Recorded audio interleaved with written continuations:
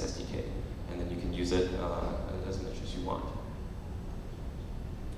So, but for our program, we're offering to sit down with you guys and help bring your content here. So what you'll find is a couple of different folders. I'm getting cut off on the bottom here. Let me try to fix this a little bit.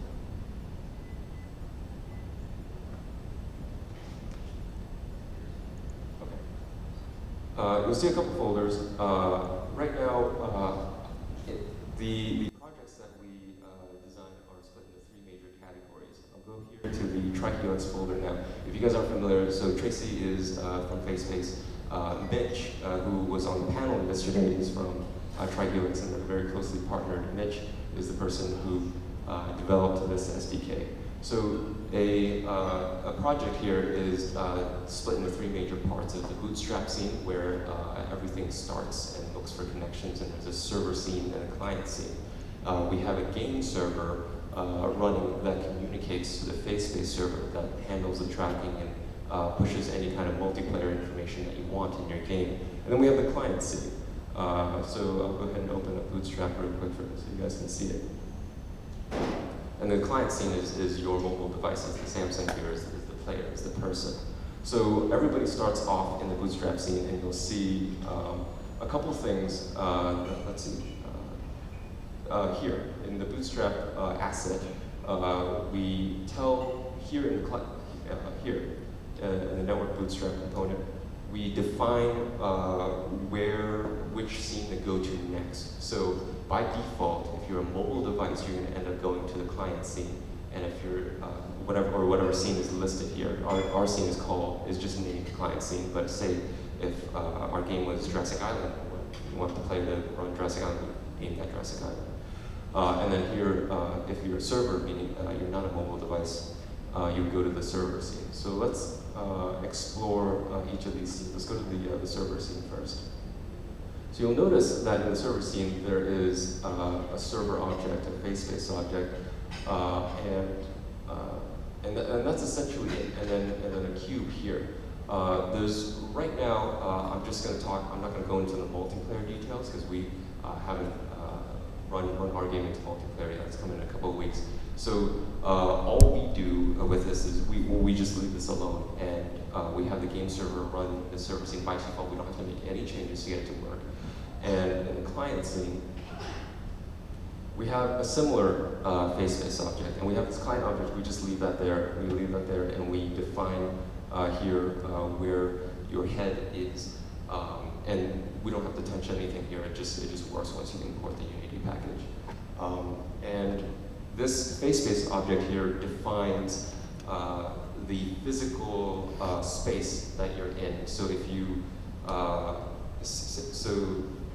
the Facespace object will sit in the origin of your game, and when you play the game, say on your computer, and you see your player move around, that's essentially the coordinates of that Facespace object is the origin of your physical space. So if you, for example, in the Jurassic Island game, you'll notice that you step on a hoverboard and you move from one place in the game to another, from the forest on the island to the lake in the island. If you wanted to do that, you actually have to carry this Facespace object through the forest and carry it along with you. Otherwise, the Facespace object is to stay in the forest, and the game's gonna get all messed up because it's not gonna know what you're doing when you're moving the player out of the virtual space. So this represents your physical space, and here is our HMD, is our player. And I'll just kind of walk through a couple of the components here. So mainly, the most interesting pieces here, we have and I'm not going to go into too much detail, just briefly, a THX Gear VR script that has these UUIDs, and right now the size is set to 6 for 6 players. Each of these elements represents a player that can play the game, and you can increase and decrease this as you want. The starting indices represent the LEDs. So you'll notice on each Samsung here we have 2 LEDs attached onto the headset. Now there are 2 LEDs because we use the top LED for tracking, the person moving during the game. And we have the second LED on the front to do calibration. So the way the calibration works is at the beginning when you're in the bootstrap scene, you'll hear the ding ding ding sound as it's trying to communicate to the game server, and then afterwards it'll try to calibrate and you tap to calibrate. It uses the position of your first marker, so for us it's LED 0, and the second marker LED 1, and it does math and magic that Mitch wrote to figure out exactly where your head is and how it's positioned, how it's worn on your head, so that it can do the tracking. So in the game, if you have one player, you have LED 0, LED 1 here. If you have a second player, that player will start at LED 2, LED 3, and so on. So here, we're saying the starting indices for the first player, element 0 starts at 0. This, we can change this to 2, and so on, if that makes sense.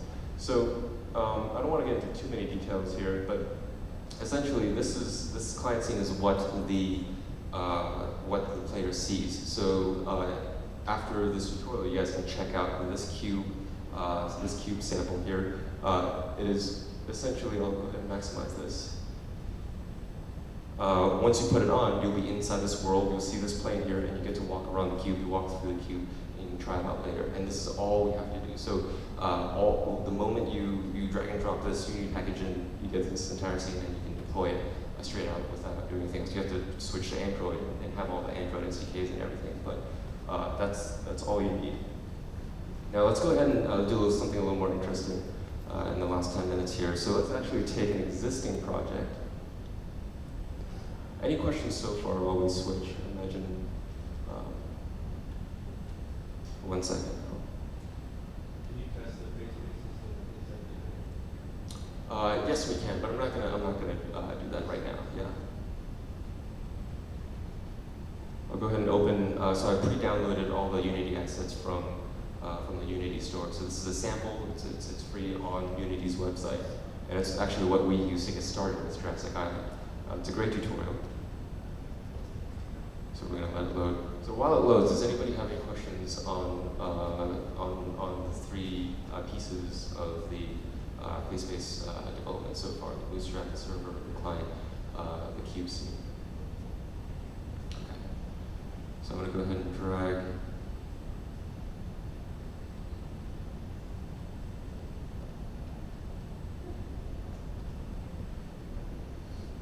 Okay. So this is. I haven't made any changes to this. I just downloaded this from the internet, and this is the scene view. I'll give you this. This is the survival shooter game, and it comes standard. It has shooting and everything built in, and you can shoot stuff and move around and everything. And the environment, which you can't really see in here because the camera's pointed down in the sample, but is a bedroom. And the idea of the game is there are zombie bunnies and zombie elephants chasing after you using the nav mesh agents.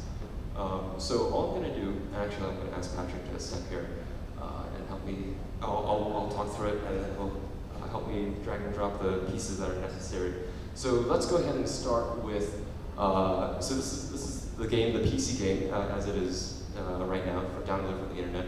Now we want to get it to work on FaceBase.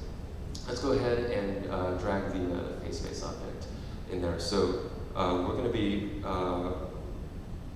essentially this is going to turn into our client scene, and when we build it in the Bootstrap scene, we're going to tell it to not go to the client scene, the sample client scene that comes with the package, but to go to this survival shooter scene here.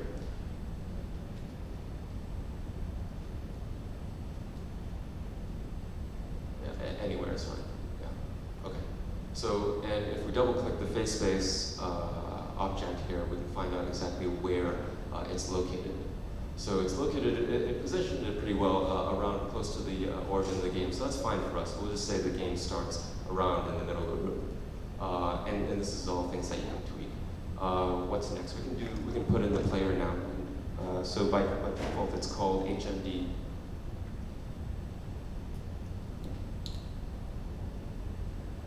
So instead of using the PC camera, we want to use our Samsung Gear VR camera. And this is just the same, this part is just the same as developing for Samsung. This isn't much face-space specific. So, and we'll scroll down our HMD here. And we'll go ahead and fix these elements. Now, we're going to leave the UUIDs here. They're not that important. Essentially, the UUIDs are a unique ID for each of your phones. So we run a tool to find out the unique ID of each phone, and right here we're pairing it with the LEDs that we have. So let's say phone 1 has a certain unique ID, and that pairs with LEDs 0 and 1. So LEDs 0 and 1 are going to be always attached to the first phone, that one single piece of hardware. You can't get that mixed up. And then here we'll just go ahead and change the element size to 2 from the default of 6. And then since we have, for our game, we have 2 LEDs matched up on the phone, we keep this as 0 because it starts at 0. The first phone will have 0 and 1. The second phone will have 2 and 3. So the starting element for the second one is 2. Any questions so far on any of this? Okay. So, and that's essentially all the changes that we have to make. And then, is there anything else that we need to drag into the scene? I think we have to drag the client object in. Is that right? We can just search for client. So there's one last object that we have to drag in, and it's just the, I guess I don't have it. Okay. Yeah, essentially there's one more object that we have to drag in. We don't have to make any changes to it. It's the client object, and we can skip that for now. One note I want to make about the player in the HMD. So now in the scene we have the original player that was part of the PC game, and we have our HMD. So we want to go in and remove the PC player here. And you guys are all developers, so whatever objects in the game that are dependent on the player, you have to recopy and paste that into your new HMD. So if you have a player tag, if you have scripts, you bring it all back onto the Samsung here. You guys all know that. So, and if you don't do this, you'll find that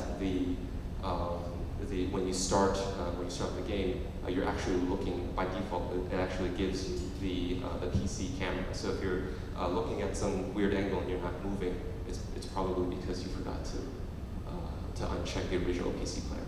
And that's essentially all the changes that we have to make. We have both games running.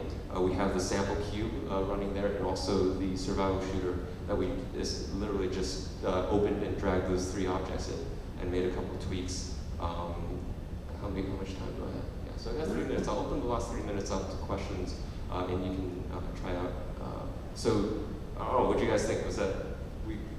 That's how you develop a face space. That's how you take an existing project and get it to run in the space. Easy, hard? Yeah, question? So how much does this whole face So you can talk to Richard from FaceSpace. I can give you his card. It's richard@facespace.com, and he can give you guys a quote. Ballpark? It's competitive with the other tracking systems.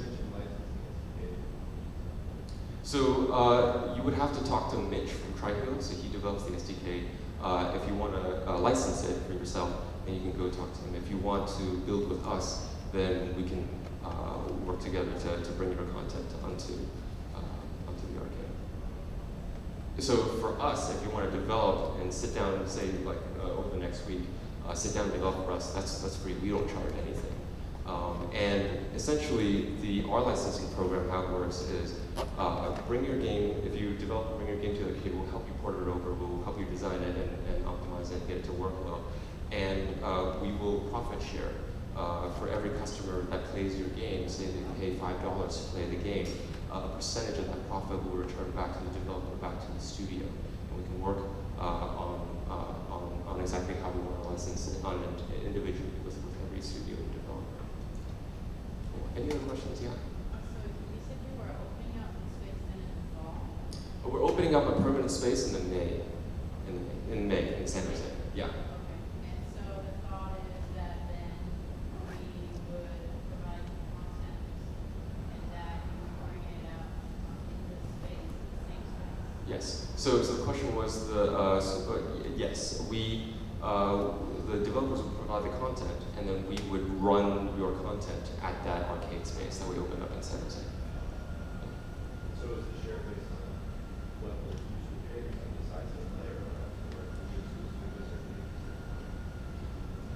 so the player can come in and play any game. So we'll have posters of your studio or your game, and people can pick what they want to play. When they pick, they want to play your game, then they pay us $5, and a percentage of the $5 goes to you, or if they play longer, whatever that amount is. I think there was a question in the back. Yeah. Yeah, what's the size going to be when you go to a arcade? Is it this size? And then the other thing is, are you using other HMDs or just a gear? Yeah. So right now, when we launch in the summer, we're going to be using the Samsung Gear VR that we have working right now. If you have a game or experience that's developed on another platform, then we'll work with you to bring it to the Samsung Gear. I understand there's a lot of performance optimizations that you have to make and other design tweaks, and we'll work with you on that. What was your other question? What's the size? Are you going to keep it this 15 by 15 Yeah. or 20 by So this summer we're going to target everything to be in this 20 by 20 foot space. Yes. Cool. Now, if there aren't any other questions, is Tim in the room?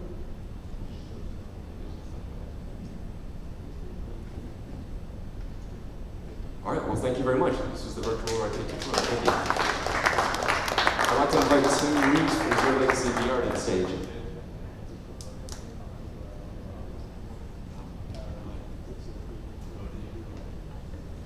Hello. So I thought this would be a good opportunity to sort of bring people together and do more of a Q&A piece. I don't know what you guys are latency, whether you'd like me to sort of start at the beginning of what we've done to get to this point, or whether you guys are more interested in the operational side of it. What do you guys want to hear? Can we have a show of hands who wants to hear a bit about the backstory of Zero Latency? Or yeah, okay. So Zero Latency started out about 4 years ago now. We started it when we saw the DK1 was being released on Kickstarter. We backed the Kickstarter project. I was working with Scott, who's the genius behind the whole solution, and we used to work together, and he was like, I've got this idea to basically build this free roam virtuality system based on the Rift. So he specifically put almost 6 months of his life doing about 60 hours a week of full-time work and coding to develop the free roam virtuality platform before the Rift had even arrived. So it was a big leap of faith for us. And when it arrived, we obviously integrated into the system.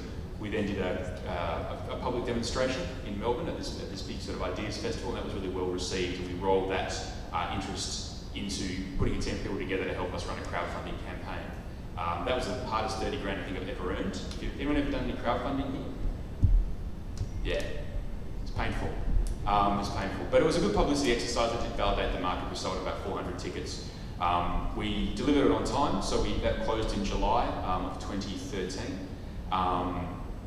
2014, and then we basically put 400 people through, and it went really well. We learned a lot about what people want during that time. Fundamentally, we found a few issues with the way free roam virtual reality. What's happened, I don't know if you guys are all aware of this, but the out-of-home virtual reality market in China is getting just crazy. There's something about the mix of their love of technology, a version of middle class, newspaper gear. You're all over this WeChat, which is their platform. Anyone heard of WeChat? It's the Chinese, yeah.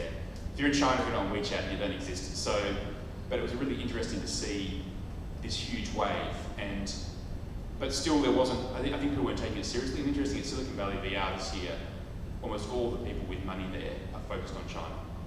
So what we're doing in this space is got a huge market, and I think people are focusing a lot on America, but there's a middle class in China, I think there's something like 280 million people, and they get taxed quite low, and it's a really big market opportunity. So that sort of happened in August to us, and we started getting some visibility of this enormous demand from China. Obviously, it's a very complex market to work in.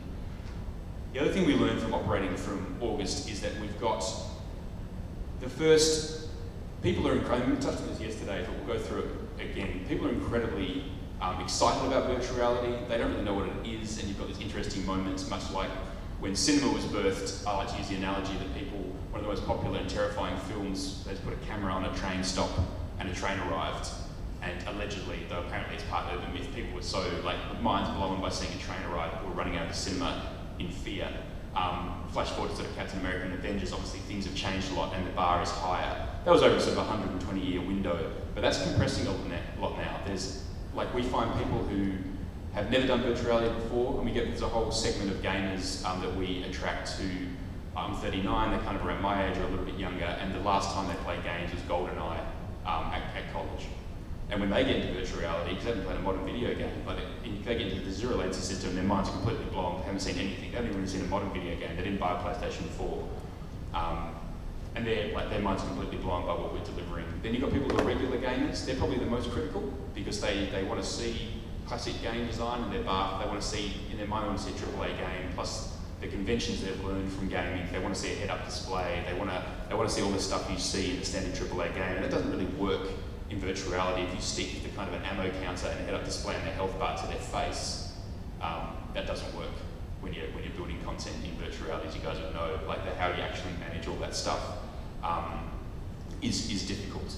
So what we're finding is one of the most interesting demographics is people who aren't gamers. And that was been a really kind of counterintuitive thing. Initially, the people that came through, I think the warehouse were all VR enthusiasts. You can tell they come in, they want to talk about technology, they're really pumped about VR. Some of them just can't get access to a DK2. I think some of them are coming almost just for a DK2 demo, and then they go through this amazing 400 square metre, 45-minute experience and come out, completely mind-blown. But they're not going to sustain the industry long-term. Fundamentally, you've got to be attracting people that aren't gamers, and we've had more and more success in that. As word's getting out there, people are coming and they're playing the games. We had a mother and her two daughters come in the other day. I mean, the daughters did like video games. That's not a classic demographic. A mother and two-daughter team is not what we were seeing at zero latency 6 or 7 months ago. So from running this commercial experiment that we're running in Melbourne, we're finding that more and more people are hearing about VR, and when they hear about VR and they're out and about, they're not going to spend $3,500. The mother and her two daughters are not going to spend $2,000 or $3,000 on setting up VR, but they've heard about it and they want to come have a play, they want to do something social and fun. And that seems to be what we're unlocking in this secret sauce of what free roam virtual reality and out-of-home entertainment is really bringing people in for. It's bringing people together, they want to do something cool, they want to do something fun. It's more of a go-karting kind of thing. People don't think about it like laser tag, it's really this experiential thing. If they rock up somewhere and they sort of see, okay, this is a big warehouse, it's expensive, I'm getting a really premium experience and being greeted at the door by someone that briefs them, that tells them, that answers their question about the technology, is enthusiastic about it. We're finding that is a really important element as well, because people come and they feel they're being looked after. I mean, you've got people who are, in America, the bottle service concept, people are happy to sit there and basically have a really interesting experience and a different experience, and we're finding that with people who are coming through the Melbourne operation. We are still generating good revenue. We sold over 7,000 tickets, plus we've had corporate groups come in. So we're not seeing any drop-off in the interest in what is happening in Melbourne. It's a market of about 3 million people, and they're quite spread out over a sort of 50-kilometre area, so it's quite a sprawling city.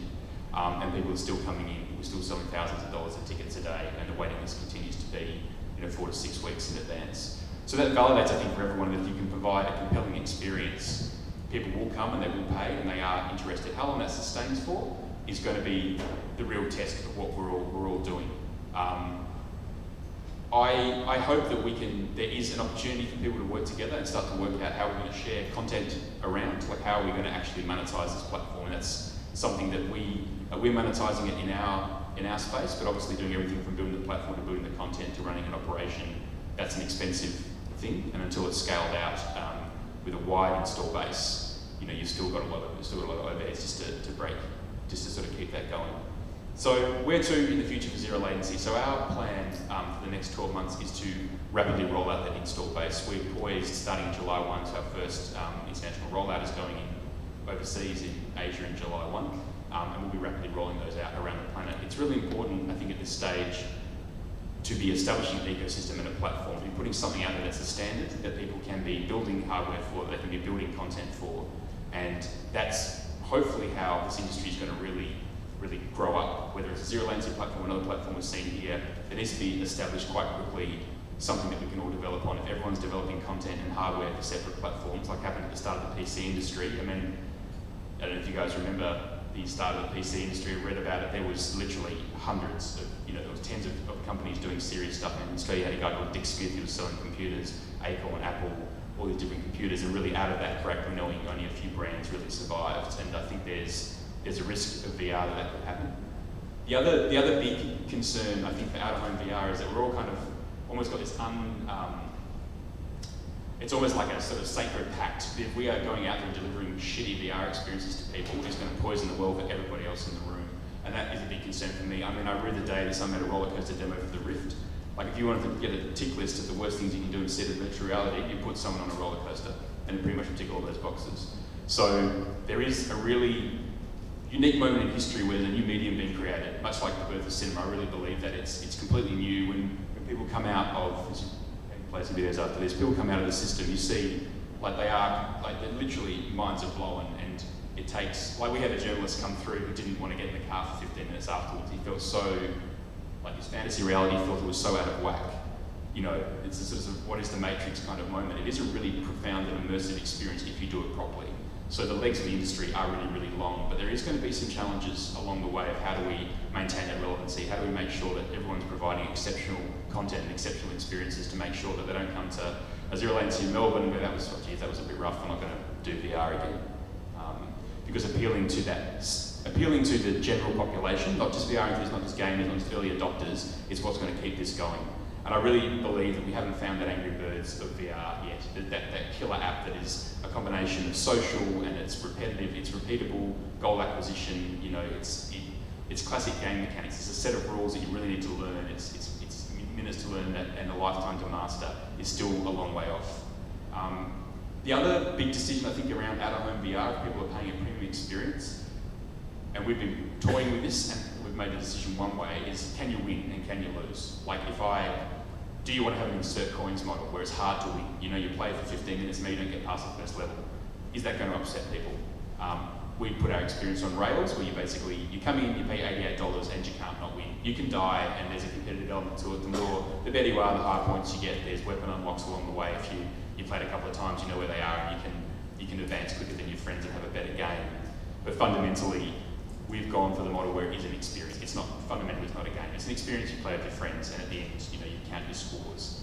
Do we want to go down the model where people come and pay us, you know, an amount of money, and it's that sort of an addictive game moment, like a classic arcade game? I'm not sure, because that could affect repeatability. But these are some of the decisions we need to make. Are we delivering experiences? Are we delivering games? Do we want to be joining these things together? Are people going to come and would they rather walk around the Louvre and pay $50 for that, or do they want to shoot zombies? So I think in 2017, across the VR spectrum, it's going to be a real battle for content.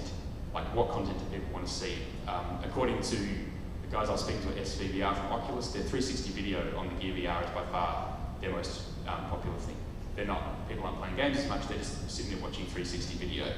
Because there's a lot of 360 video cameras here, who's watching it? And the guy's like, everybody, that's what the Gear VR is for. But then the question is that because the Gear VR does video well and doesn't do games very well? Or is it because people actually want to watch a 360 video?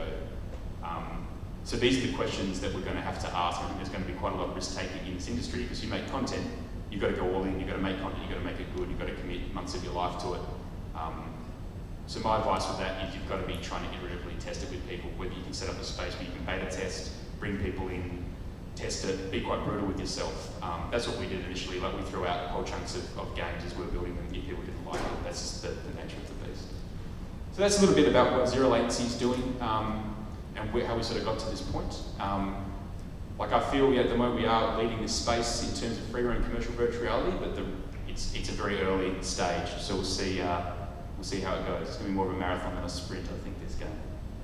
Has anyone got any questions? Start this way. Hello. So I have a question for this type of industry. A very important metric is how you can attract people to come back, right? Repeatedly. So we might share some of your experience and also some data, like within like a year or 6 months period.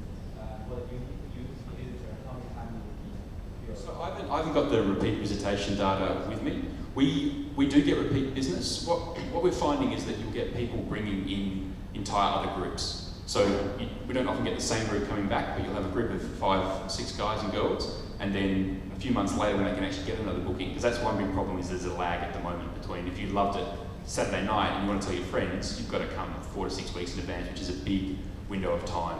And to organise that, it's a long way in the future, and I think people lose interest. But we are getting repeat visitation. But what we're finding is it's this kind of it is a viral effect of people will play and they'll love it. They'll go and drag their friends along. They'll be the alpha, spreading it around. We haven't spent any money on advertising since January, and we're doing better ticket sales than we were in January because the experience has got better. We just did a bunch of hardware, spent a lot of money switching out hardware for better quality cameras for more precise tracking, and that little tweak of making it more accurate, and it's really high fidelity. Now, it used to be there was a little bit of alignment issues between the headset and the weapon, which is only really noticeable at certain bits of the game. We've ironed that out, and it's caused a massive boost in our customer satisfaction surveys. So yes, repeatability, we do get repeat business. It's not 50%, but until you can provide a product that people can easily get access to, it's like I liked it today, I'm going to come on next weekend, I think it's going to be very difficult to see those real numbers. Go. I want to know what the business model is after that, what you do right now. Because like when I go to the website, I can see like how much students they take a certain website, I can see who's moving.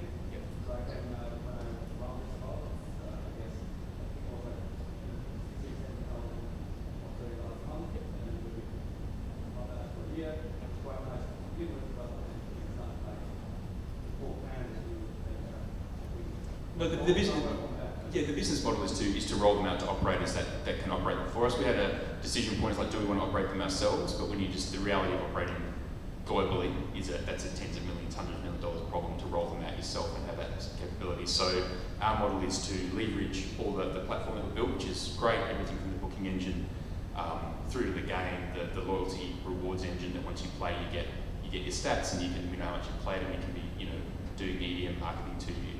To roll that platform out to operators that want to get on board is the model. So if you're selling it to people, and then there's a licensing fee component, and that fee is not around licensing the name Zero Latency, it's about getting regular content, which we'll keep building. We're going to be doing 2 games a year and 2 minor content updates ongoing. So what you're buying into is this whole platform.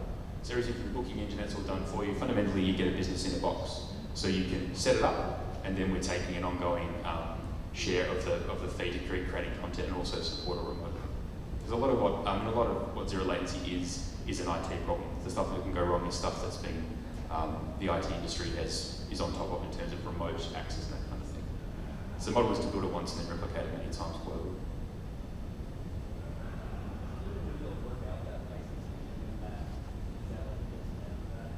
Yeah, that's worked out now. We're in the process of onboarding people at the moment, signing contracts. If you want to.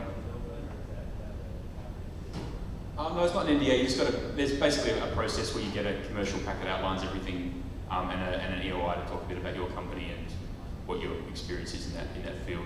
We want to sell it to as many people as possible. We want to sell it to the right people. There's a risk with this, like in terms of operational integrity, can you run it properly? The profitability is in being able to operate and market it really, really well. We want to make sure people understand what they're getting into and that they can drive it. If anyone's interested, I'm more than happy to speak about that afterwards.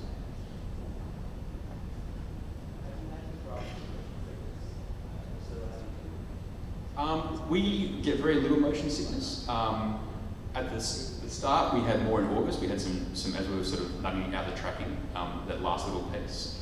But when the system's running really smoothly, which it has been since January, we get very, very little pull-out. The main pull-out happens at about 30 minutes in, and often it's people that just find it a bit much, because it is a really intense. So it's a 45-minute game, which is unprecedented pretty much in out-of-home entertainment for VR. We're going for 3 and 5-minute experiences.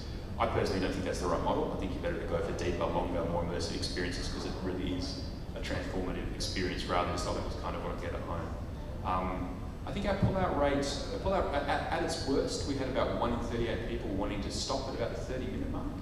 But but I would say 85-90% of them go back in. It's more of a break. So what we're doing when it's particularly hot, we're finding it as well, when it's a cool environment, because it's in a big warehouse and Australia gets hot. So in summer, when it's really hot, we're finding more pull-outs. So what we do when it's hot, so it's not so much a motion sickness thing, it's almost an overwhelming sensation. They're hot, they're physically, you're running around, and some of our clientele are not the fittest people. So you're walking around for a kilometre in the heat.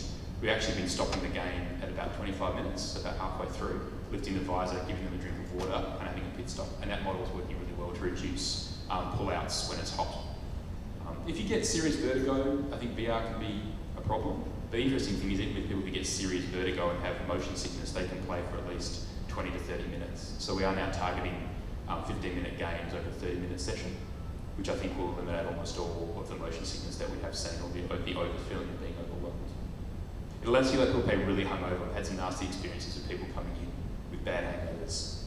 So you've got to be aware of that. And we also don't let people who are wasted play, because because that's that can cause problems. Also for erratic behaviour more than maliciousness. Cool. So, how do you come up with cyberspace? And how about we address the problem of people bumping into each other? The size of the space. Yeah, how do you choose 400 on 200? How did we choose it? We chose it because that's how big the warehouse is. And we set it up and basically went, let's track this entire place because we want to check it. We want to push the scalability of the system, so we just tracked the entire floor space of the warehouse and then built the game to fit that space. What we're finding with that, so yeah, there was really, that was the logic. We're now coming up with a smaller footprint. It's 200 square meters, so it's 20 meters by 10 meters, which is 30 by 60 feet, I think.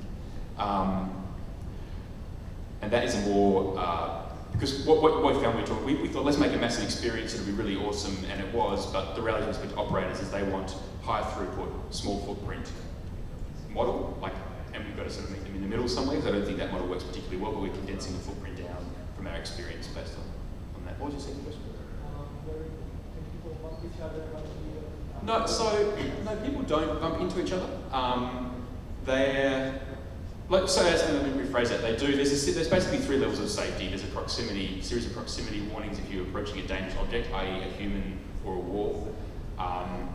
The game is also designed so people are given space to move. So there's a digital proximity element. You can see each other as rendered avatars, and the depth perception is pretty good. I'm amazed at how close people this simulator experience. People don't enjoy as much as a classic, I'm a superhero, my gun's more powerful, I'm almost invincible. They like that better. So it's about making content that doesn't inspire people to run, and bringing them up slowly, I think, is the most important thing in safety. Get them comfortable with their surroundings, make sure the game ramps up, educates them on how to behave safely, and then pushes them incrementally. So that's the final piece of that puzzle. Do you offer gameplay videos post-experience? No, not yet. We looked at that, but I guess what we're struggling with the video is how do you actually cost effectively create custom content that you can then publish for them. We do let them take a selfie with the gear at the end of the session in front of a banner, which has been a good promotional tool. Lots of those across social media. But there is a big opportunity to upsell people with essentially digital goods if you can find a cost-effective way to produce things like video. It's how much the market will bear, I guess. Have you considered creating variable aspects of the game for like convergence, being able to take some height out of some of the elements, or per user tweaking, or just be able to adjust the intensity level and still be able to play within a group of people the same content, but one person might get a tweaked version of it? Yeah, absolutely. We've done a bit of experimentation with that. We've got a button we can discreetly push, which basically makes the gun into beginner mode, where it's easy to use and it reloads quicker, and that is a really good tactic to kind of soften it for people. I can't go into too much detail. We are working on some techniques to allow either side of the bell curve to be entertained. It's difficult giving people a different experience, because if you don't like height and I like height, and we're in the same physical shared space, but you're in a different virtual space, how do I manage that from a sort of spatial puzzle point of view? So it's important to keep everyone tracked one-to-one in the space for safety. I was just like the sides of the pit, bringing the floor up a bit, instead of being a 20-foot drop, it's a 1-foot drop. You could do that stuff. To be honest, at that point, if someone really, and that is mainly the height issue that people have. We haven't had any claustrophobia responses from being in an enclosed space, but height does freak people out. We just actually tell them to lift their visor and just walk across. It's a good idea though. Increases the complexity.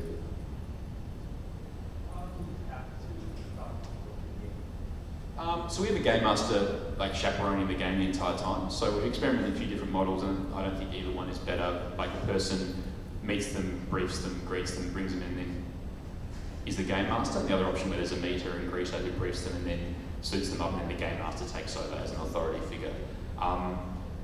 We used to have a lot of we tried a couple of different models where they would kind of just banter with the players. But I thought that was distracting to the players. Depending on the game master, some of them like to talk a lot, some of them don't. So it was a variable experience. So now We only talk when there's a safety issue or where someone's stuck, because we call it the voice of God. When you press the button, everything stops. The game just goes and the time pauses, which is a cool effect in itself. The time pauses and then all you can hear is the game master talking. So it really is almost like a referee is how we're playing it, and that's been a really good result for that continuity of game management.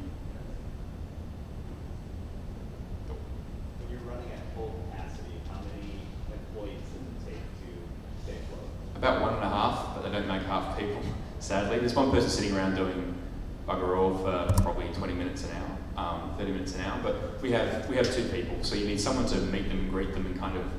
So the way it works is there's a guy or girl observing the game, and then while that game's going on, the next group arrives, they get briefed, they get orientated, they get suited up, and then when the other group leaves, the next group goes into space, gets essentially initialized and ready to play. So it's a 2-people proposition, and that's all you need. If you had a shared like FEC style space where you already had people, you could potentially run it with a floater based on how busy it is.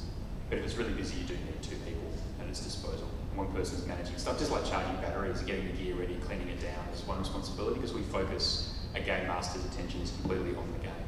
And that's as, I could say, it's more of a litigious culture in America, but Australia has really hardcore occupational health and safety expectations. So the game master station for us is like a sterile place. There's no phones, there's no talking. If you're game mastering, you're watching that game and you're making sure everyone's safe. So you need at least that guy focused completely on that task.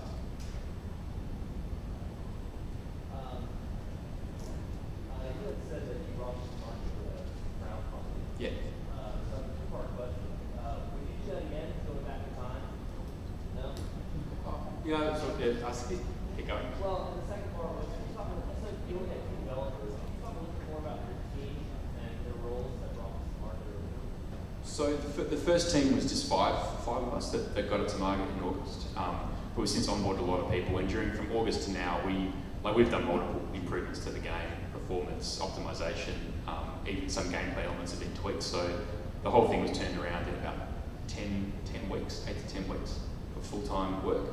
Yeah, it was crazy. Yeah. There was a lot of, and a lot of that was because we leveraged heavily from the asset store. The art style suffered for that game, and the art style is kind of, I call it eclectic, which kind of it has no art style, which is kind of its style. But it's interesting going from that to now we've got a 9-person development team, a lot of 3D artists, and that is a much better experience in terms of what we're doing. The quality's better, the gameplay's better, plus it allows a more integrated creative chain where you've got someone at the top going, I want this, and there's people who are delivering it, as opposed to going, I want to drop ship, or what can we get on Turbo Squid, and how much is it going to cost, which was kind of the first experience. So we're a team of about 25 people, including some contractors, mainly around the last 20% of taking a commercial prototype to a commercial product you can box and ship and not, go get in trouble. It's a hard path. It's taken from August to probably a couple of weeks ago to get that done. We're now in the process where we're placing orders and we're manufacturing everything that we've built. So the last 20% is hard, and you need a lot of resources for that. And in terms of the crowdfunding, I would say the crowdfunding experience is really completely dependent on your base of users. Like the way it was explained to me, and I think it's dead accurate, is crowdfunding itself, especially now where there's been, I think Kickstarter 3 years ago was a fantastic platform for people to come and raise money. Then you've got some shitheads that have fucked it up for everyone by running fraud campaigns on Kickstarter. So there's a suspicion around that. Publicity-wise as well, you could kickstart anything, it will be splashed across the tech press. Now it's harder and harder to do that. I think people until it's funded and it's built, they don't really want to report about it because so much of it was vaporware. So I actually think that platform, this is how quickly things move, was great 3 years ago. But now, more and more, it's harder to raise money, and it really is just a way to cyber beg off your friends and family at one level, unless you can really ramp it up. And that's difficult. Like it seems, things either just get funded or they go completely crazy. So it's the hardest 30 grand I ever earned. Like we were working full time. There was 3 of us on it. Me working probably 20 hours a week promoting it. It was hard. It was hard work. And I think in hindsight, we almost would have been better just sinking our own money into it in hindsight. It would have been easier for us just to go, you know what, we're going to go deeper and put some more cash into it and back ourselves, because earning that money was really hard. How many was the Kickstarter for? I think the target was 30 grand, and we ended up with over 30. But then by the time the platform takes a cut, PayPal takes a cut, you know, like 5% less money. So we raised, I think it's 30 grand when all the costs were taken out. Have you discovered any like core principles in some of the game as you're designing new games that we should stray away from as a content developers? I think one-to-one movement's really important. I think you start magnifying, like you take one step and you travel 2 steps in the game, that can start to really disorientate people. I would focus on, I would focus really heavily on gameplay, like something that's actually interesting and fun to play. Does that make sense? Like, as opposed to making it visually amazing and spending all your time on that's important as well. What we're finding, like the gameplay elements of experimenting what it's actually like to be inside VR is really, really important. Like we found, like classic first-person shooter mechanics don't work in VR because you actually physically got to move around the space. So traveling, you know, 500-600 meters really quickly, you know, hitting the shift key and just running is a different thing. So when we onboard people to Zero Latency in the content team, we're actually finding a really good result out of people who have very little expectations of games. They're grads or they're in the mobile space, so when they come to free room virtual reality, they're coming at it from a really open-minded place. But I'll be focusing heavily on gameplay and what can I do with my friends, you know, when my body's tracked that I can't do on a mobile phone or I can't do at home, because that's what's going to drive compelling content going forwards. And always make sure that the head tracking, that the camera is attached to the body. Don't try to do anything clever like, don't mess around with the camera because you're going to make people sick really, really, really fast. And that's the third thing I would say as well is optimized content. Like fundamentally, VR is a really hard taskmaster when it comes to driving like the resolution. So you've got to really pick your battles with content because if the frame rate's low, it's a really unpleasant experience and people will see that really quickly. And if they can't identify it's a frame rate issue, if it starts dropping down to from 75 frames down to 30 or 40 or 25 in patches, it does really affect people's experience.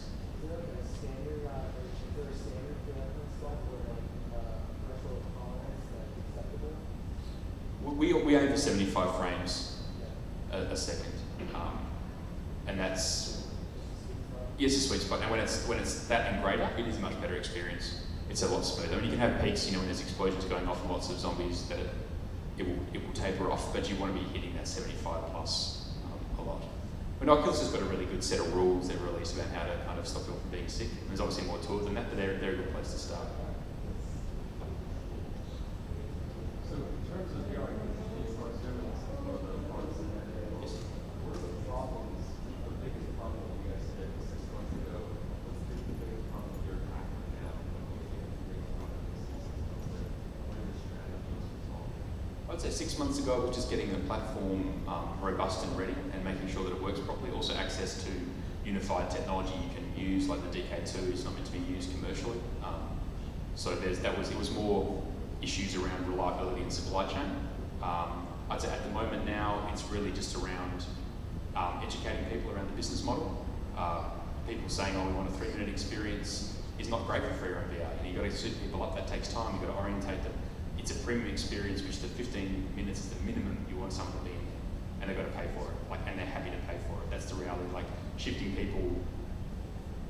the mindstate of operators into that. This is different entertainment, and you've got to see here's the P&L from the Steel Street operation in Melbourne. It's making good money with these parameters, and politely saying this is a commercial model that we're testing in the wild. This is our assumptions. Let's merge it with your assumptions at the moment. And I think for us in the next 6 months, it's just scaling like any business. Like growing from 5 people to 25 is a big deal. It's a different thing. You go from being where you can sit around the lunch table with the entire company and make decisions collectively to 25 people. You've got to put management hierarchy and how do you go from that creative, visionary sort of we just want to do this because we love it to being a small team of funded people to all right, now we've got to grow an organisation that has global support capacity. It's going to handle supply chain. We've got to have a support and procurement function. Like how do you shift it from a startup to more of a sort of small to medium enterprise is probably the biggest challenge for the next few months. What's the challenge? So with my headset, the main thing, you also start using the DK2. No, No, we're using open source. It's disappeared. We're using the Sensex open source VR platform with some customization that we've built into the headset for robustness and operational capabilities like hygiene and mounting some of our tracking equipment on it. Why you choose that versus choose that supply? Supply chain. They don't want to.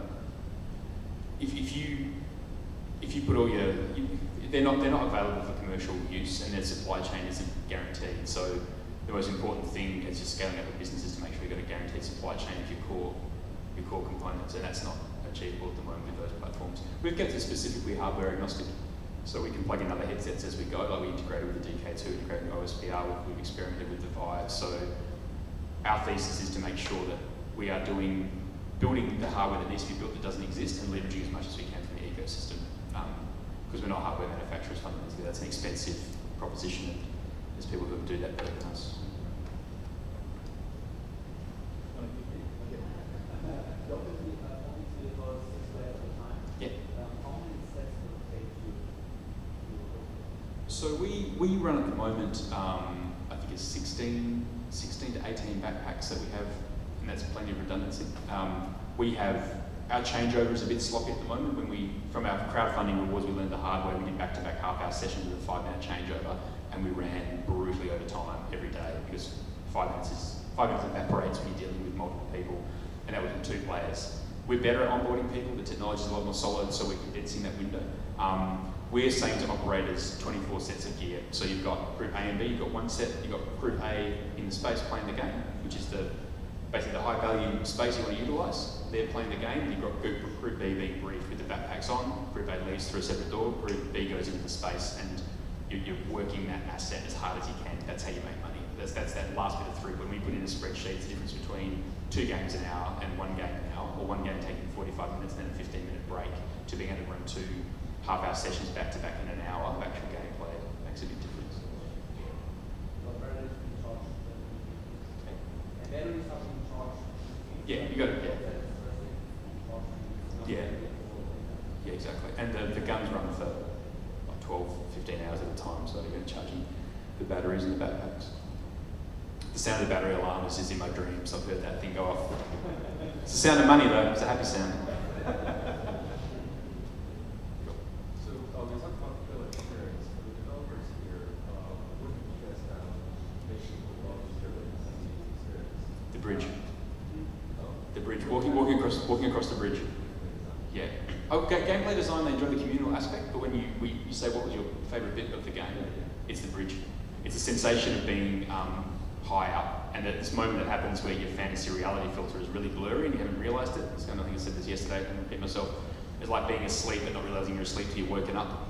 There's a moment where that happens, and we do it to people about 20 minutes in, where they've been in there, they've fought their way through the city streets, they've gone through a car park down to a basement, cleared this really intense area, hold an area, and then go up to the top of this building, and then the doors open and they've got to walk to this ledge and there's a bridge, and that is, I would say 95% of people say that's their best moment. So there's a couple of, and they're key set pieces that you need to do. Like VR is amazing for a sense of scale. Like the sense of being able to stand there and look up at a dinosaur or look down into a ravine is by far the most important. Like when we got our crowdfunding money, the venture capitalists, I think, to test us, because that's what they do, we put it all in boxes and took it up to Sydney, our prototype. So it's like a plane, we had to put it all in boxes, take it on a plane. And we built this demonstration that had 3 elements to it. It put them in an apartment, and then it put them up on top of a mountain through basically ground and then a little ledge on top of a mountain.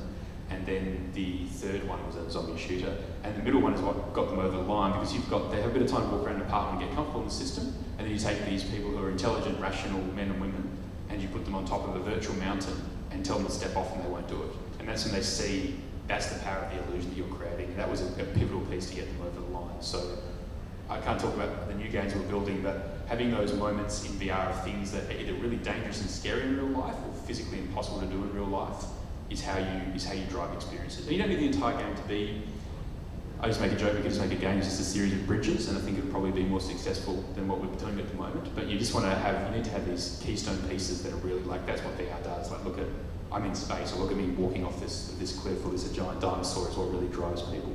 But you've got to inject those at the right time. You've got to give people, you almost got to give people 5 minutes in a relatively dry space. Like as soon as the guns turn on in our game, people just start shooting each other in the face straight away. It's just blood and shit everywhere because that's what they want to do. So, you know, and then we switch the guns off. So now the discussion is why is my gun not working? So it's really difficult to, you know, bringing people into this world and getting them up to speed is really important. And then timing your wow moments is also really key.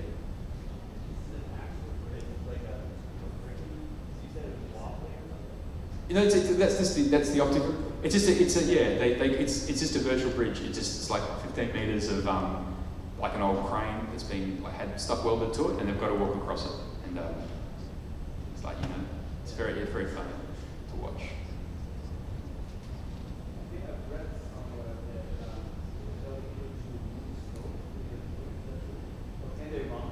Yeah, you can run the system.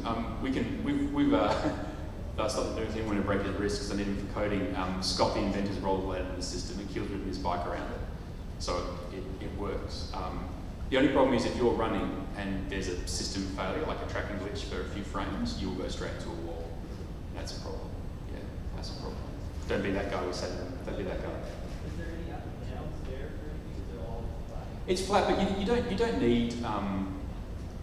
Once you've completely taken over, and that's really a critical point where people switch into their reality fantasy filter is really blurry and they're incredibly susceptible to stuff. You put them on a lift and the lift goes up, they feel like they're rising on a lift. You transition spaces like that. And they essentially walk back and forth through a warehouse for 45 minutes and cover almost a kilometre, 700 metres to a kilometre depending on how active they are. So we've steered away from all that complexity. We do have some haptics in the system. We have some wind effects which are really effective. So when you hit the bridge, you have this kind of like this keystone moment. You have that. But even this little stuff like when you get in the lift, there's a really intense bit where you're fighting your way back and you've all got to kind of fall into this lift. And when the doors close, there's the Girl from Ipanema elevator music, which is also a really fun moment people really enjoy. Anyway. Let's go. Yeah. Have you thought about doing anything like a therapist behavioral night? You know, having the content be working with people who are phobia, maybe something like an elevator. Having a therapist bringing the clients in a specific group or something like that. Yeah, the medical applications are really interesting. I'm actually talking to a rehabilitation hospital in America to do physical rehab on people. Absolutely, I think there's a huge medical application, especially for phobias. But I do think that's going to be something that will be achieved really cost effectively with something like the Vive in a room scale. I think from what specifically you're talking about. But it'd be something that would be interesting. I think the cost of setting up a big system in a big space and running it for medical applications, unless it was attached to an existing medical facility like a hospital, would be problematic. But it's an interesting idea, absolutely. We have thought about that. I know there's work on fear of flying and maybe another phobia that they're doing some VR work in. Yeah, they have VR centers. You actually go and get therapy. Yeah, okay. Yeah. So what are they using for that? You know, I mean, we've been doing that for a really long time, so I'm not even sure. So, you know, they conjure up the fear, Yeah. and then you have a therapist that processes the VR. Program started back in the 90s. So Yeah. they used it. They're now using No, it's definitely an interesting option, I think. I'll be, if you guys are in that space, I'll be interested to talk about it afterwards.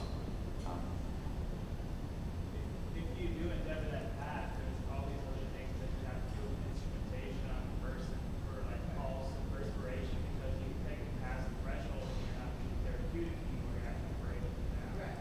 Yeah. So there's a little bit of witchcraft that goes along with changing the person's mind. Yeah. Not just an experience, but a mind change. Microdose with LSD and see what happens. Oh, sure. I wouldn't want to be starting that way, but I think absolutely, we've had people inside the system with biometric analysis, which is really interesting. But adding those sensors in is actually really quite trivial now, which is cool. Like I think you could make a really good suite. I think if you could make, I think there's commercial opportunities there, absolutely. Especially if you find a common phobia or fear suite, and then you create a cost-effective package that you could then replicate. That's the key. It's just a different liability set and a different medical rule information sharing set as well. Yeah, it is. Yeah, and I actually looked at prior to this one doing a startup in the medical space and the regulatory stuff, which is why medical equipment is so expensive. Building medical equipment is expensive, and if this was classified as medical experience, Yeah, you're better off doing a wellness experience. exactly. Something, that's a very good point. Yeah, absolutely. Results may vary, written at the bottom of the. Cool. Say it again. The tracking system is something we've made ourselves, so it's our own optical sensor fusion-based tracking system. So it's scalable. It's scalable out to pretty much as big as it needs to be, which is why we've built it that way, so it can cover large distances and is made specifically for free room virtual reality. So it's got a bunch of, I can't go into too much technical detail, but it's got a lot of optimization and elements to it that make it ideal for what we're doing with rapid onboarding and offboarding of people, and dealing with just the complexity of commercial operation. And also, once it's set up, it doesn't really need to be calibrated, which is one of its key things. Because calibration time, like that, switching, like with the last load of software and hardware updates we've made over the last couple of months, the system, we turn it on on Friday afternoon at 5 o'clock and we switch it off on Sunday afternoon at like 12 o'clock at night and runs. Does 29 hours of VR that need to be restarted now, that's the gold standard. This needs to run for weeks at a time without falling over. Because it's software, software's, all it takes is Windows to drop a patch on your system and there can be a business collapse. So you've got to manage all that stuff as well. Exhausted the possibilities of questions. Yeah, what would you consider your challenges? Well, this is what we talked about, Jeremy, the scaling up of the business. It's the business side of scaling it up. Like we're onboarding really good clients at the moment. Once we start to release those names, I think that credibility piece in the industry will be cemented. And then it's really just going to be about scaling up effective, like company growth, all that boring sort of standard company stuff that we need to be building a sustainable organisation at a pace where, uncontrolled growth is a malignancy. Is what you've got to remember, I think, when you're growing an organisation, making sure we're bringing in the right people for the next phase. It's going to be the big challenge. The technical stuff is pretty much all done, and then creating compelling content. But I'm actually really relaxed about that because we have great content people in-house, and over the next 12 months we'll be finding content partners to work with us. So that piece will fall into place quite quickly. Asia and America. And so all the detail I can go into at the moment. Definitely on this planet.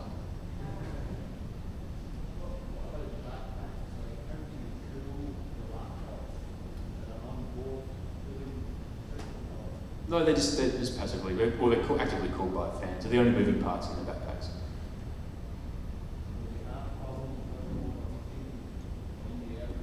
The stuff we made ourselves, which was using like small, off-the-shelf computing, put it together in a backpack. We had problems with that stuff. Heat a little bit, but more. You want to have as few, like when you get a PCI Express card and put it into a slot and then mount it on someone's back and have them run around, just micro movements of components can cause it to shut down. So we had lots of problems with that during our possible rewards delivery. But we only had like 3 backpacks. I don't know what we were thinking. Crazy kids.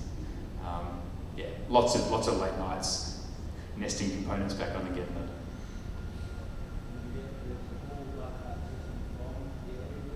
No, we've got a series of like it's a modular design. They're sort of providing the brain. We've got control and battery components that we put in the actual platform. We've got manufactured to our specifications by a military contractor in Melbourne that operates out of Southeast Asia. They're manufacturing. It's made a big difference though, because hygiene is really important. When people are sweating, you need to have backpacks that are easily cleanable. It's all that stuff that you don't realise until, like, people are quite concerned about the headset, but that's actually a lower concern for me than the fact that you get some dude sweating in a backpack for 45 minutes and you got to put on another punter. That backpack needs to be a material that can easily be cleaned and managed. And that's the stuff that you really gets you.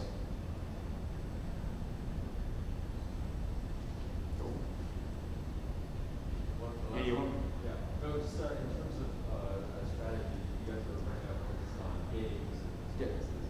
Is there any funds going into other industries or enterprise or health or military? We're doing a contract with the military in Australia to help train their special forces, which just got signed off a couple of months ago. So we're in the middle of doing the design phase for that. I think the medical stuff's really interesting.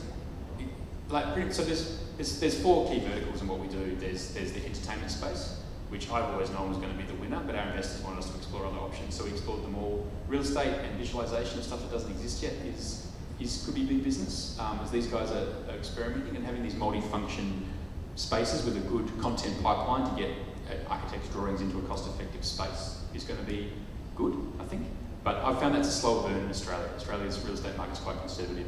I mean, fundamentally, they sell houses, and there's many ways to sell houses. Entertaining people who run out-of-home entertainment, they entertain people. So there's a much more logical fit to their core business, whereas if it's an ancillary service like, oh, this will help part of your sales pipeline that you've got print, you've got web, you've got social media, all these different ways to run it, and you've got VR, that's a harder sell than if you put this in your FEC, it will make you money, is an easier sell. And then there's a training application. Fire's a good one. I think, PTSD and different medical applications is good. Police and training the military and police. We're doing more of a sort of a combat simulation, but there's all this opportunity around cultural awareness training. There's all we've done some research in conjunction with the army around the learnings out of Afghanistan conflict, and just simple stuff like hand gestures in Afghanistan, like what we say, stop actually means come here, which led to people getting their brains blown out of checkpoints in Afghanistan, which was a sensitive topic. So there's all this stuff that you don't think about until you start going into the industries, but it's going to take a while for them it's baby steps with those. I mean, the military's already got expensive simulators that they're using. I mean, I know that Sensix does some work with them, so they're already in the VR space in America, so that's one way. And the fourth one's obviously adult entertainment, so that's as we call it, the fourth vertical, but that's not something that really is an out-of-home experience. I think it'll drive a lot of in-home stuff, to be honest. But yeah, we're not really playing in that area at the moment. Never rule it out though. We've got any more questions? All right, thanks for your time. Thanks, guys.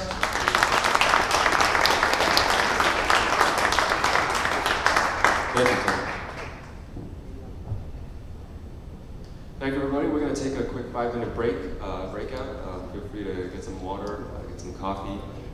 We'll be here if you want to try one of the tutorials. We're going to start 11:30 a.m. sharp with our next speaker, Wendy from Nolan Heineken. And then lunch will start at 12.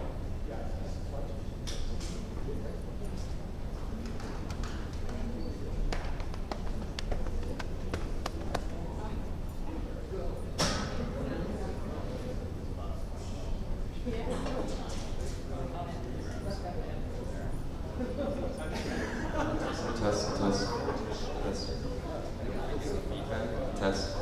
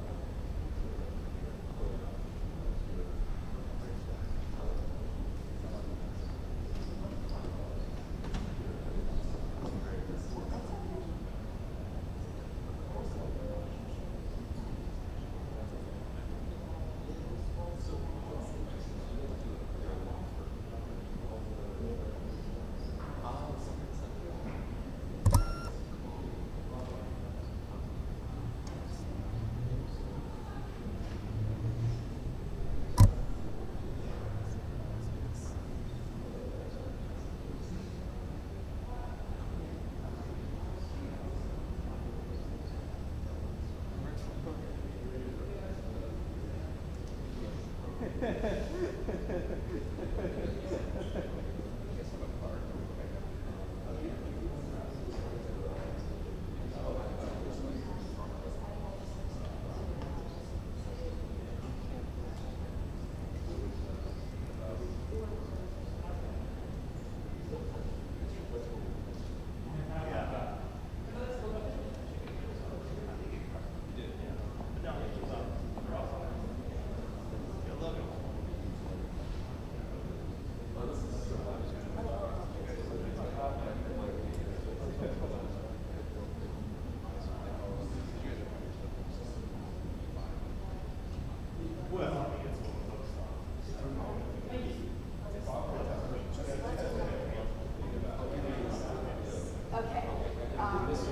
Yeah. Very.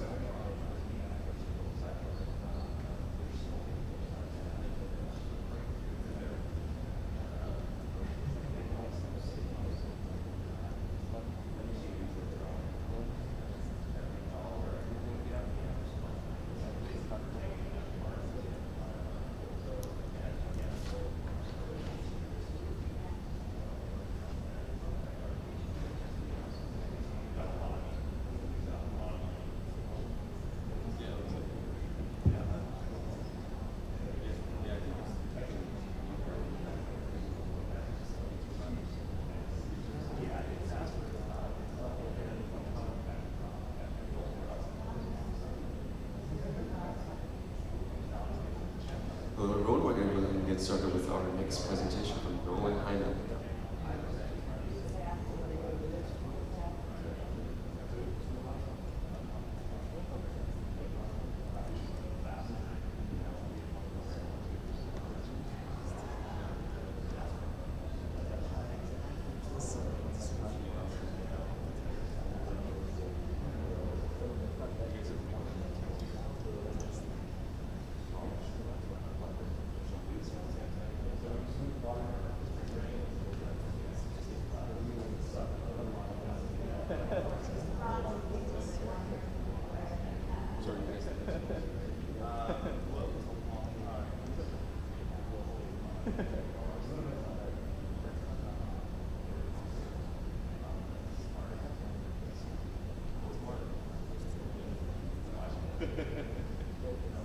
Just a brief intro. So Nolan Hyman is a law firm that specializes in the out-of-home entertainment industry and VR. So.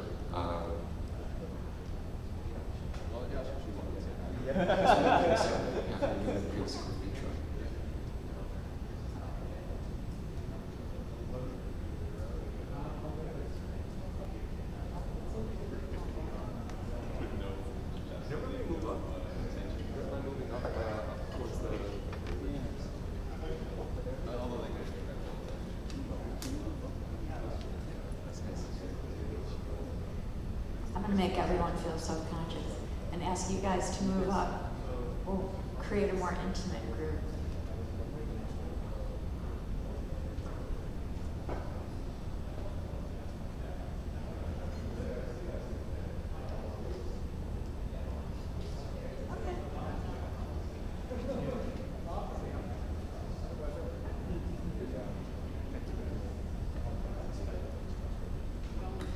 So I just want to introduce myself. My name is Wendy Hyman Nunes, and I have the pleasure of being an attorney in this room of very creative, forward-looking, entrepreneurial people, and if you think that's an easy task. So I'll try to make hearing from an attorney something a little more stimulating than what you would normally anticipate.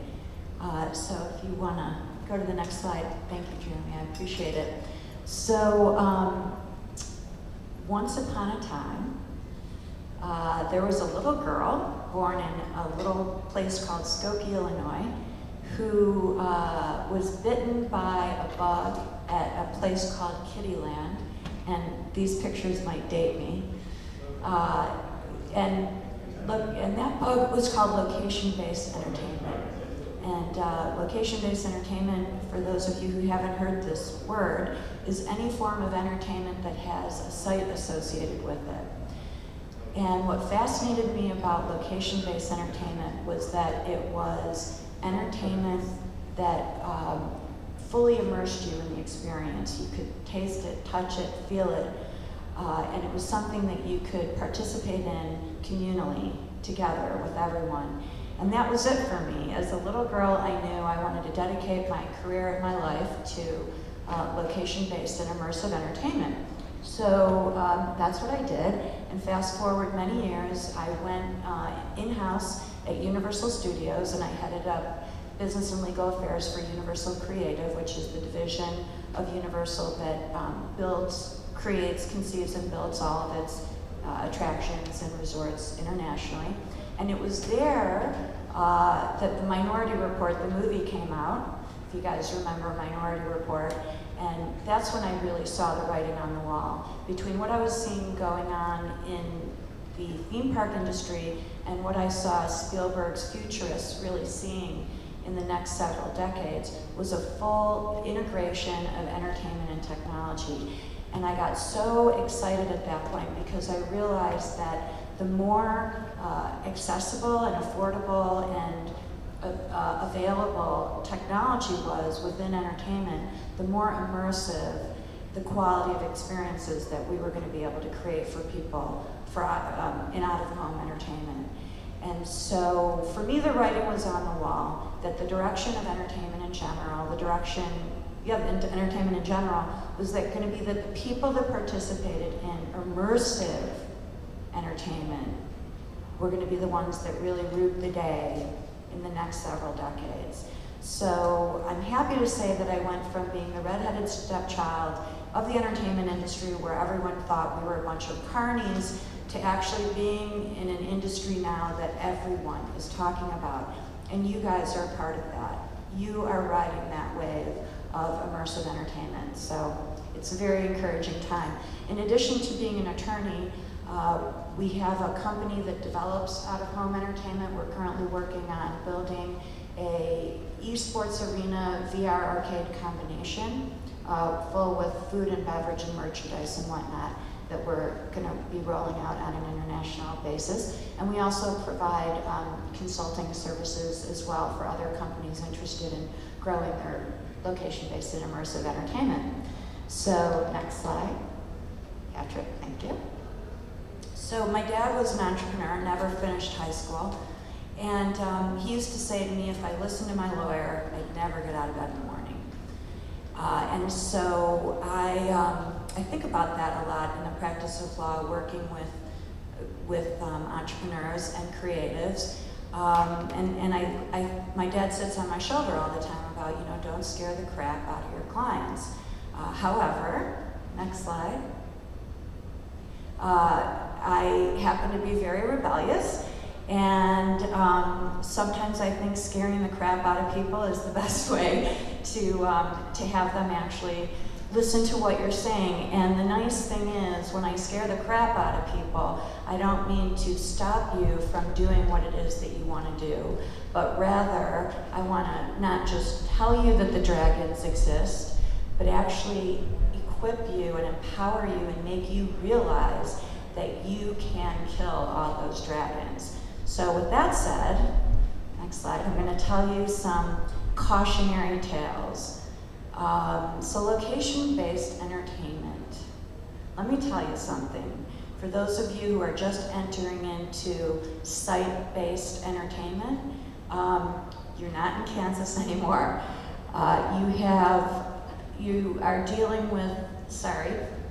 You're dealing with a whole host of issues that traditional content creators and technologists really don't think about. You're merging digital and physical. You've got people, you just heard the gentleman before talking about operational issues. You have people sweating, you have sick people, you have people with head lice. You have disabled people, you have people with various predisposed conditions that you have to deal with. You've got real estate issues and whatnot.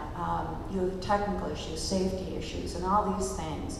And that's actually what I love about location-based entertainment, because instead of dealing with a small subset of issues, business issues, legal issues, organizational issues, really what you're doing is you're creating mini worlds. When you build out-of-home entertainment, you're creating mini worlds. And there's nothing more exciting than trying to navigate many worlds. So with that said, let's start with some cautionary tales. Next slide. So this one I called Yield Thinking in a New Vertical. So this story is how a phone call to PETA, some pop-up mummies, and the War and Peace of tech specs, technical specifications, drove a renowned company simply out of business and almost brought an attraction to its knees. And what I mean by this cautionary tale is, for many of you, you're entering into a new vertical. You're entering into a vertical that's a different business vertical than what you started your business in. And the exciting thing about new verticals is they mean new business opportunities. And when you're in business, Lord knows there's nothing more exciting than the potential for new business and new business opportunities. But the cautionary tale is, just because an opportunity presents itself doesn't necessarily mean, number one, you should take it, and number two, you should take it using the old way of thinking. And this story begins truly with a call to PETA. So I was at the International Association of Amusement Parks and Attractions conference. There's a lot of whack-a-mole and a lot of coaster enthusiasts there. And there was a tank, and there was a dolphin in the tank. And the dolphin looked like it was tethered to the tank. And you could walk right up to the glass, and you could look at the dolphin right in the eye, and your heart could break that there was a dolphin in a little tank strapped to it. So a call was made to PETA. PETA came, and everyone laughed and said, it's not a real dolphin. And it was a dolphin that was created by skin manufacturers and robotic manufacturers in the film industry. They were used to building animatronics for films that were shot for a period of, let's say, 2 months. The dolphin had to last 2 months. Universal went crazy because Universal was building a mummy attraction, and Universal realized that in order for them to pull off the mummy attraction convincingly, they had mummies that would pop up right by the ride vehicle. And they realized that if they used their old gags, their old haunted house gags, that it was going to degrade the quality of the attraction. So they said, these guys, we want these guys. And we hired those guys, renowned skin manufacturers, to create these robotic pop-up mummies with the most beautiful looking skin imaginable.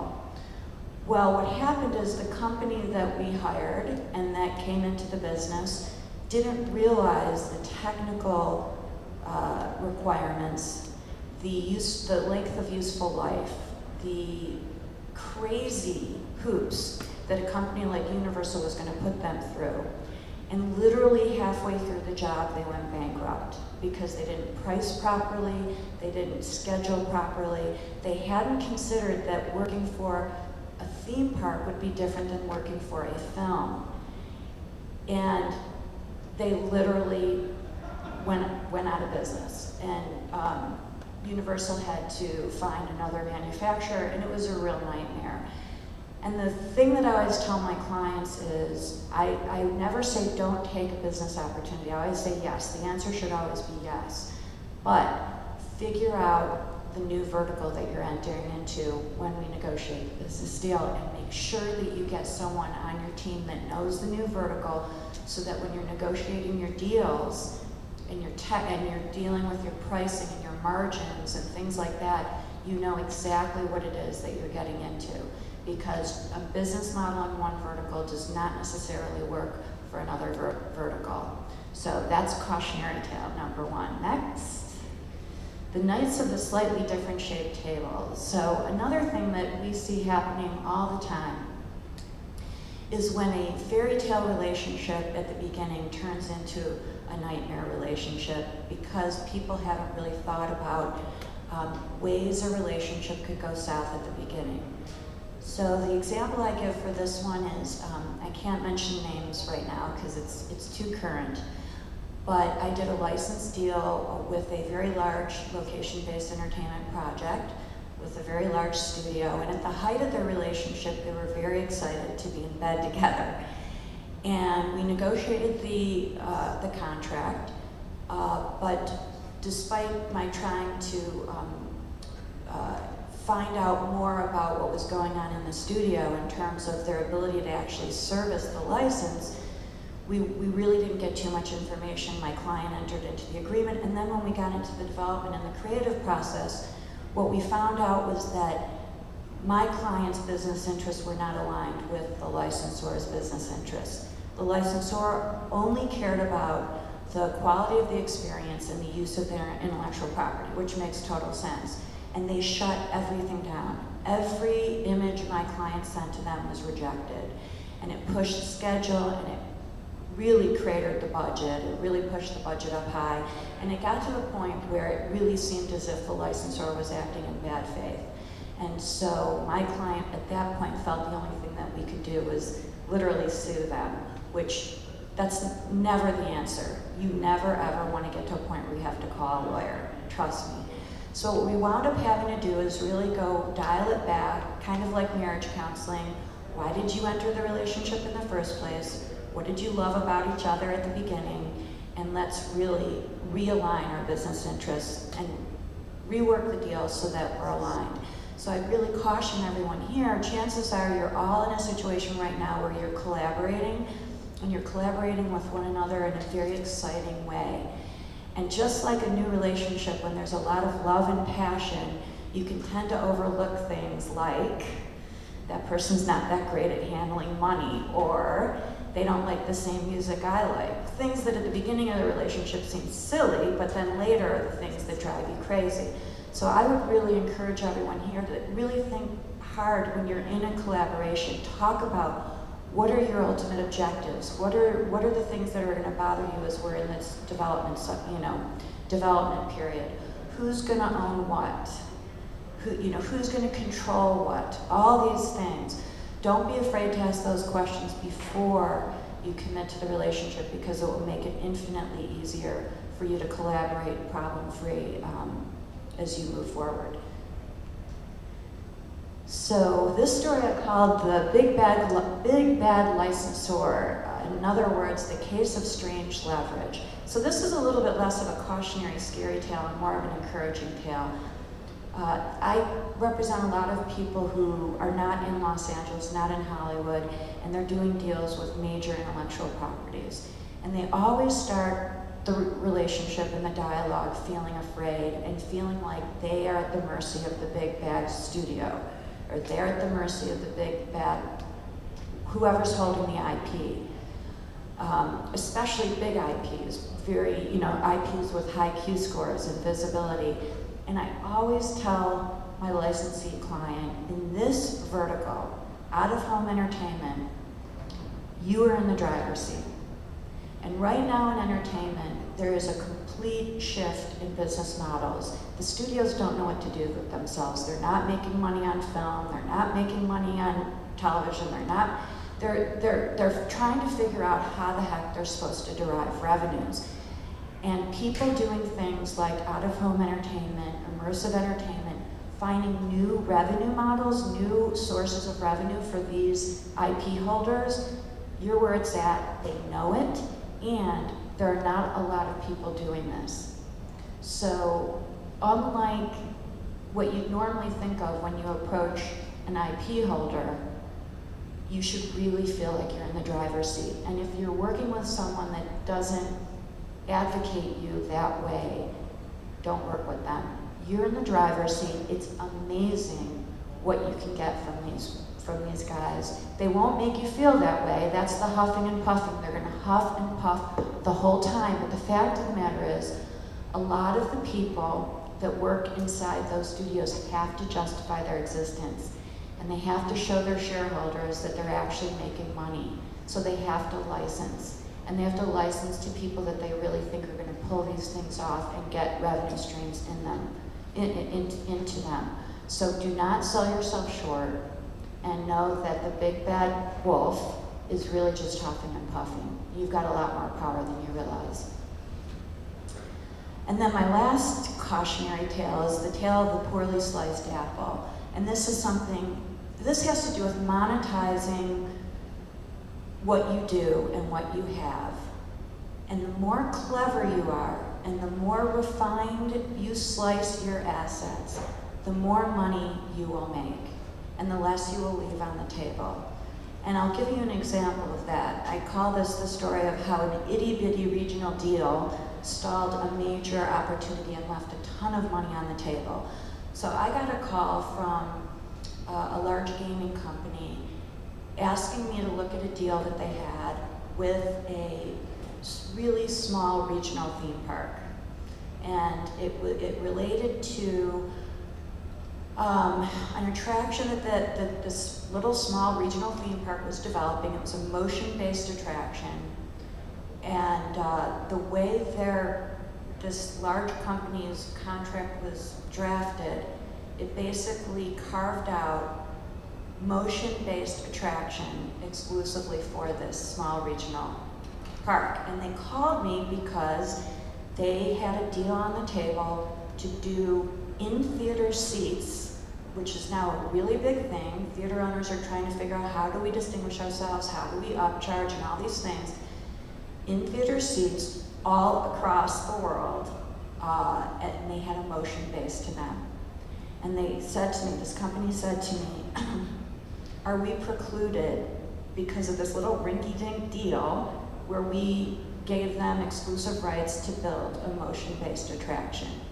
And when I looked at the language, it was so broadly crafted that my answer to them was, arguably, yes, you are precluded. I know that's not the answer you want to hear, but let's figure out a way to renegotiate it.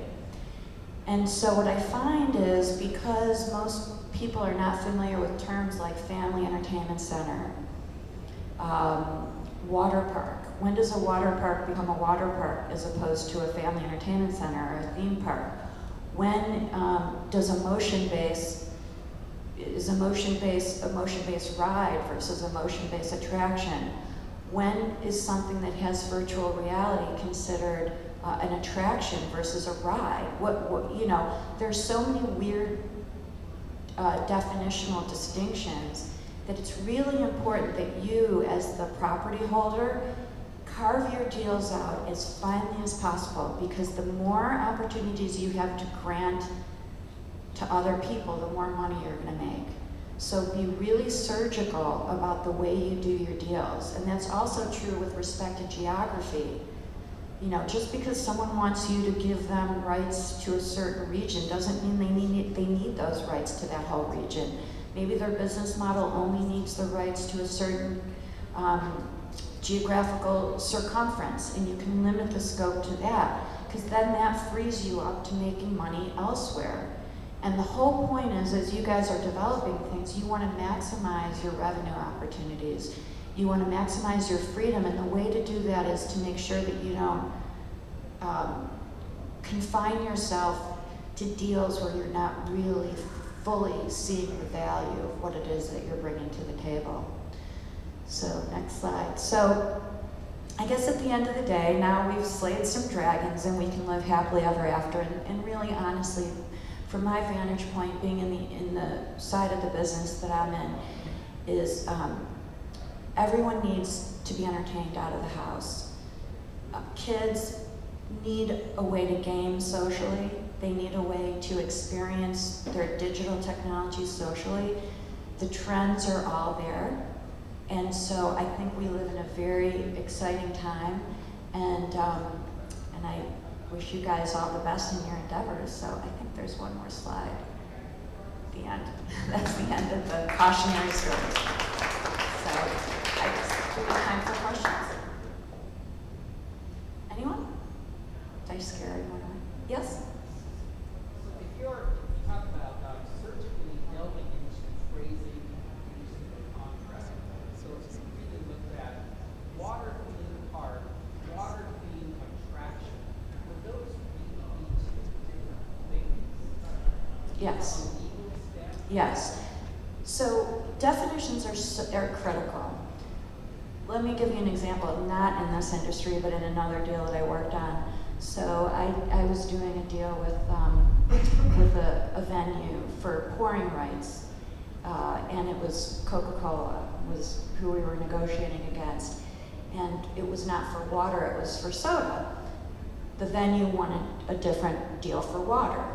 And so we sat and we had to figure out, now this is a number of years ago before, you know, there was so much variety in flavored waters, but we had to figure out, when does flavored water become soda? You know, like what, and we literally got down to the percentage of sugar per whatever of water, and then we had to deal with carbonation issues. And so I use that as an analogy to how you define the market that you want to segment. A water park may be defined as multiple attractions within a certain number of acres, and a water attraction or a water ride or whatever might be a single ride. I mean, these are the details that you really need to define in your deal, because if you don't, if you just say water attraction, or you can preclude yourself from the opportunity, from future opportunities. So I don't know if that answers your question. I mean, all a definition is a word with a whole bunch of other things explaining it. You can make up any definition you want. You could come up with a new one. But the fact of the matter is, if you're doing a deal with someone and you want to preserve an opportunity to do a deal with someone else, you don't want to give them more than they need. And that's really the heart of it. Don't give them more exclusivity in a category. Don't give them too broad a category. Don't give them more geography than they need. Give them only what it is they absolutely require to support their business model. They don't really need it, and you need to convince them they don't need it. And who better to rest the opportunity with to monetize it in the future but yourself? And that's the same for ownership too. Don't give ownership away. Yes? Do you have any advice for international deals other than making sure that the law that applies is local? Okay, so my advice for international deals is the same advice I give to any deal, which is the best contract is having a really good partner, because you do not want to sue.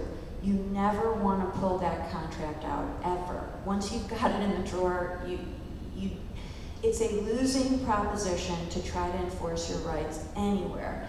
Multiply that a lot internationally, okay? Because hiring a local attorney, going over there, trying to deal with the court system or arbitration, whatever it is.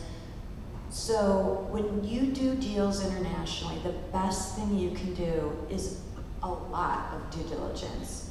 Research the heck out of the people that you're doing business with.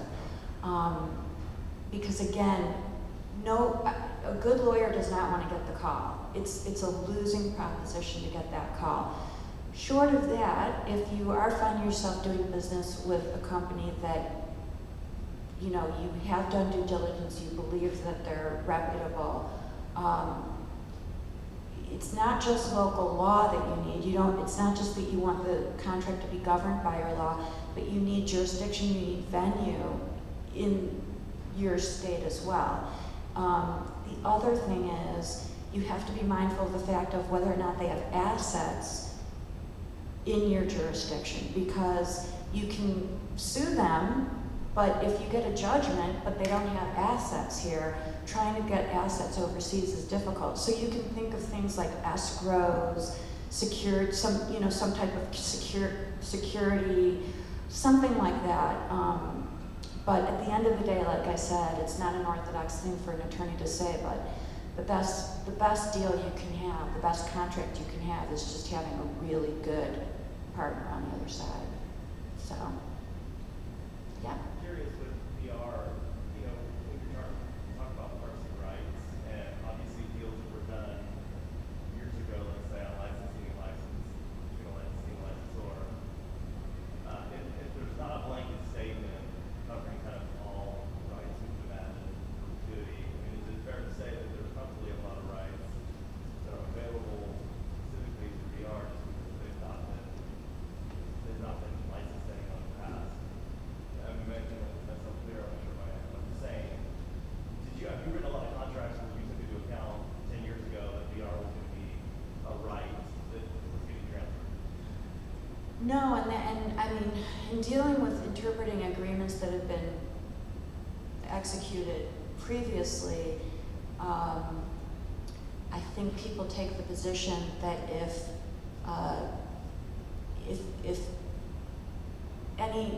motion picture, television, online, if the traditional rights were granted that included VR, I just think that one could argue that it didn't, but I think the general sense is those deals were struck. Those, you know, it didn't carve out VR. Now, everyone, I mean, any attorney worth anything is going to carve out VR as a distinct category. I think because it's a new category, you do have the opportunity to look back at your old deals and see if there's opportunity. I'm not saying across the board you can't do it, because certainly there was a lack of clarity. I mean, you guys have heard the old story of why we say in contracts, any technology now and here and after created in the future throughout the universe. They don't even limit it to the world, because the concern was when we start inhabiting Mars, you know, they want to make sure that they have the rights. And so it really depends on what the language said. But I think a lot of people are going to find themselves kind of getting screwed also, because they're not contemplating that as a separate category. But that's what I mean. I mean, Going forward, though, again, you're in the driver's seat. You can create the categories. You can create the definitions. So if you're licensing content to someone, you tell them exactly the use that they can make of it. And you can carve it as finely as you want. So it's the mindset of just thin. And certainly VR, but I would be cautious in using VR too broadly, because there's going to be a whole host of VR applications that are used so differently.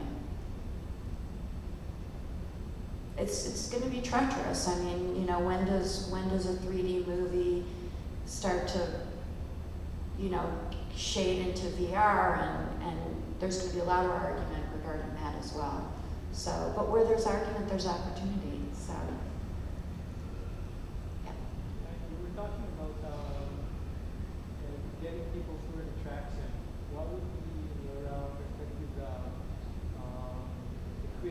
exposure without, in terms of insurance and, putting sick leaves on that? Well, I mean, in terms of exposure, when you have people going through an attraction, certainly insurance, that's just a given. I think you're going to have your local codes that you have to abide by. I think it's just, it's life safety issues. I mean, it's hard for me without knowing the specific attraction or type of experience that you're talking about. Warnings, there's a lot of legal precedent about what the warnings need to say, where they need to be situated, things like that.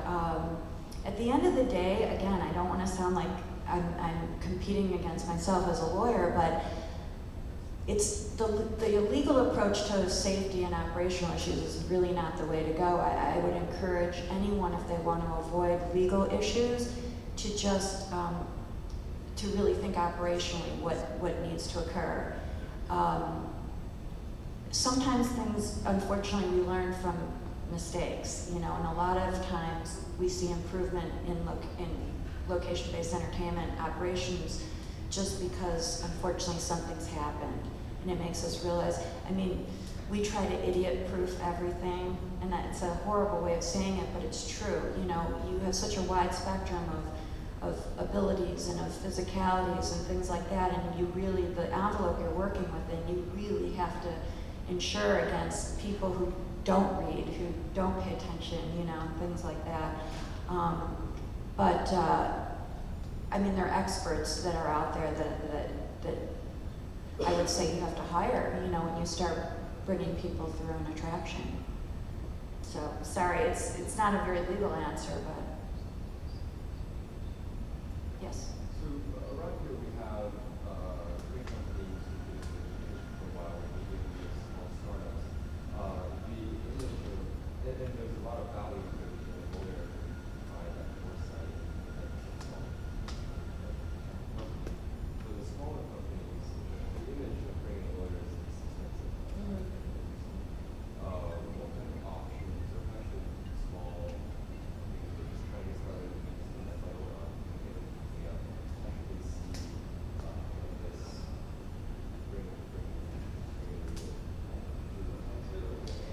Well, so couple of things. In terms of the ways to mitigate your legal expense, first of all, there's some firms that are supportive of startups, and in so doing will work on a percentage of revenues, equity, things like that. And so, the problem with that is it's like borrowing. You pay a premium for that. But certainly those firms exist. We represent folks on a percentage basis, and we usually don't like to take equity. We don't feel the need to have ownership with our clients, but we will work on a percentage. So you can find firms that are willing to do that to offset some of that. The other thing is, I always say to my clients, if you want to minimize your legal expense, do your homework. Come to an attorney with as much baked already as you can, and as many questions contemplated as you can, and just use your attorneys very effectively in that regard. The flip side is, I know it's really scary to use an attorney as a startup, but good attorneys actually will make you money. And it's weird, attorneys are just seen as such a drain and a cost of doing business. I run a business and I have another business, and I know what it's like to get bills like that and just not see the value in it. But good attorneys actually will make you money, and I think a lot of it is just finding the right attorney. But I just caution, I really caution. I'll give you just such a perfect example of, so under the copyright law, a lot of people don't know this, but if you pay someone to work for you to create something, merely paying them doesn't transfer ownership. And they hold title to that work, to that copyright, whatever it is they've done for you. if I had a nickel for every time I had a client, they're through the startup phase, they're through the collaboration phase, they're ready to go, they hire us because they need us to do a deal for them, and we realize they don't have title to what it is they've created because they've had dozens of people working on it and they don't own anything. And they're freaked out, like, I paid a fortune and you know, it was my cousin's cousin and I gave him $100 to develop this code or whatever. Track them down and see if you can get them to sign a work for hire agreement, and then the call, why are you asking me that? Oh, you have a potential investor, oh, you have a deal. All of a sudden, their rate just skyrocketed. And so even if you call an attorney and say, I have $500, and I was told by some woman at a conference I attended, the best use I could make of that $500 is to get a work for hire agreement from you that's good, you know, or a confidentiality agreement or something like that. It's money well worth spent, because having clean title, making sure you own everything that you've developed and paid for is really important. So, and again, I think there are attorneys that are very gracious, will give you free advice. I'd be a much wealthier woman if I didn't give so much advice for free. And I think if you find someone enthusiastic about your product and what it is you're trying to do, you're going to find very generous people out there. I mean, not all attorneys are money grubbing, believe it or not. Yeah. So I think most everyone has access to an organization like SBIR, right? SBIR is small business, things like that.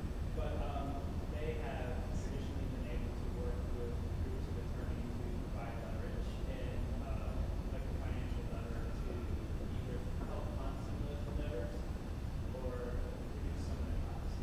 So that might be a great place to check with your local chapter of that and see if you can get some grant. Yeah, I mean, there are business organizations, there are trade organizations, and I mean, quite honestly, there's a lot you could do online. I used to teach years ago a class of artists. It was called Legal Aspects of Entertainment Publishing and the Arts. And the first thing I did was I read through a contract with them. They were undergrads, and their eyes were rolling in the back of their head. Wherefore, what, you know, and they were just like, what? And once we got through it, they realized, oh my God, like I totally get this. It's just these stupid words that people put in there to make you feel like you had to hire a lawyer to, you know. I mean, there's no magic really to certain basic things. So as much as I wouldn't advise you to just be your own lawyer forever, at the very least, go online and pull up a basic agreement and look at it and familiarize yourself with it and do some of that yourself if you want to keep your costs down. A contract, just put it on a napkin. You know, if you're collaborating with someone and you want to co-own it, or you don't want to co-own it, you want to own it in different percentages, whatever, don't worry about hiring a lawyer, thinking you need a lawyer in order to get it in writing and blow it off entirely. Just put it on a napkin and sign it. It's just creating evidence of what you're agreeing to with one another. It's not going to be perfect, and if you find yourself in court, it's, you know, it's not the greatest thing, but it's a lot better than saying I didn't have money to hire a lawyer, so we didn't do anything. You know? Yep. What kind of deals do you see between attraction and space as far as like profit sharing, you know, that kind of thing, or do you have any examples? So I'm really excited about the whole rev share model, because like in the museum market, right now you've got museums that the kids that are going through there are demanding interactivity. But museums are nonprofits, and so they're struggling. How the hell do we build attractions that are going to get kids through the door? IMAX, that's what IMAX did, you know. And so I think for companies that have a rev share model where you're bringing a self-contained attraction and all you need is throughput and real estate, and you say to them, throughput, real estate, I've got the content, I've got the attraction, I'm going to help you drive the gate, and we're going to do a rev share. To me, because they don't have the capital expenditure. It's a really attractive thing. And what kind of rev share do you see? I mean, is it a 50-50 deal, or? I think it depends. I mean, there's no like one size fits all because a lot depends on what your operating costs are. I mean, it has to sustain your business, right? What's the ticket price? What's the throughput? Sometimes, I mean, if I were representing you, I would drive a really low rev share down because what I would say is, I'm adding attractiveness to your gate. So you're gonna sell museum tickets, and because of me, I'm gonna drive attendance up, and I'm taking the risk because I'm schlepping my rig and I have to operate it and all that stuff. So, I mean, if I were representing you, I would play the, hey, just give me the real estate and the throughput, and you take the attendance up, and I'm not paying you anything. I mean, that would never fly, but I mean, that would be the position I would take. So there's really no one size fits all. It really, it's what works for the parties.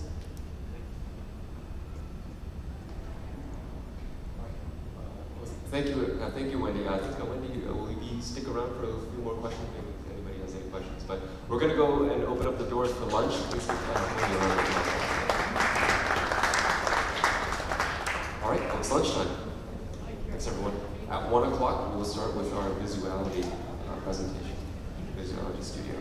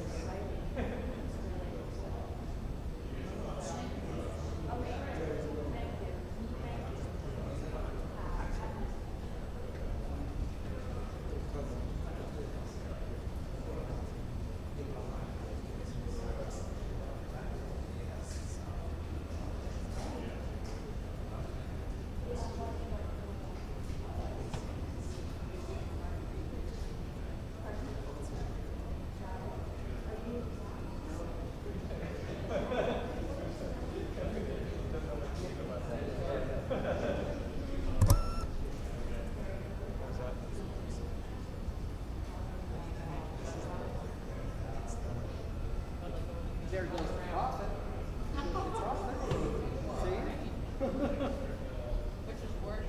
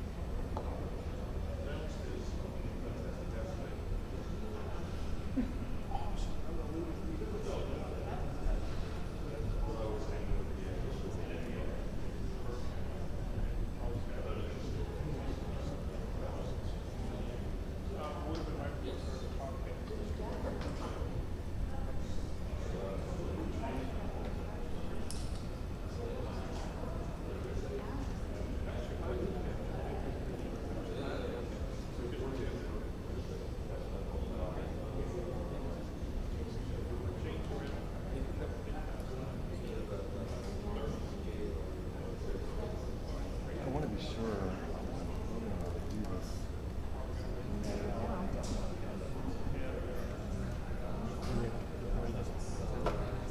Are they eating? Hey, Logan.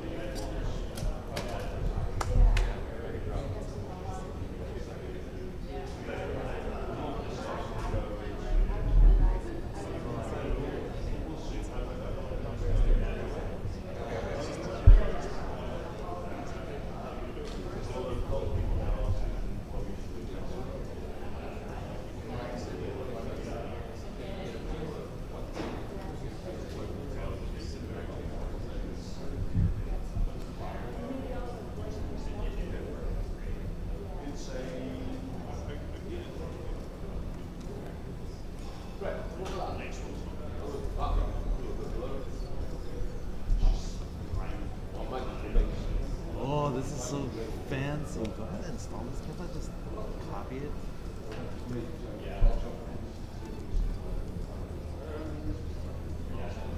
If I could, I would just.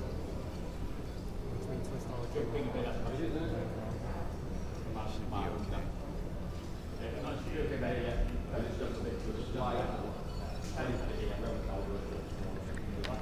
My rudimentary. Oh boy. No, it's just study. Oh boy, I'm using all my USB ports, really? You realize you're on audio now. Yeah. Oh no, why are you live on stream? Stop. Fred, definitely don't. What are you doing? Stop. Definitely don't. Yeah, it's not emission. Yeah, I can see it. Yeah. I think the petty waste is bloody off. Yeah, process here. It's a little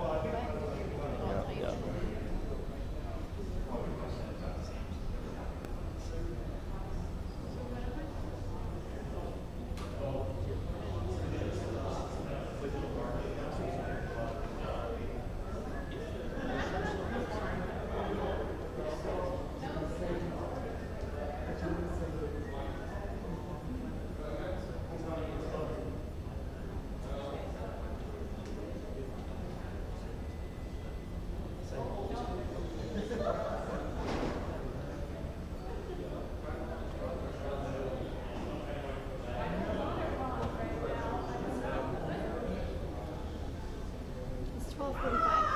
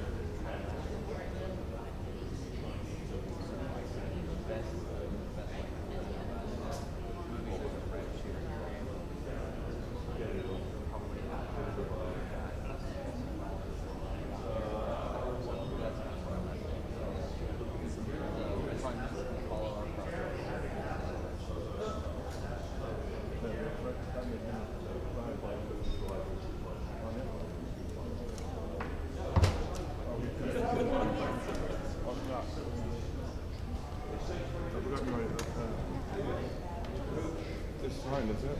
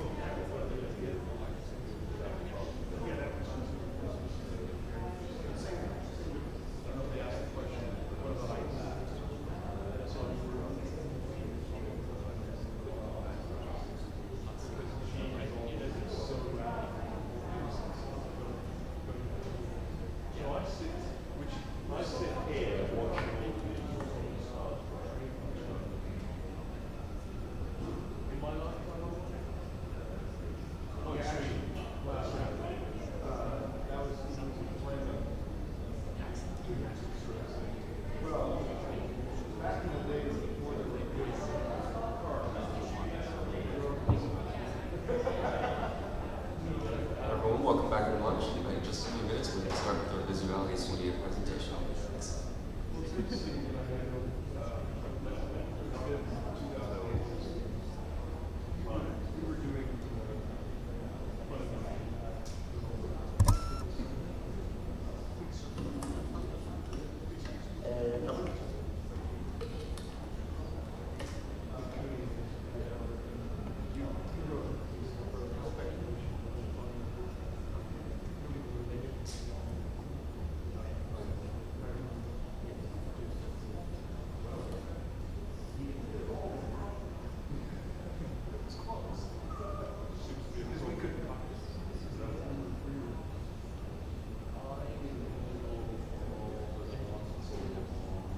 Is Michael?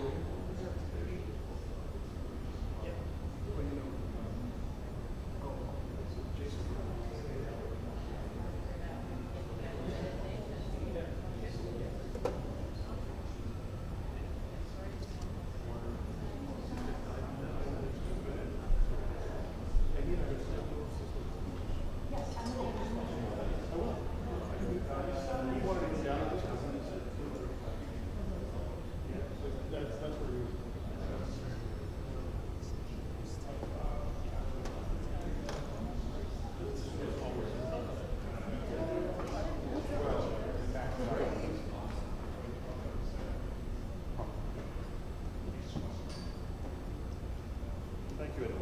Good to see you again.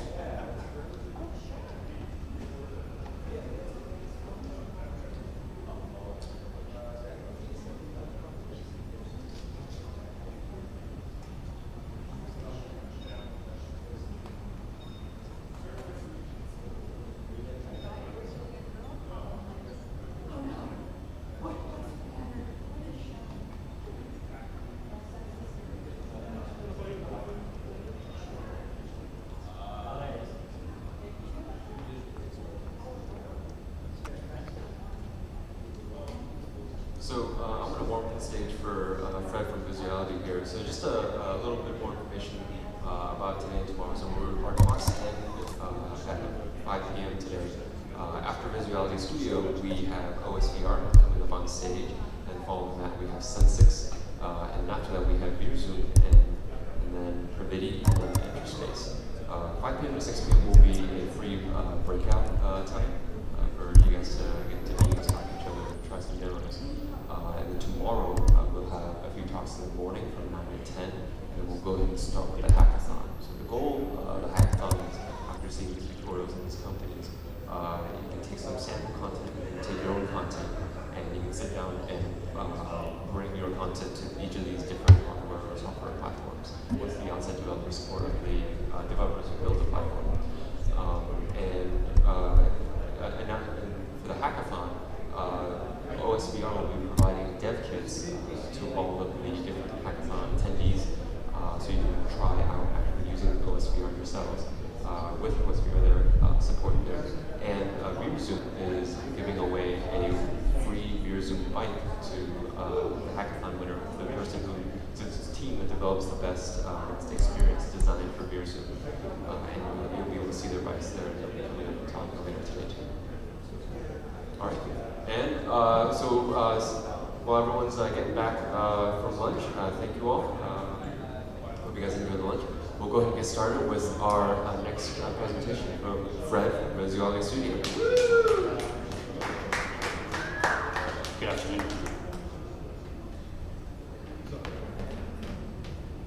Right. So yeah, Fred from Visuality Studio. I just want to tell you a little bit of who we are first.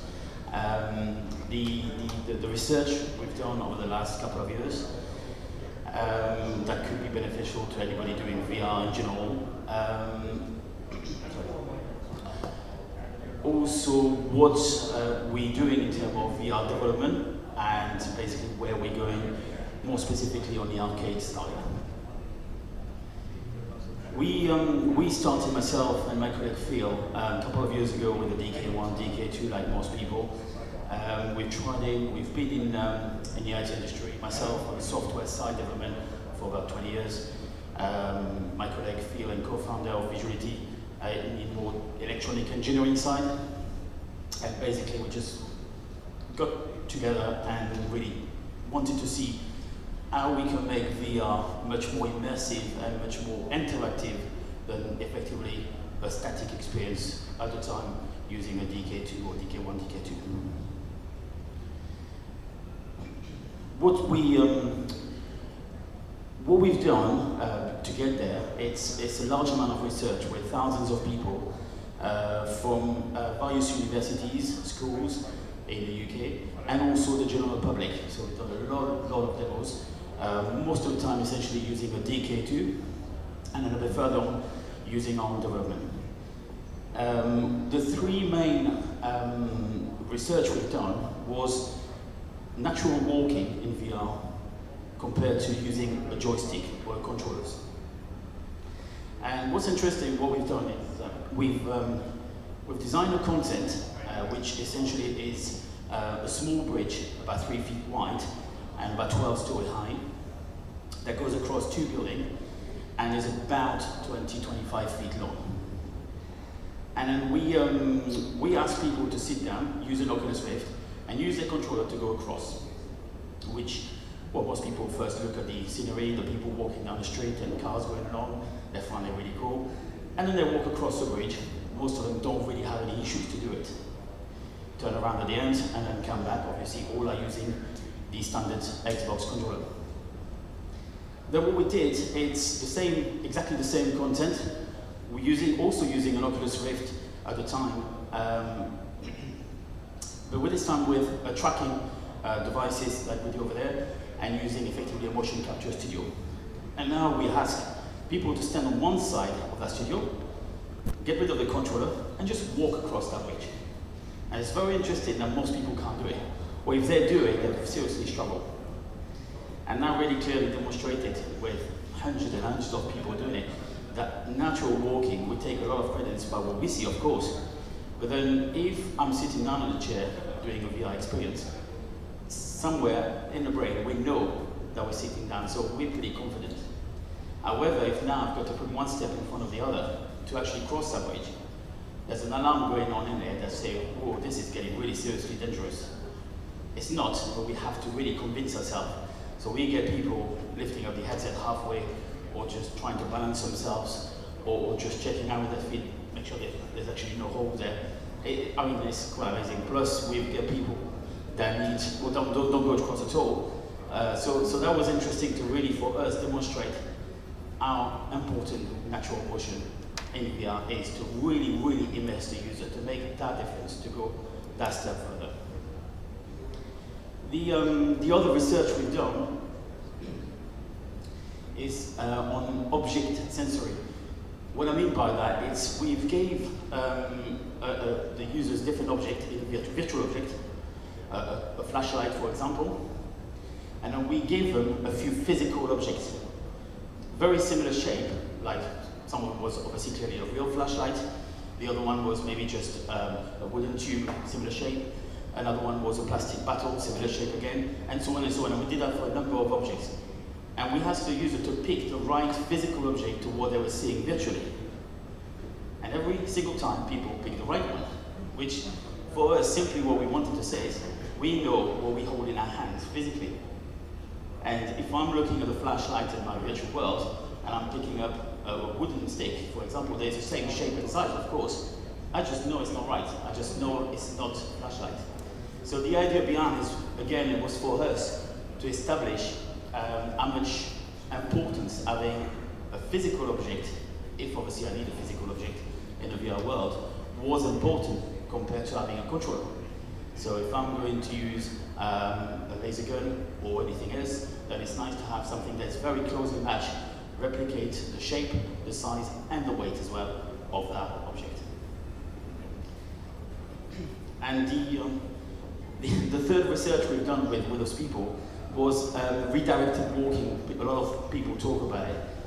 And essentially it's trying to trick the user of reusing the same space, because obviously if we're going to walk around the VR world, ideally it would be great if we could have a massive space like this and use it, but in practical it's not always possible. So what we like to do is, with sufficient space, is being able to trick the user without them knowing that actually they're coming back on themselves. So some of the typical research, and you can actually do that on your friend, and it's quite interesting. Just draw a line on the floor, just with a bit of tape or something like that, and get them to stand on one end of the line, close their eyes, and just tell them to walk across the line, follow the line. Pretty much nobody can. We all goes in circle. It's a natural ability of the human body to actually turn around in circle if we don't see where we're going, which is quite funny. So that tells us already that naturally we are very bad actually following a straight line. And that's actually very good for us, because then if we naturally don't follow a straight line, then we can easily trick someone to think they're going straight, but they haven't. So obviously this means that we have that kind of a margin. We know exactly sure the angle where we think about 15 to 20 degrees is actually not consistable. Obviously the motion and the graphic has to follow, so we can't have the graphic going in straight and obviously we're walking in circle. Otherwise there'll be motion sickness and it disconnects the reality. But as long as the graphics and the motion works, most people don't notice the actual the fact that we're making them turn around. This, on a sufficient large space, allows us to get people to come back on themselves and reuse that space again without them knowing. The other thing we've done is perception, change perception. What I mean by that is, for example, we got people using similar setup than that to walk into a corridor, turn inside a doorway, an open doorway, into a room. The corridor being parallel to the room first, and then we get them to look around the room. While they're looking this way at the room, we might distract them with some object going on or some scenes going on. We turn the corridor the other way, instantly. And then once they finish whatever they're doing in the room, we get them to walk out of it. And then they walk at the end of the corridor. Obviously the corridor is still being parallel to the room, it's now vertical to the room, so they're walking in a straight line out of that room. And nobody noticed. Well, yeah, we do have the occasional person noticing, but most people, we ask them, and we say, did you notice anything special?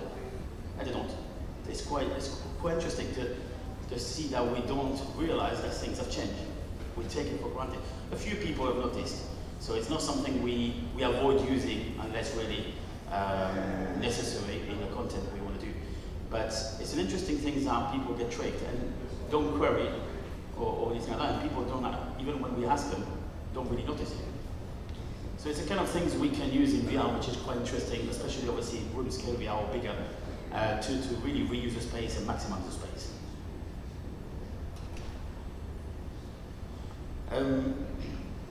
Now just briefly, I mean, I'm sure you probably know most of it because it's quite a common subject, but the importance of balancing VR. When we use VR content where the user has to walk around using a controller, some people, a very few minority of people, have got a feeling of motion sickness. Some people just struggle completely. My wife, for example, she just can't do it at all. She just won't even, she take the headset straight away off. If the motion is a bit faster, if there is some kind of a running options, or maybe if there's in a vehicle, then that actually gets worse with people. That affects actually quite a large number of people, but most of them are able to override this. The reason is essentially because we take credits on what we see, but we also expect to have that feeling in our balance system, in what's called the vestibular system, our balance behind the ears. When we sitting down or even standing up, whether we're using a Rift or a Vive, for example, and we're walking using a controller, we do get that visual of walking, but then we don't get that motion that we should feel associated with it. So as far as the brain is concerned, there's a disconnection between the two signals. If the motion is low, like I said before, small walking or anything like that, it's not bad at all. Most people don't even notice it, or we override it. When the motion gets faster, straight away, most people are affected by it. And that's actually quite, can be a bit of a problem in VR, because then in static VR, there's not a lot of way we can do to really overcome this problem. So the kind of the only way for static VR is essentially to avoid sharp or fast motion, unless obviously it's in a vehicle or things like that. But then again, it's got to be quite well obviously catered for. The second reason obviously clearly is because it breaks the immersion, because as I said before, like walking on a bridge, people sitting down and using a controller walk on that bridge without pretty much any issues. People standing up and having to physically walk across, most of them can't do it. So clearly it shows that being able to walk in VR makes a major difference. Now in terms of the motion that we feel on our body, there's two types of motion. There's the one we feel, we don't really feel it, but we're not aware of it, but we do feel it. It's the natural motion that we get for our brain to know the position of our body. So if I'm going out of balance, if I'm tripping up, this is what allows me to actually get myself right to make sure I don't fall off. So it's kind of for us to know the way my body is. As I'm walking, as I'm running, jumping, all this is processed at the same time than what I'm saying. If they're too much, then that works. If there's a disconnection between the two, that's where obviously there can be motion sickness. The other the other motion is what we call it a subjective motion. It's what you feel when you may be in a vehicle, for example, a plane, a car, or anything that moves effectively. You will feel the motion of the vehicle going on bumps, going on touching something, another car, another vehicle. But you will also feel, and this one is the most important one, what's called the G-forces. Although for most of the time they're very subtle, we barely feel them, they're very, very, balance system is very sensitive and actually detect them. So when you're driving or even a passenger in a car, if you're driving around, there is, if you're turning right, you will get some G-force to the left. And a G-force is nothing else than actually applying weight sideways, opposite to the way you're turning, or going up or down or left. And this effectively affects our sensory system. And if we don't have it, so if I'm driving a fast car or boat in VR, sitting on a chair, then again, we're missing that.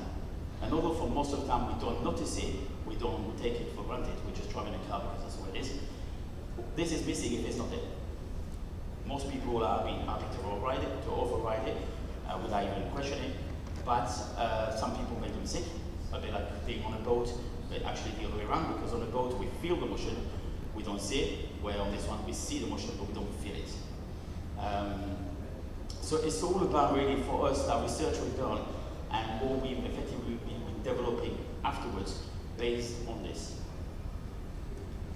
So what we've done is initially to cater for the natural motion, for the walking around or jumping or crouching around, is develop a motion tracking system that we have over there, or similar to, it can be used to similar to those guys go, and any other system. There's quite a few different motion capture, which allows people, or which allows us to track an object. An object can be the headset, it can also be a number of headsets, it can be props, it can be a laser gun, torch, anything we want. So we can now put someone in the room, pretty much as big as we want. We've got a studio back home, which is pretty much the size of that big square here, which allows people to walk naturally in the VR world as they would in real life. Straight away, there is no motion sickness, providing the world is perfectly matched one-to-one, including the way you're walking. We eradicate the motion sickness, and we also obviously makes it much more immersive, much more natural. We've then, because obviously we then add the option to now walk around the VR, we've looked at what we could do in terms of using which headset we were going to use. We're going back about 18 months now. And initially we only had a DK2. So when we were doing testing, we kind of extended the cables a bit and then walked around a bit, trading cables a bit, which is fun for testing, but certainly not ideal in a proper world, and definitely not good if we have multi-users. So that wasn't a solution. We also looked at using, at the time, the Samsung Gear and the like weren't even out yet. So we actually used a normal smartphone, Galaxy Note at the time, to effectively just display the content on a phone, which actually worked okay for testing. But then again, we found that the capability of a smartphone are nowhere near good enough to do a really realistic VR concept. At the end of the day, VR is all about content, it's all about visual. The better the visual are, the more realistic they are, the better the immersion is. And although obviously smartphones get better and better, they're certainly better now than they were 18 months ago, and they're going to get better.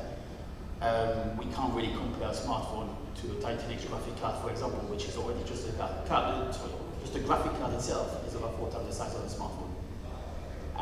So in terms of the differences we have, essentially is the polygons we can use. So we have objects that are much more shaped, much more detailed. It's the texture we can use. We've got higher graphics texture, obviously. If we went from a PC, then we use from a smartphone.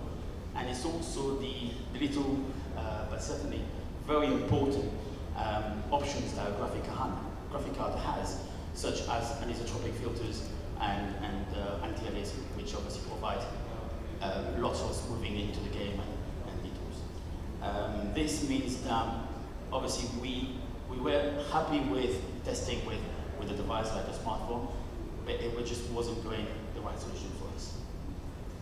So we looked at a few options, but because we couldn't find really what we wanted, we decided to design our own. The key element for us was to effectively come with something that is entirely processed on a PC, so we can have the latest, biggest, miniest machine we want for the task, and then we can then display the content on the headset. Sorry. It took us a fair bit of time to get there because there is no technology that exists to do that at the moment. So we had to try various technology. We had to develop our own PCB, and we had to use a number of different frequencies to get to the right data. And we're still in development, but we're getting there. It's pretty much there. And what basically we have effectively, it's the content that can be run on a PC, but it's simply broadcast to the headset in real time with minimum latency. So that's what we've done. This is our new commercial headset that's coming out in about 6 to 8 weeks' time. It's got a Bose surround sound system. It's got IP IPD adjustment, electric IPD adjustment, everything, and so on. We are doing two versions. We're doing the reason also that I like to make a precision why we decided to develop our own headset instead, because we've also tried option instead of using an existing headset like the Vive or at the time the DJ2 plugged it into a backpack, a laptop backpack, is because our main market initially, and it still is today, is architecture and designers as well as media. And where a gamer wouldn't have too much of a problem to put a backpack and run around with a backpack, our clients don't really want to do that. They just want to put a nice clean headset on and walk around with their clients. So that was a key element as well of our decision to go and do our own headset. So as I just say, our main market in the last 6-8 months pretty much now, especially in the UK, has been to work with architects and designers, kitchen designers. We've got some exclusivity distribution deal over the Europe for our virtual studios to provide that for corporate market. And the idea is basically the person just comes in, we're opening up studios, the person comes in, the client comes in, or maybe a couple come in with their house and their architect, they put the headset on and they walk around their house, that obviously clearly not being built yet, or their kitchen, or bedroom, or whatever the design might be. We also have a contract with a reasonably large architect in the UK that provide a lot of big commercial properties. One of them at the moment we've been doing is one of the new duty-free lounge in an airport. So the client has been able to walk around that duty-free lounge before it's been fully redone. So it's all about giving the corporate client a tool that is right and feels right instead of having to put a backpack on, or maybe something that really would give them the graphics, but not to the quality they would expect to have. So that's the reason why we chose to do our headset. One other thing, actually, I just copied it today. I had to blank a few things out, but there's an email that came in yesterday, and that's exactly the reason why we're doing it for. Basically, a company that wants to do exactly what we're doing, obviously contacting us to set up and work with education and a corporate market. So, effectively, the reason is we have here, it's for people looking to do an arcade, a game arcade, it's all very good, but the likely clientele is going to be there very likely on the weekends and in evenings. During the day, they're going to be very low or pretty much no usage. But there is an option to actually maximize the time. If you're an arcade, if you have invested a lot of money, obviously on the studios, whether it's whatever type of tracking you have, you can maximize that daytime by selling or renting that space to the corporate market, being education, architect, designers, media. And in fact, possibly even make more income out of that than actually the gaming side, although it's not as fun. But there's obviously looking at the end figures. And that is one of the big things of being able to maximize the space in two different ways. Admittedly, the studio we're developing, they're more corporate branded. We have meeting rooms, we have a much more plush kind of settings compared to an arcade. But what we tend to have done, what we're doing in France at the moment with a partner, is effectively opening a split studio where there's one side corporate and one side gaming, and kind of the two use the studio at different time anyway.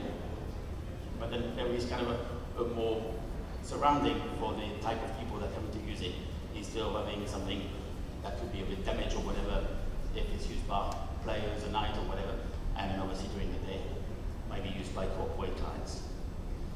But the good thing is the space and the studio is joined for the both type of offering. So our take on virtual arcade, we are literally just coming into this kind of a market. We've always known, in fact, we started, myself and Phil, my colleague, we started from a gaming aspect on this one. But then because of the various type of contract we've had and clients, we kind of had to leave it on the side of it. So we literally just coming back in the last few weeks, looking at that side of the business. And our take on this is effectively we're quite happy to put a package together with this kind of tracking or similar, where we can provide that headset, props, content to arcade. However, also work with content developers that want to use the possibilities of this type of studios to develop content for arcade. Probably some of you, or most of you have seen what we're doing. This is very quick content that we put together, literally just showcase what can be done. It's not fully calibrated and nowhere near finished, but the idea is to create for us a story around using a big space.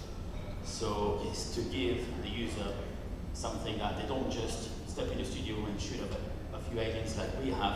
We just want to really get them to develop a story, a bit like a mini film, a mini movie that you're part of for 10, 15, 20 minutes, whatever the time is.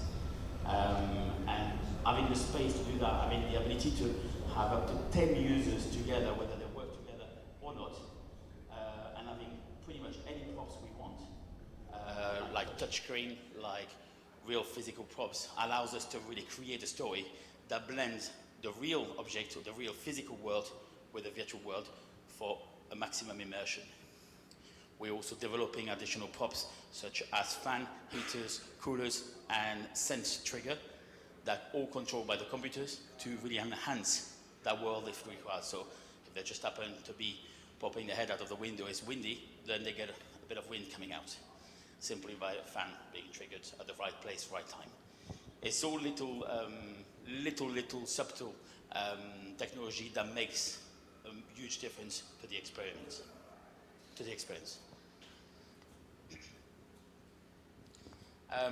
This is what we're doing in our studios at the moment. So we got multi-users, touchscreen.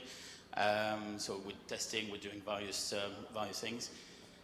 I've got a promotion video, I think. Yeah, so it's just our new promotion video that we're doing for arcade.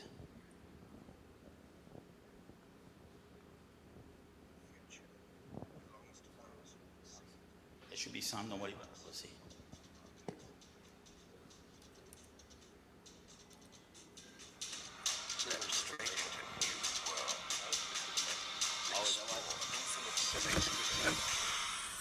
Challenge and compete. That's going to be loud, is it? Interact. Feel total immersion.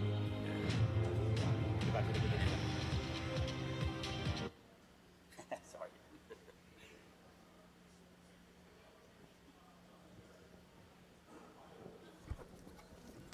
The future belongs to those who can see it. So let us open your eyes.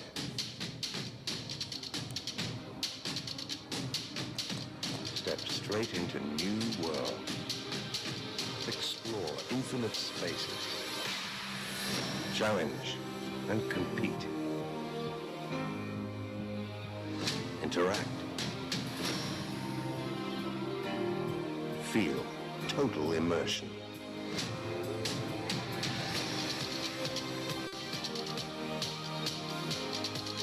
Experience real sensation.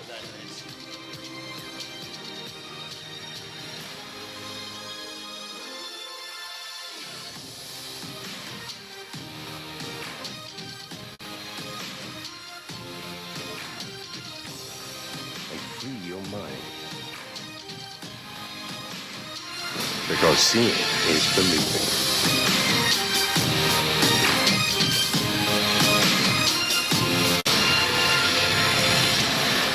Visuality Virtual Arcades. Welcome to a new age of gaming, where the only limit is your imagination.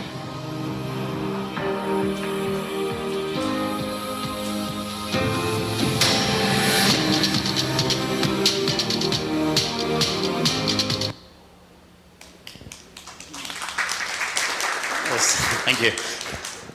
I think marketing companies did a pretty good job there. And then, as I said during the video, I was going to come back to the short visual you've seen about the racing car there. This is another part of our development, and going back to initially to what I was talking about, the motion that we feel in the vehicle. The G-forces essentially, as well as the natural motion of a vehicle going over bumps. is something we wanted to really try to replicate as well. And to do that, we bought a motion simulator, so a simple just motion platform. We put in on a replica racing car on it, just for the fun, really. However, the big difference is we've designed a VR racing helmet. So it's actually a real racing helmet that was stripped out of everything, and we built our VR technology that we have in our other headset inside the helmet. So the user is now in a racing car, but it could be a plane or a spaceship, or in fact any moving vehicle, and put a helmet on that is a fully VR helmet. Now, why did we design our VR helmet, which is our key, again, this design here? Sorry.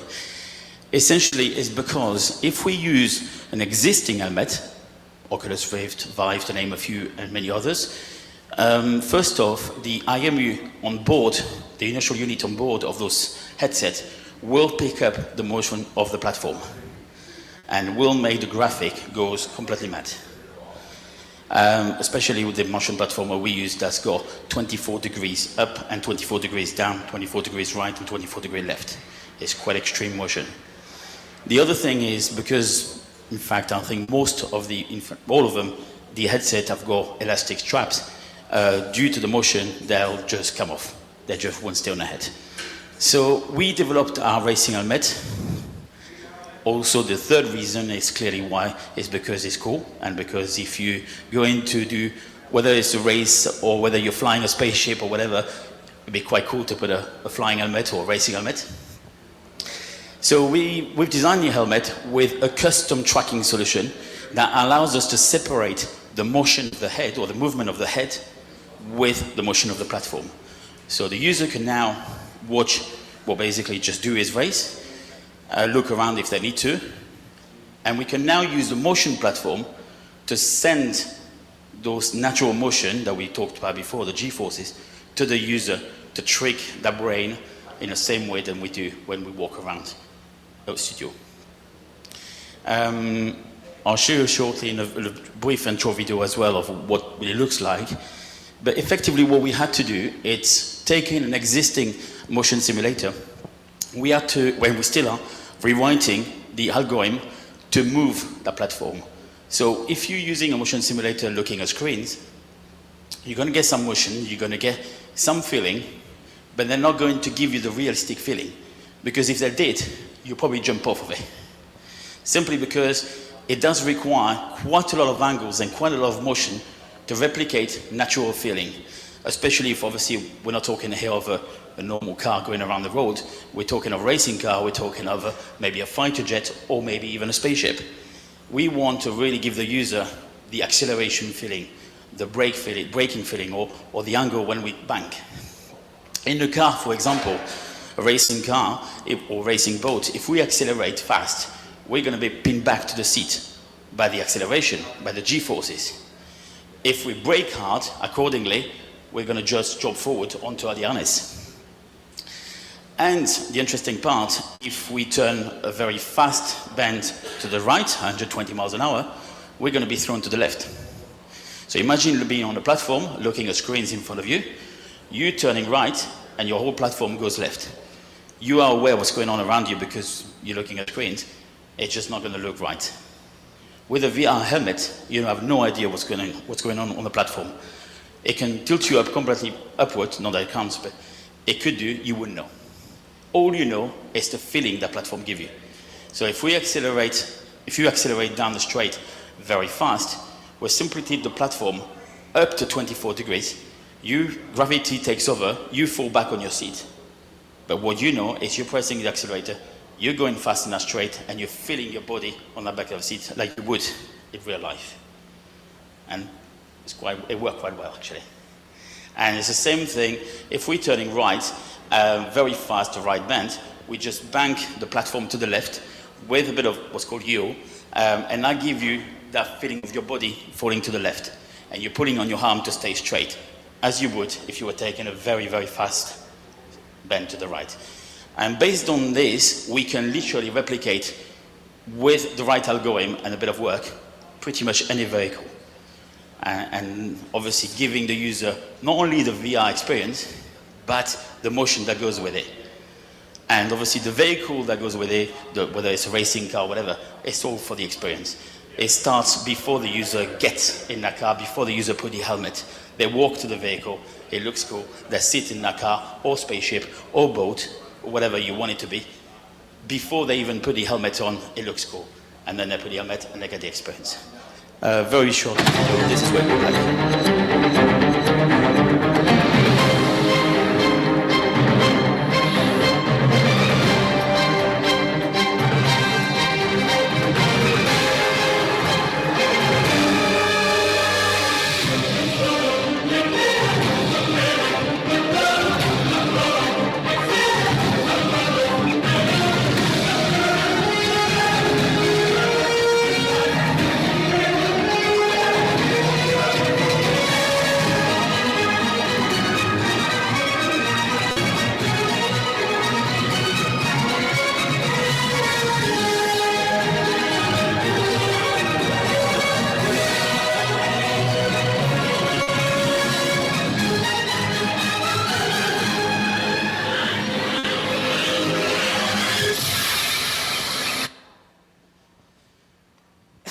And so you've probably seen in the video the way the platform banged forward as the user is braking quite hard. That makes him fall on the harness, that makes that feeling of braking. And that's essentially the idea behind it, basically. In the video, you probably noticed something, maybe. Someone asked us the other day, it says working steering wheel. Obviously, yes, it has to be working clearly, but what we meant by that, it was actually all the buttons on the steering wheels works, and we also track in the hands. So you're now seeing your hands as you're driving, virtual hand, of course, they're fully tracked. And you can use all the buttons on the steering wheels for real. So we, again, like we do in the studio, we're combining a real object, in this case a real steering wheel, with the virtual one. Which is our next plan, when we do a spaceship on there, we want to put touchscreen, we want to put anything kind of buttons, and also all buttons and touchscreen are mapped to the virtual world. So I'm blending reality with virtual reality to make the experience unique. And just to finish off, really, this is the kind of things we've got in the pipeline. Some of it I've already started development, some of it is planned. We just want to carry on creating unique experiences. Being for arcade, being for media entertainment, or anything else, we feel that adding motion and natural senses to VR has got to be the ultimate goal, it's got to be the ultimate experience. And that's what we're doing here. So very quickly, I mean, one of the things we are looking to develop is a 360-degree platform in every direction. It's also one of the things that we are actually currently working on it, we just started working on it, it's a VR skydive experience.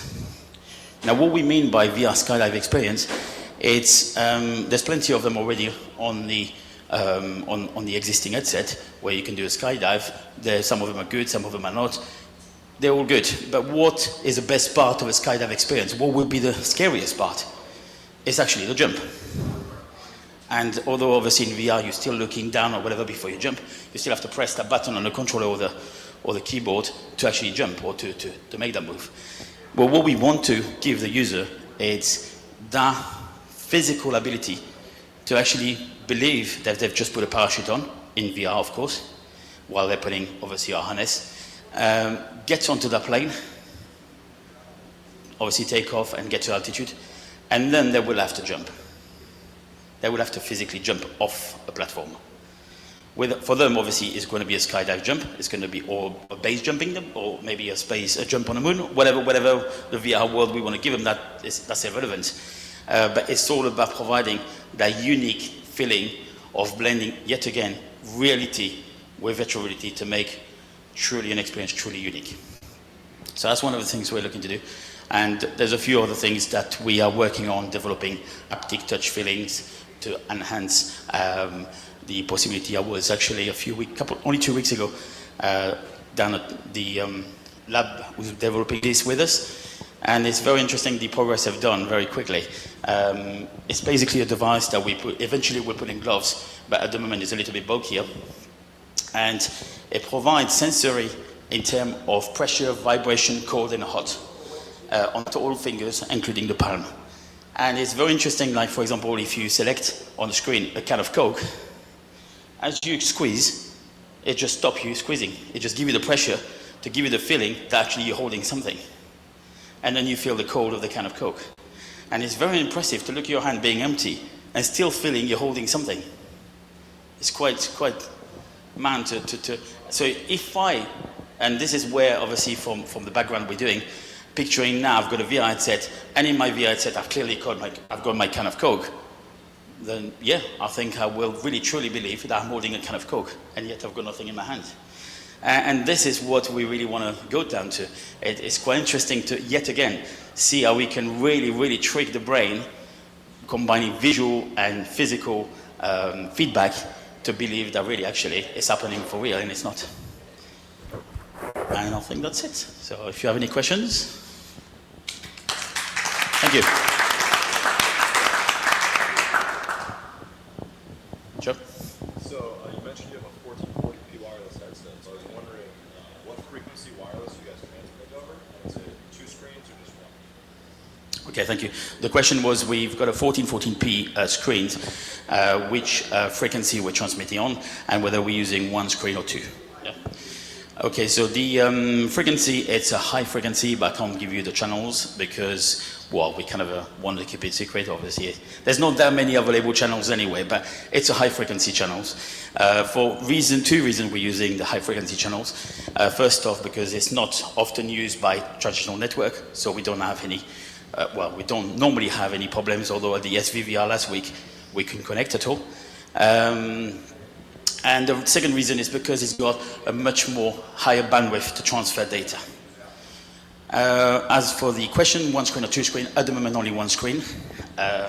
However, talking of screens, our manufacturer in China is currently working on a 4K screen, and we're hoping to get hold of it by the summer. We still, as of today, won't be able to transmit 4K data over a current network we got, a current wireless channel we got. But again, we are working with our PCB manufacturer to look at different options, how we can achieve that. So the aim is eventually to have a 4K display, yes. You with us? No? Cool? Oh, yeah, sorry, yeah.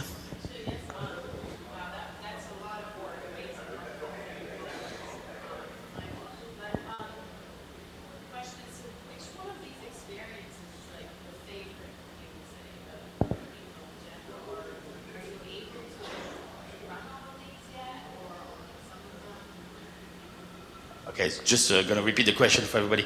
So basically, we've developed quite a bit of things, and the question was, which one is a favorite out of most people, yeah?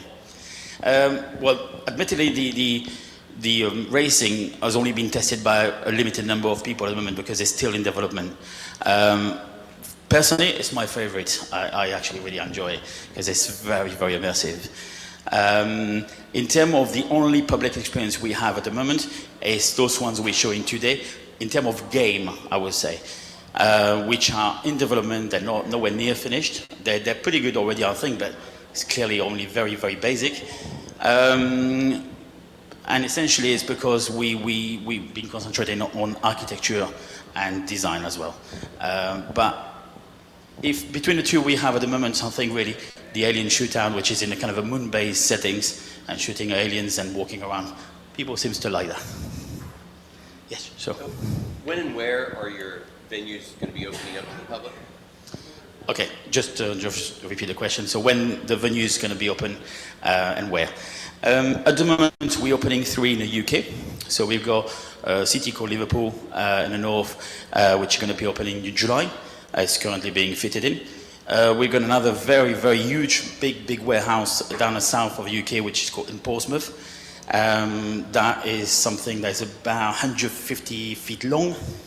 So we're not sure whether we're going to do 1 studio or 2 in here yet, but it's going to give us a lot of space. And the third one's going to be near London, called St Albans.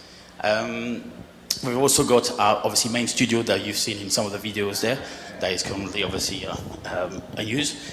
The next one we just literally pretty much do a partnership is with a French company to set up in a city called Rennes, in a kind of a northeast of France. And that is more of an arcade basis, but on, as I mentioned before, as a double usage to use for architecture and media during the day. And my colleagues actually were in Los Angeles about 10 days ago, and we kind of found a suitable place, so we're looking to open them in LA as well.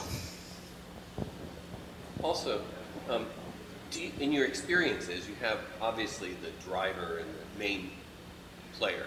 Do you have a way for other family members and peers to enjoy that experience as they're going through it and extend that to more of the group, like a spectator role, or? From a spectator or from being in the vehicle? Well, you have the main player. Yes, yeah. Do you have a way for the family and friends to be able to experience that with them, or currently with them, to expand just the throughput and capacity model that you have there? Okay, is that for the racing one, yeah? For the platform? Any Well, for the studio, on the channels we're using, we can put up to 10 users. So they said, yeah, actually, I didn't mention that, but that was one of our key development as well, going back all the way back to the DK1, DK2 development. They're very, very lonely experiences, effectively. Obviously, now there's a bit more networking and everything, but if you're home working, playing on a VR content, it can be kind of a lonely. And the idea was to be together in a studio with friends, either to play against each other or maybe to collaborate together onto content. So yes, we can put multi-users. From the motion platform, we did think about it, but we're not quite sure how the passenger will react to the motion. Because when you're driving a vehicle, flying a vehicle, you know what to expect. From a passenger point of view, it may be sickening, but this is something we will try, because we would aim, once we got that development finished, to try some kind of spaceship, kind of a motion platform, ideally with a two-seater. But we don't really know how we're going to go with that one. But that's something to try, because obviously there's a very fine margin between getting the right motion and getting a good feedback and a good immersion, and getting the wrong motion and making people absolutely throw up everywhere. I understand the multiplayer, but do you have a multi-level of play, meaning that the player has the full experience? Is there another part, a way of experiencing this entertainment from a different level, from an audience point of view, or kind of? Okay, to share that, but no, we don't have a way to share the experience outside the VR world. But I suppose, as I probably briefly mentioned, we kind of really just going back onto the arcade kind of the last few weeks into seeing what we can offer and what we can provide with that technology, into what we provide for architects and designers at the moment and media. That's not really required. However, yes, I can see that being able to interact from an outside world, whether you are controlling maybe the game and sending a few things to the user in the VR world, or helping them or not helping them, whatever, that could be quite interesting things. But I guess it can be developed from the content effectively, and planning this while we're developing a content from an outside interaction, yes. I mean, one of the things we would like to do from an arcade point of view, it's, and I've got actually one of our developers working on it, or was certainly just looking at the option, is kind of do a Unity wrapper. We essentially work with Unity at the moment, and do a kind of a Unity wrapper on top of that, using the Unity technology, but to provide a library of assets, of 3D objects, of thousands of objects that exist already, and allow anybody from the computer online to design their own 3D world based on the space that is available wherever the space is. And they can put their 3D assets, they can kind of magnet together so for ease of use. They don't need to know anything in 3D, they don't have to design an asset, they don't have to design anything code. They can just choose the effects they want to do. So effectively, it's kind of preparing assets that are already ready, and then we allow them to design their world, and then they can come to the arcade or whatever the place is the next day with their own created world. This is kind of the things we would like to do, because it kind of makes it much more fun for people to design their own world. Of course, they will never be able to design an amazing things where it requires a lot of interaction, because that can't be done without certain serious coding and serious work. But this is more kind of an in-between kind of a options, I think. Yes? A couple questions. Are all of your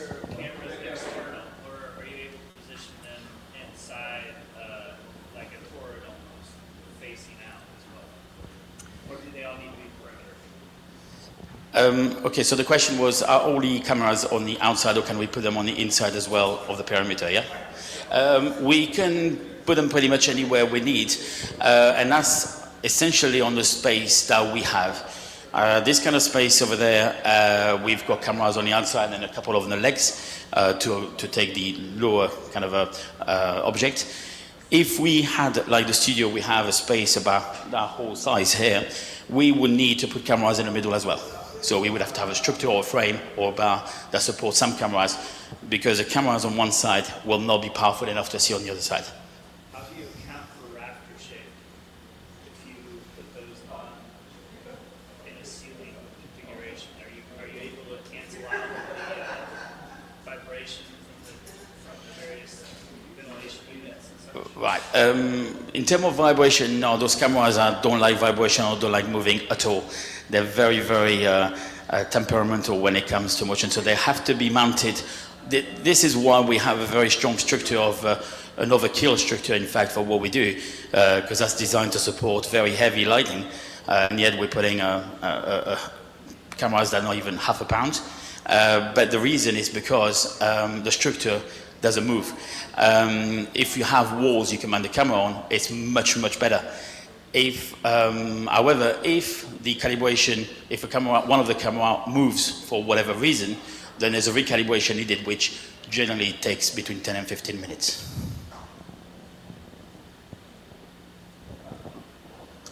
Yeah. Sorry, I might have missed this, but is there somewhere on your website a way for developers who want to produce content for Visuality Studio to join and get in contact? The question was if we have an option on our website for developers who wants to produce content to inquire. The answer is no, we don't, but we are very open to discuss with developers that want to develop content. We're already working with a software house that provide content for large media companies. I was showing earlier, if any of you want to see some of the content they produce for well-known film. We're not supposed to show it because it's under protection, but there's not many people here. So we've got the Tony Stark garage there that's supposed to produce. It's quite interesting and it's very highly rendered. Although it's not calibrated for this day, but it should work pretty well. So yeah, we do have a software house that produces that. We have our own developers as well. But we're very open-minded to basically have any content developed based on what we do. We don't provide an SDK or the technology that we use for our headset or tracking, although the tracking is pretty common anyway. But we're quite happy to kind of finish it off and distribute the software with obviously the technology that works with our software, with our wireless headset. Sorry. Okay, thank you very much.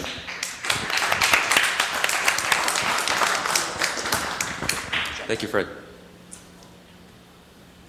All right, let's go ahead and take a 5-minute break. Use the restroom. There's water in the kitchen area. We'll go ahead and get started with OSVR. Michael Lee from OSVR in 5 minutes.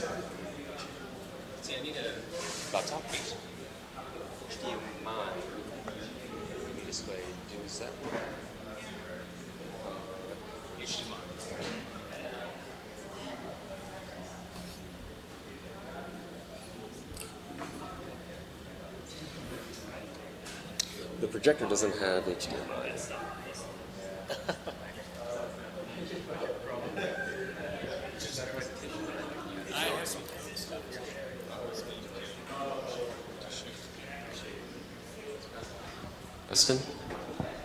Justin?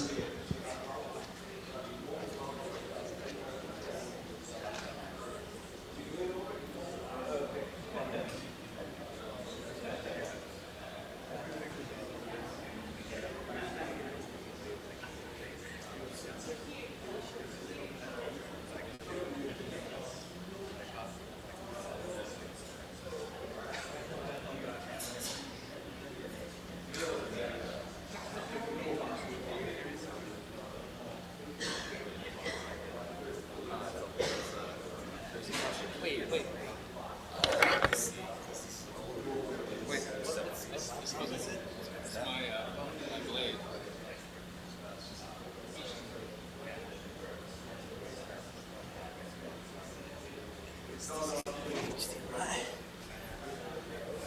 my gosh, you're right. Golden Day Burger. I don't have a.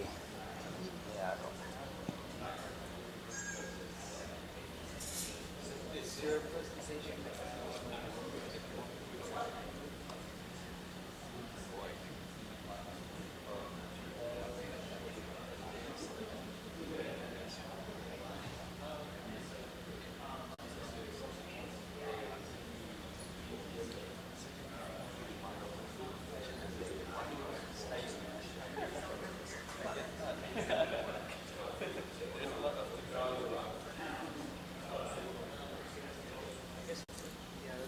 That's a decent workaround. Yeah. Yeah. So, can I get like a?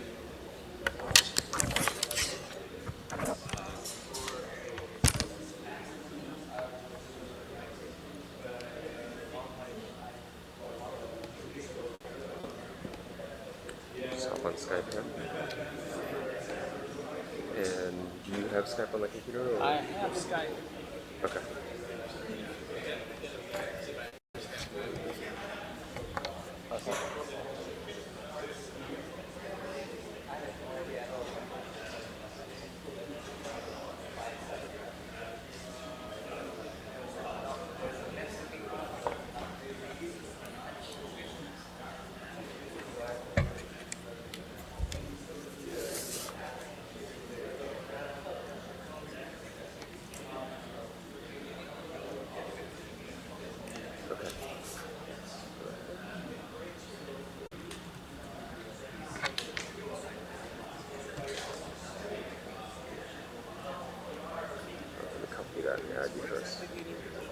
Oh, I need that up there. Yeah. There's a.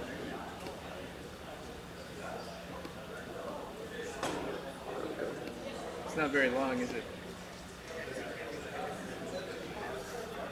Okay.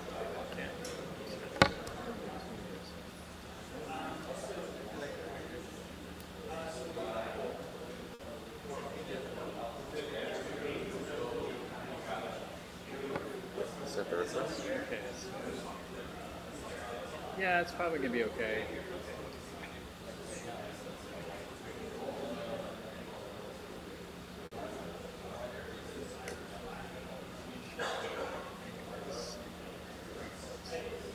Think about this. Yeah. Okay, so I mean, install it on this one. And it's probably. You could always use Google Hangouts, so it's built. Yeah. Yep. Okay. Or you could always team I don't know viewer. if I have Hangouts in there. Or you can use VNC. That's right. Okay. So which computer are you going to be, is your presentation on, and the code? Presentation on this one, the code's on that one. Oh, it is Windows. You could also use remote desktop. What's that? You could also, this is Windows 10? Or some sort of it Windows? looks like Skype is already installed on both, so we can just use Skype. Yeah. Hangouts, we'd have to wait to download the plugin, and I think anything else would be too complicated. I mean, you can just enable remote desktop and it'll work, right?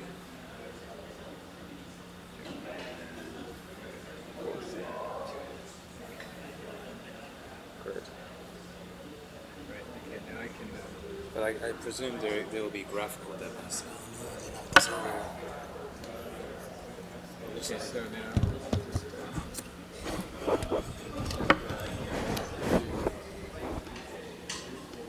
Okay. So when I want to switch computers, then. Actually, how do you screen share? No, What I happens got to it. the button? Okay, there we go. Yep. Okay, so then when I want to switch,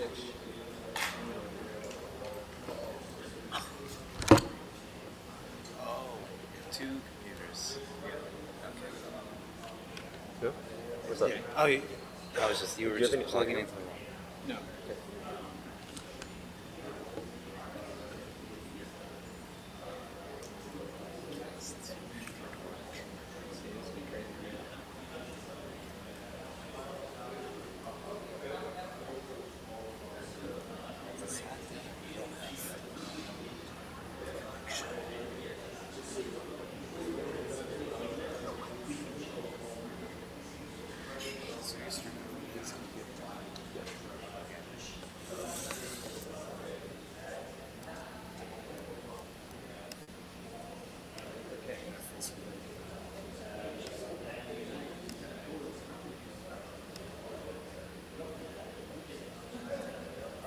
was graphical?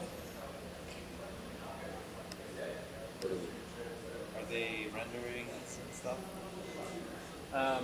Oh, because it's gonna look kind of cruddy. And or Well, choppy. Maybe no, it'll be good enough. It's okay. It's gonna be good enough to get the. Okay.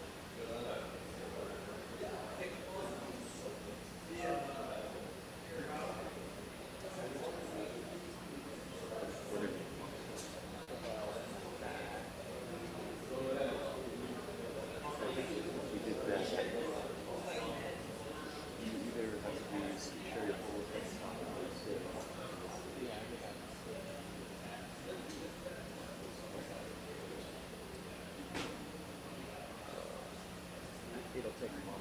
Okay.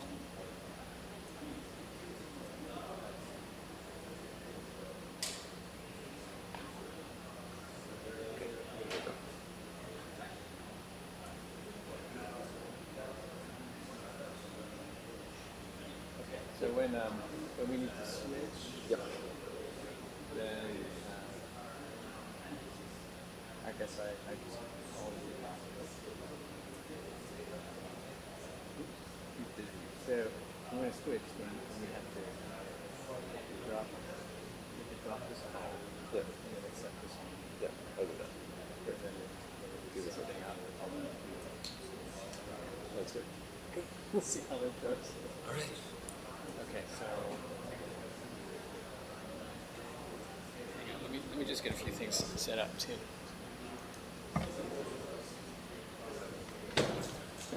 Thanks everyone for waiting. Our next presenter today is Michael Lee from OSVR, Open Source VR's hardware software platform. Yeah.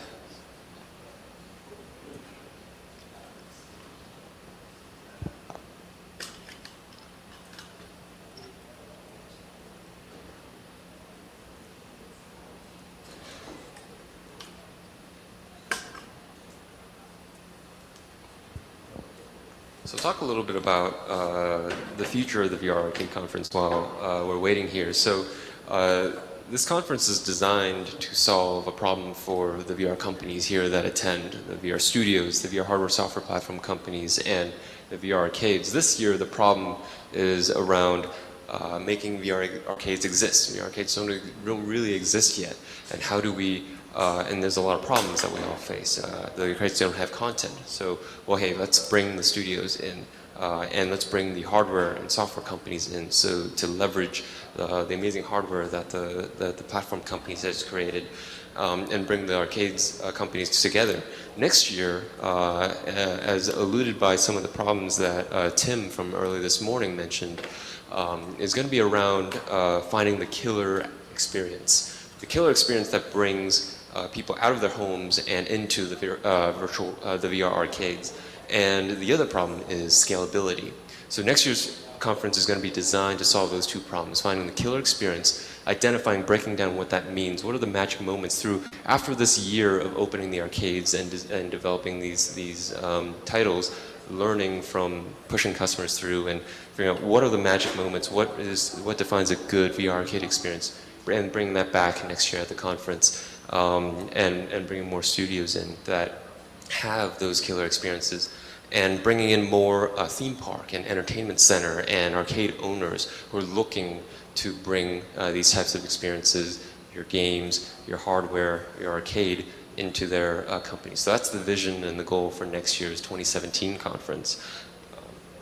And we hope and we feel like actually that this year's conference helped achieve the goal and help solve the problem that we set out to solve.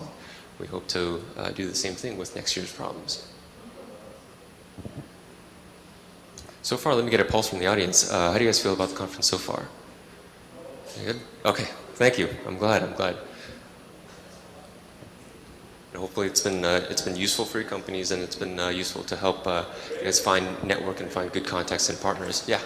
I'm really glad you defined this niche. I think that it's two terms that have once died, arcades and VR, but I think those two negatives equal positive. And I think it's going to be a real sleeper area for VR and experiential entertainment. So I think it's kind of, and I think that that's what this conference showed this year, is that it's a new ball game, it's a new equation, it's a new formula, it's a new pattern. So I really appreciate you putting this together and starting that dialogue. Yeah. And moving forward, having a standard, having an open source platform where everyone can join and come together and develop something and develop experiences is going to be extremely important, and this is where OSVR comes in. So, Michael, are you ready? Yeah. So, thank you. You guys are kind of far away. If you don't mind, you can come a little bit closer, and then you won't miss as much if I decide to drop off of my volume. So for today, I was anticipating that there was going to be a hackathon tomorrow, and that maybe some of you guys would be interested in trying to use some of our products for testing things out. So what I was going to do is go over a very quick tutorial, kind of outlining a little bit of the system, and then just kind of showing you guys how easy it is to get something going inside of Unity, which I would assume is the platform of choice for most people. And I'm going to I might get a little bit technical on some of these points, and I'll try to make sure that I don't get too many glazed looks from you guys. And if I start sensing that, I'll just kind of back off a little bit, and we can make this kind of an interactive session too, because I know that trying to watch somebody do something on stage, coding or kind of demo examples, can be really hard to follow if you don't have something right directly in front of you. So we'll get started. We're also doing this very interesting screen share here too, so that's why the quality of the screen doesn't look so good. This projector here does not have HDMI in, so we're doing a Skype screen share from my two computers. So it's going to be kind of interesting, and I think you're going to have the same issue. So we've pioneered it now. Okay, so with OSVR, as I had mentioned, whoa, wrong one there. Here, let's go here. Okay, so we actually have about 350 different partners in the ecosystem, and they range all the way. There's some big names: Intel, NVIDIA, Xenix, Leap Motion, Unity. So we have quite a bit of support from the industry as far as people interested in trying to drive OSVR forward and kind of understanding the whole purpose of what we're trying to do with open standards. And we also have a fair number of academic partners as well. And traditionally with open source type of projects, a lot of the cutting edge stuff will come from academia, which is exciting because I expect a lot of new areas to come into play, especially specifically with user interaction in VR. I think there's going to be new interaction models that evolve, especially given the new types of input devices and output devices that we're going to be encountering. And why this might be relevant to you is because within OSVR, should you become a member, actually you will get access to all these different contacts, and it's quite significant. So if you had work to get done, if you wanted to pick somebody's brain or whatever else you might want to do, you get some help from the industry and the academic community, you just have to reach out. And that could help accelerate some of your own development. In general, we've been finding everybody that's joined open source has been very open. I guess it's a redundant type of statement there, but willing to share the things that they're doing. Okay, so the technical specifications of the hardware are interesting. I think your takeaway could be that we think we're better than DK2 as far as the screen type of quality. We think our optics are better than DK2. We're not HTC Vive. We're not the CV1, but that's not really our target either.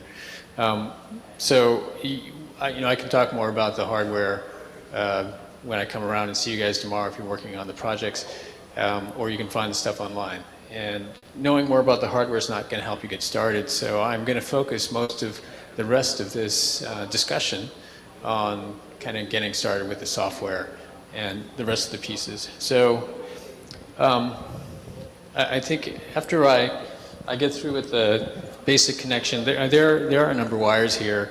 And I think the thing that you're going to see first, you may have already noticed that we have a belt box. On the belt box, there's a couple different connectors. Proprietary connector, which goes to the headset, but it's pretty simple. There's a USB and HDMI on one end, and then a power cable on the other.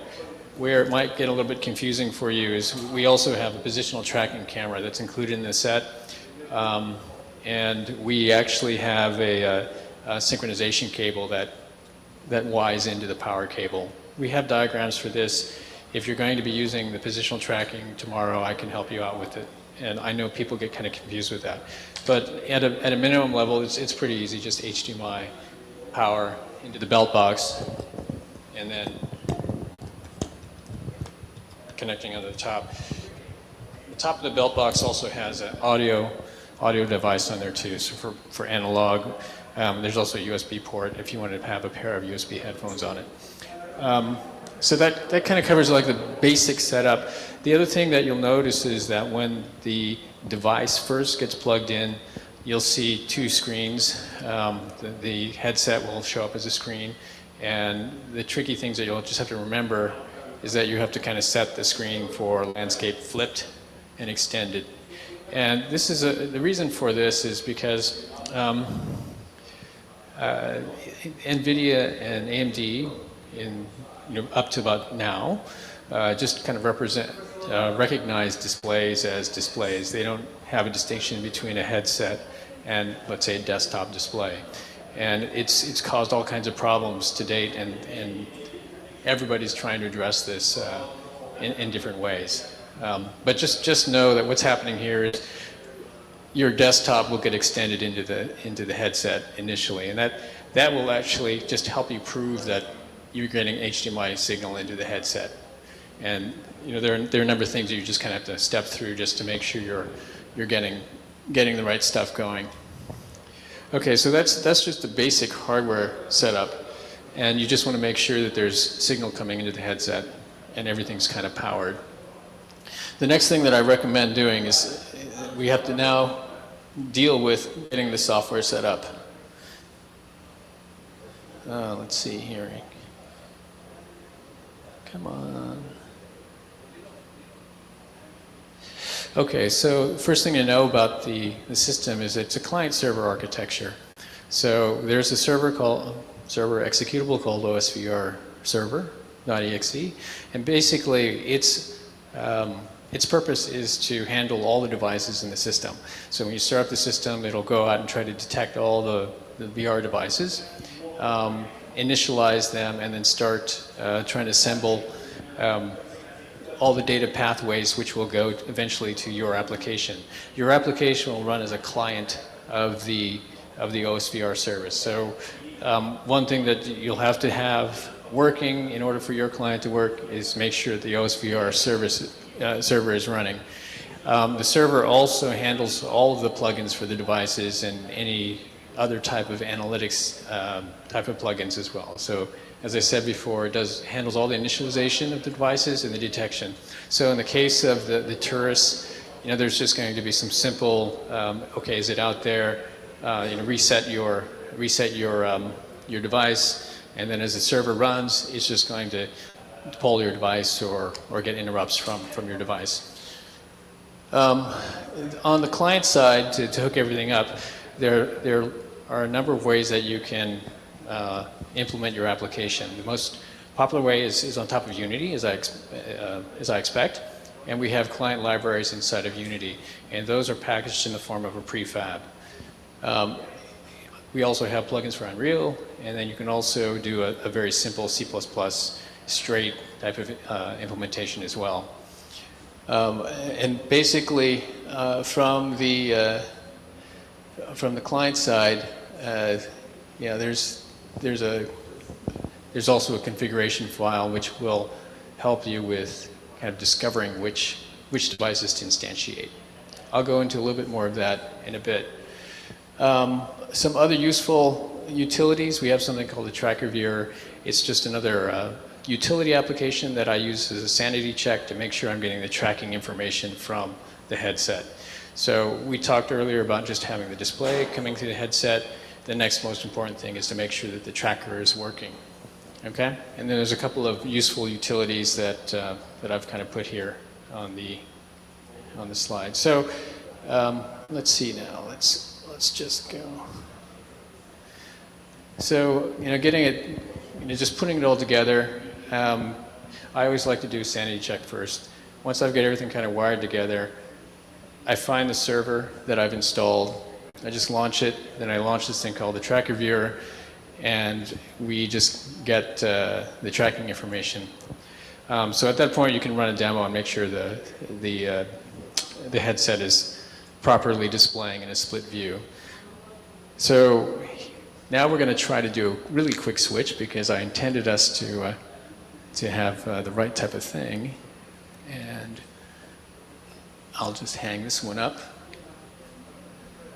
And I'll call Jeremy from this one.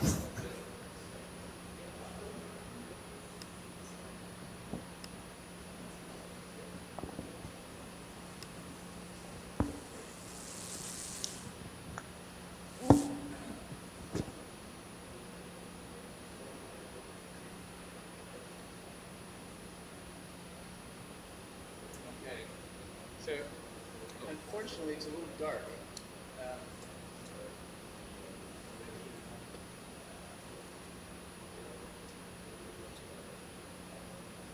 So I've microphone. Yeah. So I've started the server. This is a really dark rendition. The server has a command line type of output log. You'll see a bunch of stuff scroll by, and it'll just kind of let you know that it's alive. And then the secondary thing that I talked about is there's a Tracker Viewer utility that we have, and the Tracker Viewer utility is an OpenGL test app, but it basically just gives me a sanity check that the headset's working. So I can see that there's the desktop extended into the headset, and then I can just kind of check to make sure that the headset is kind of wandering around. Okay, so this is not so good here, but we'll just kind of deal with it. All right, so Jeremy, I'm going to switch back now. This is going to be fun. Where's Jeremy? I got to switch back now.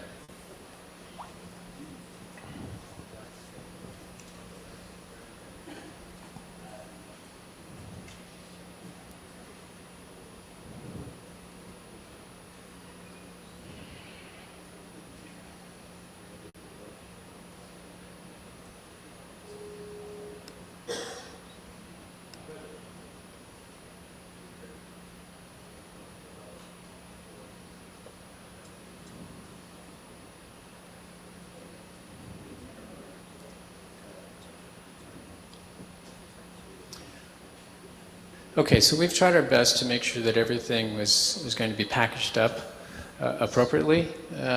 So we do have an installer and a link where you can just double click. It'll give you the server and also the Tracker Viewer and some other utilities. So it should be pretty straightforward for you to get set up for that. And then we also have some demo games that are available on a link here. But basically, these things are just to make sure that you can get started and make sure that the system is working properly. And it's not that those steps should be fairly straightforward to get going. So now what I'm going to do is just kind of walk you through a very simple, a couple simple things. One would be a Unity integration. And hopefully what you'll see is that this talk can be very short because I can cut it at that point. Or we can go into more depth if you're interested. This eye chart here is just kind of showing the layers of the software application, or sorry, the software system. We have divided things up into a number of different layers. This top box up here is user applications. These are essentially the client applications, and then everything from this point inside of these two squares here represents the server. And the reason why I'm just kind of going to show you that this is effectively what we would see in a deployment if you're making your own application. Basically, the server part of the system, you can probably take stock as is, and what you're going to end up with is your own Unity application up on the top, and inside the Unity application you're going to have our Unity prefabs. The tracker viewer is a separate client application, and it's built on top of native C++. I just kind of drew it like this just to tell you that it is a true client-server type of architecture. You can have multiple clients at the same time as one server instance. Okay? So let's just kind of dive into what it's like to do something for Unity on the PC. So I'm going to assume that you guys have some familiarity with Unity. You know, the first thing, of course, making sure that you install Unity. The second thing is we have our prefabs available on the asset store inside of Unity. So I suggest you get those from there. Download those things. You need to import the complete package.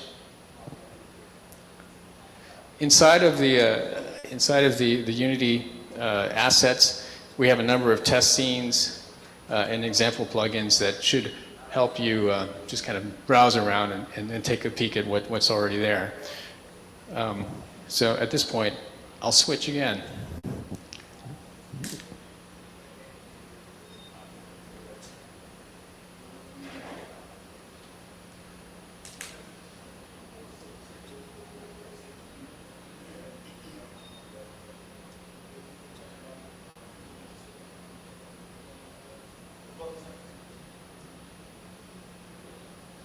Okay.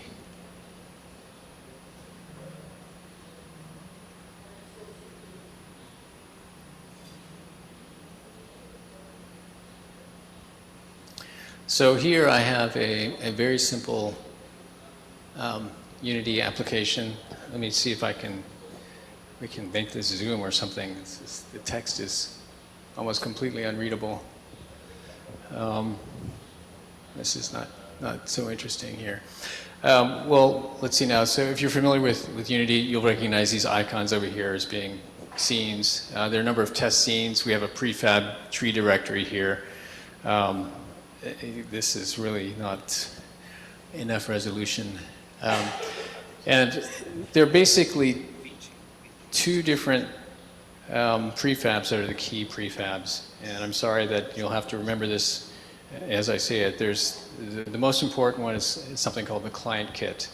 And basically what the client kit does is it instantiates all the libraries for connecting with the server.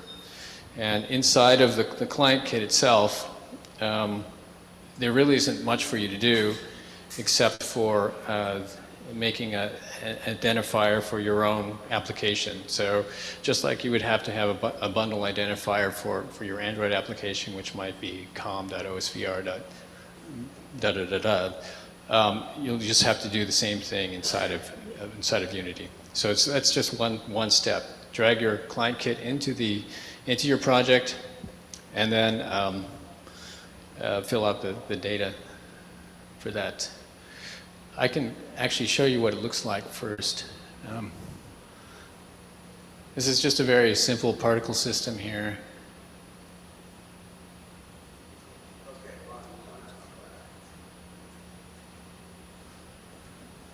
And yeah, you'll have to trust me. It's a bunch of purple dots that are kind of flying at you.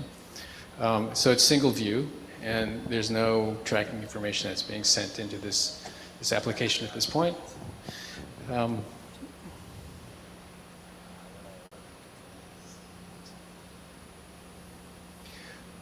So I'll just do two things. I'll just instantiate a client kit.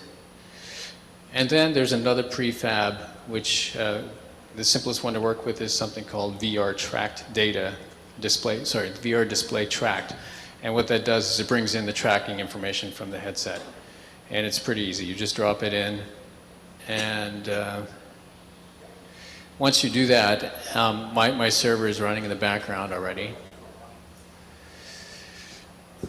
What you end up with is the display rendering is already kind of handled for you. So you can't see this so clearly, but there's actually a split in the middle of the screen here.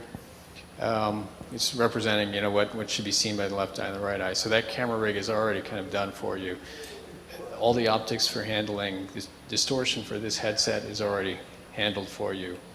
So you can imagine how easy this is going to be. If you have your Unity game already, or Unity application, just two things to do. Just drop in the client kit, put your name on one of the fields, then drop in the VR display tracked, and then you get the tracking information directly. Okay? So that's going to make this thing run in the game editor for you. And the next things that you have to do is, just like any other standard compilation of a Unity application, just do the build, open the build window, and then compile it for whatever platform you want to compile it for. Okay? There are a few more. There are a few other prefabs that could be of interest to you. One is a character controller. So effectively, what we've done is put the camera rig on top of a normal, typical character controller. So in the case of the tourist type application, that's probably the one that you'd use because you'd want to integrate the locomotion to move around in the space. So basically what it does is it just puts the camera on top of the capsule, use the move commands coming from the chair, and that would just move the camera around in the 3D space. So for Unity integration on PC, there's really not much to it. We also have an Android implementation too of the server. There's a few more steps that you would have to go through for compiling for Android. First, you have to get the Android development system inside of Unity, and then it's actually as simple as changing the build target for your build. Okay, so this is basic Unity. Anybody have any questions about what I just did here? Well, since Unity's cross-platform, you guys seem to have a new C++ implementation. Is there any plan to allow OSVR to be a compatibility layer to allow other headsets like the Rift and Vive, and of course OSVR itself, to run on Linux and Mac OS? Okay, so the question is, because we have a compatibility layer inside of Unity that we're building here, can we use that to enable Oculus and Vive to run on other platforms like Linux or Mac OS X? So in theory, yes. We have in theory, yes. So there are people in the community that are working on a Linux implementation and also the Mac OS X implementation. The way that we've implemented the libraries on top of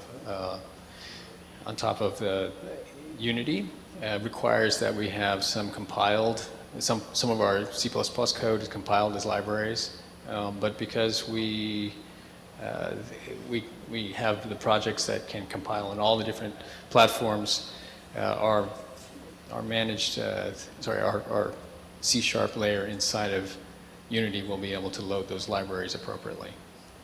So I haven't tried it myself yet, but So you're saying it's theoretically possible today? I believe so. But I don't know. Yuval, has anybody run an Oculus on a yeah? There are a couple of examples where you can see Unity running Oculus on a Linux system using OSVR. We also have OSVR on EarVR, if you want to connect to outside sources. Yep. We also have a Mac app. So absolutely, you can run other headsets on PC and other operating systems. The limitations right now for Oculus is that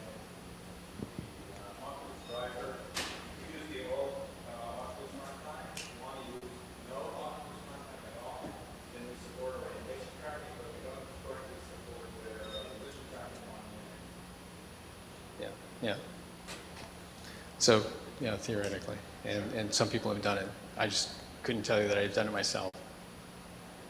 Okay, so any other questions about getting onto a Unity app? No?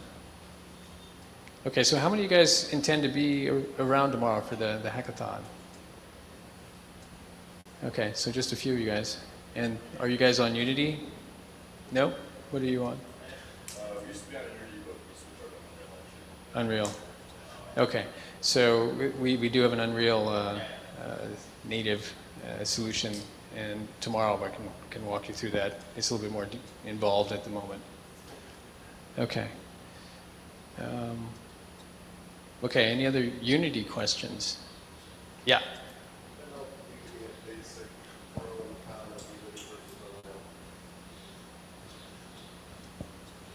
Well, I think there's a lot of dimensions involved. One would be the size of the developer community and how easy is it to hire somebody who might be familiar with certain types of tools. The other one would be rendering quality, rendering engine. Some people have preferences of one over the other. And then, just many times it comes down to what's your favorite flavor. I grew up, writing in Unity, so therefore I think it's the greatest thing since sliced bread compared to Unreal.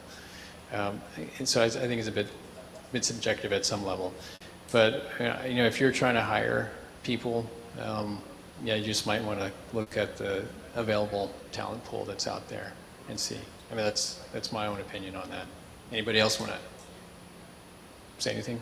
Unreal? Unity has way better applications, but just across the board, like on platforms and other supports, you get like no gold better applications.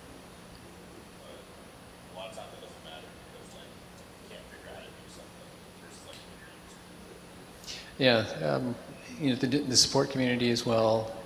You can look at that, and then there are other dimensions to consider. So, for example, Amazon has recently come out with their Lumberyard platform, which actually has a lot of nice integration with their cloud services. So they make it really easy to handle and analytics and in-game purchasing and conversion of currencies from your own game to Amazon currency. So it's a bunch of different things that you would probably want to consider. Yeah. Good. Jeremy. So the idea of developing an OSVR is you just have to develop your application once or game once and then work on all the different HMDs, right? So what does that look like from here? Can this run on like a Vive or a Samsung Gear or this project right here? What does that look like? Yeah. So the question is, if we're delivering on the promise of write once and run on all the different platforms, how does that look? So yes, this particular test app that I just did here will run on a Vive and it will run on Oculus as well. So write once, run in many places. The only constraint would be, well, okay, yeah, the application title would have to be just kind of written on top of OSVR.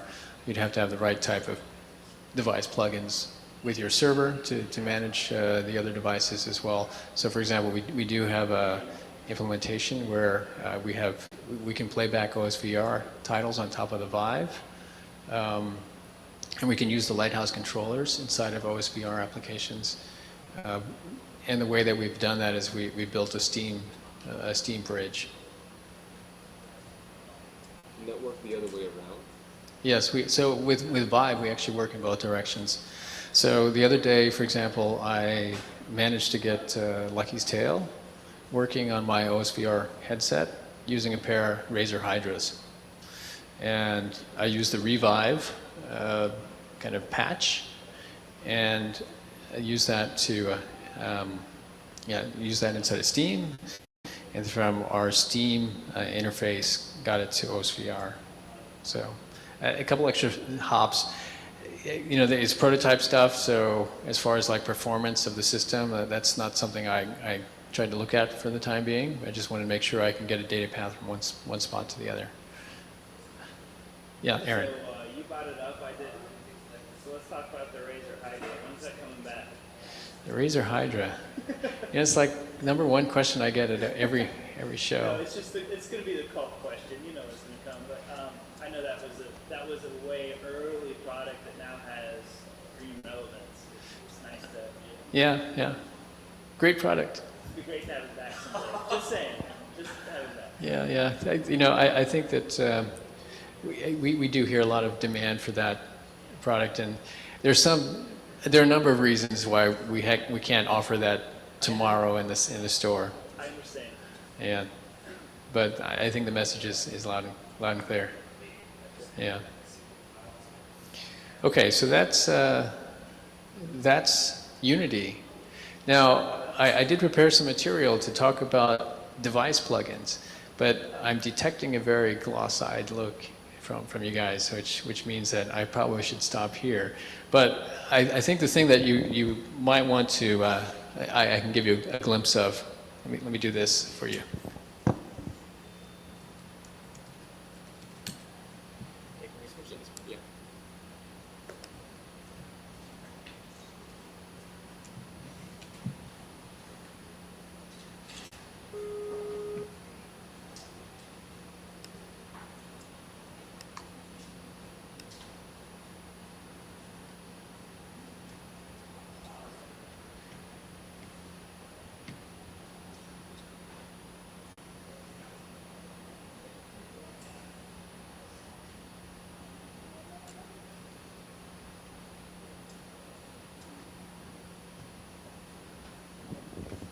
Oh, there's the Hydra. So one of the things that I wanted to, I can just share it with you really briefly, is how we're actually trying to expose some of the data streams coming from the different devices, and how we're trying to achieve some notion of class definition. So internally, what happens is every device joins the system as a node, and inside the node, each of the sensors can appear as kind of like a source, a data source, or a leaf. And the way that you find a particular sensor in the system is actually using a tree structure. We essentially have a tree structure that you can put together, which will help you find the sensor value from something. Let's say that I have a positional, let's say I have a button sensor on one of my Hydras, and I just want to find out if it's being pressed or not. And I can find it by knowing that I should look for a Hydra, and I should look for on the left side of the Hydra, and then I should look for button number 1. So something like that. And so you can use a tree structure to navigate the sensor array to find it. So com.razer.hydra, the Hydra itself, button number 1. So any sensor in your system can be identified in that way. But that's actually not very easy and not very convenient, because the whole idea of what we're trying to do is to say, hey, for devices that have similar types of capabilities, maybe we should try to label the sensor values in a way that makes sense across the board. So for example, in the case of a skeletal hand tracker, I might, as the application developer, I'm only interested in knowing, let's say, the index finger on the right hand's joint position. And so regardless if I have a Leap Motion device or an Intel RealSense device where they might have different sensing and different sensors associated with that finger, I eventually want to label that finger the same thing. So that's kind of what we have available in the system. It's a notion of aliasing, where you can actually alias a path with a label that might be really actually more meaningful for you to operate on from an application point of view. So in this case, I can kind of bring this a little bit further. Let's see, semantic left. No, I didn't. Yeah, this may not be the best one. So instead of labeling, whoa, it's like, and instead of labeling the Hydra's the Hydra's button number 0 as Hydra button number 0, I can label it something like left hand fingertip left fingertip or something like that. So that's the way we kind of achieve standardization. And inside of the Unity plugins that you'll see, basically the way that you access any one of these sensor values is through this type of labeling scheme. So that enables you to change out the device underneath. It might have very different sensor numbering or sensor indexing with a different device and still get the same type of semantic result. Okay? Yeah, okay. So I think some of this other material is probably not so interesting for you today. So just as some other things, I'll leave you with, which is where we're going with our SDK. So we announced at CES 2015, and since that time, we've had a number of people bang on the SDK and complain, which is good because that's how we learn. And in different areas that we're trying to kind of improve on include things like the developer experience, because we know that our product is actually developer oriented. And so on the documentation side, with examples and with other types of instructions on how to get up and going with the build systems, how to get your development environment set up. From a user experience point of view, these systems are still very complicated. There's a lot of wires. There are compatibility issues that you have to deal with across graphics cards, OSs, and even versions of Steam, if you want to do Steam integration. So we know that type of stuff has to be kind of dealt with, especially on the consumer side. I think maybe for enterprise type of applications, you can control a lot of that, which will make it a lot easier. You can control the configurations, and hopefully that makes it work better for you. There's a couple other things that we are working on. One of which might be of interest to you. It's a chaperone mode. So inside the Vive, when you start approaching a boundary, they have a mechanism for alerting you for safety reasons. We don't quite have that yet, but we're working on trying to implement something like that in our system because we know it's going to be important for safety reasons. And then we have ongoing system performance improvement issues that we're working on just to lower the latency of the entire system. In a number of different areas, positional tracking, latency, but also through the rendering pipeline. So you've probably heard buzzwords like asynchronous time warp or time warp and like predictive tracking. Those are all things that we know about. We're working on those things and implementing in the system. We already have some flavors of time warp implemented in our systems. Device support that's coming, we're working with a number of eye tracking companies, and this is going to be a really interesting part where we can start taking into account where people are looking to improve the performance and even do other things like depth of field effects, which should help with the visual perception system. Okay? And an ongoing list of other devices that we're trying to support. So I think at this time, I'll let you guys get 10 minutes back, and maybe you have some more questions for me. You guys working at all on sort of compositor? That's on our list of things to do as well. What would be very nice to do is solicit some, feedback from the community as to what you would like to see, specifically with flexibility for branding purposes. Because I know that we've talked to a lot of people about wanting to control the flow through, let's say, messaging and other types of things that might need to come in from the outside that are not necessarily associated with the game itself, kind of supervisory things. Yeah. Jeremy. So this morning, Zero Latency mentioned that they're using OSVR. Is it possible for you to give us some more examples of OSVR being used for commercial purposes? I think the other thing I can disclose at this time is that we are talking to a lot of other commercial consumer type of partners. Nobody's announced anything yet, but I think there will be some other designs forthcoming. A couple of weeks ago, we did have an announcement out of New York with one of the large Taiwanese PC manufacturers, who's backing OSVR. And so more than saying they are supporting it, I can't tell you exactly what they're doing, but they're looking very closely at what we have. Yeah. So, OSVR is the open source platform. Right now, there's an Oculus store that only has Oculus games, and Steam probably will only have Vive games.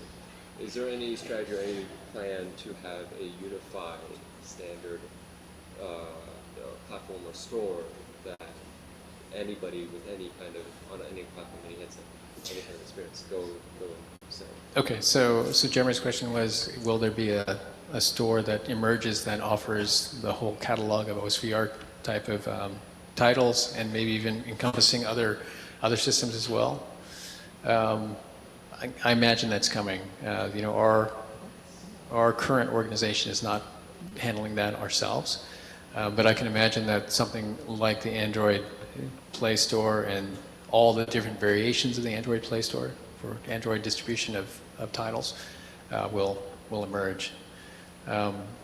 Especially if you kind of think about some of the OEM customers or OEM partners that we talk to, who want to have a completely branded experience. They may choose to elect to have their own branded OSVR compatible title stores.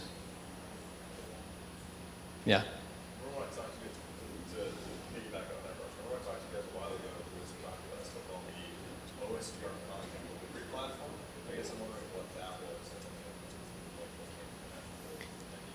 Yeah, okay, so the question was, what is the OSVR content delivery platform? So that's currently not prioritized within the stuff that I'm working on right now.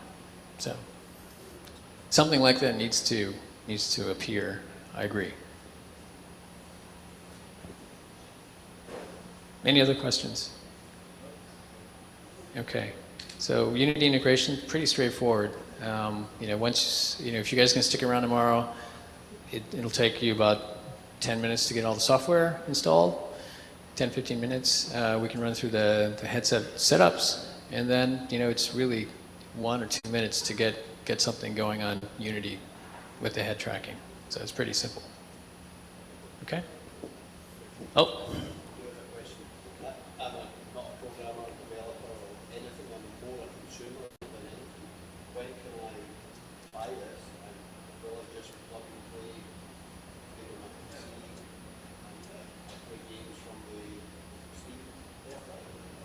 Yeah.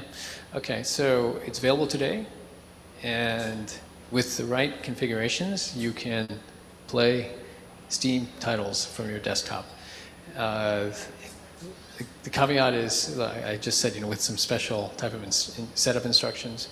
It's a little bit manual right now, and we're working on that because we have actually a lot of customers who are starting to use Steam titles on our platform.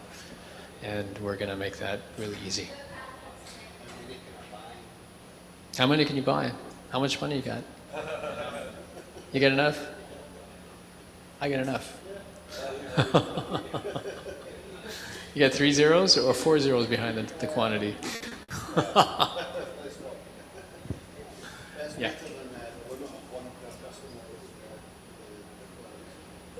We'll sell you as many as you want. Yeah. Okay. Great. Any other questions? Nope. Okay, you can come out of your trance now. Thanks.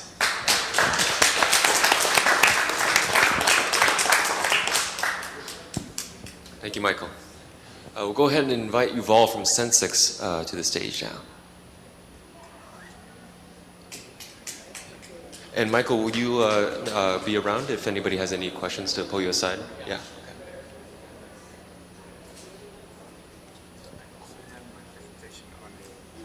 Excellent. Perfect.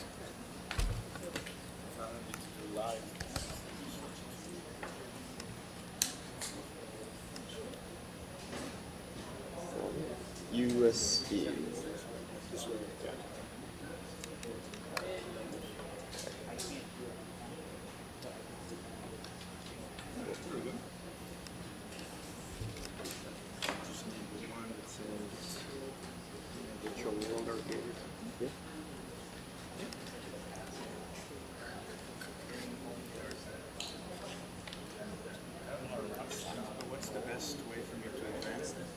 Just give me a nod or just yeah.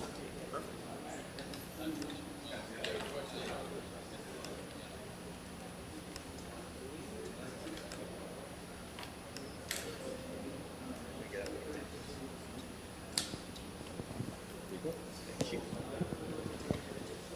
All right. Hello, everyone. You know, my name is Yuval. I'm CEO of Sensix. Sensix has been doing VR for over a decade. And so in this decade, we went to a lot of conferences, and most conferences until about 2 years ago had fewer people than are here today. So this is, I feel like this is a big crowd, at least historically to what we're used to. So Sensix, I'll tell you a little bit about the history of Sensix and how we relate to this. Basically, in terms of OSVR, Sensix designed and built OSVR software platform. So we are responsible for the architecture, we're responsible for the core, and we're also responsible for the continued technical leadership and sort of helping drive the direction, working with the ecosystem and so on. And we also, in terms of hardware design, we designed key parts of the OSVR HMD. So the optics, the electronics, the firmware, the FPGA are all Sensix work, and then we worked, of course, with Razer to design the remaining parts, and then most importantly to bring it to production so that people can buy it for $300. So let's go to the next one, please. So we've been in business for many years. I've been with the company for about 10 years. I think my wife didn't think I would last 3 months, but here I am. And we've been primarily working with high-end corporate customers. The Sensix started out of Johns Hopkins University. Hopkins at that time got a large grant from Honda to design an HMD unlike any other. So the HMD was built about 12, 15 years ago. It had a 150-degree field of view. It had 8 million pixels per eye. So 12 years later, it's hard to come by 8 million pixels per eye and 150-degree field of view, but that still exists. And that HMD was used to design one of the most famous cars that Honda made. So they used it for interior design. They wanted to visualize the car and make changes before they actually built it so they can make the right design decisions. Since then, we've worked all over the world.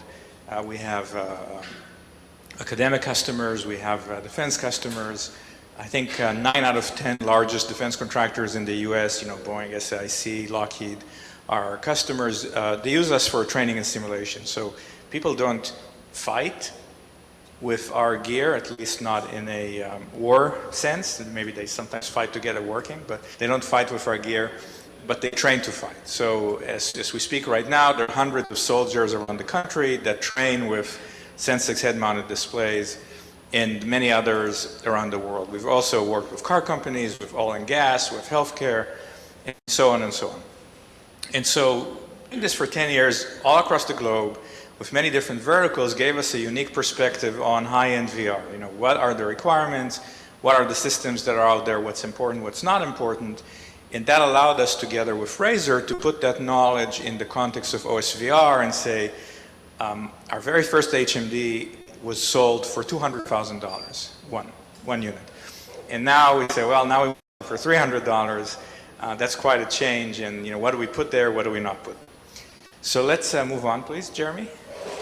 Thank you. So here are just a few of the HMDs we've created over the years, and that sort of quickly brings me to today.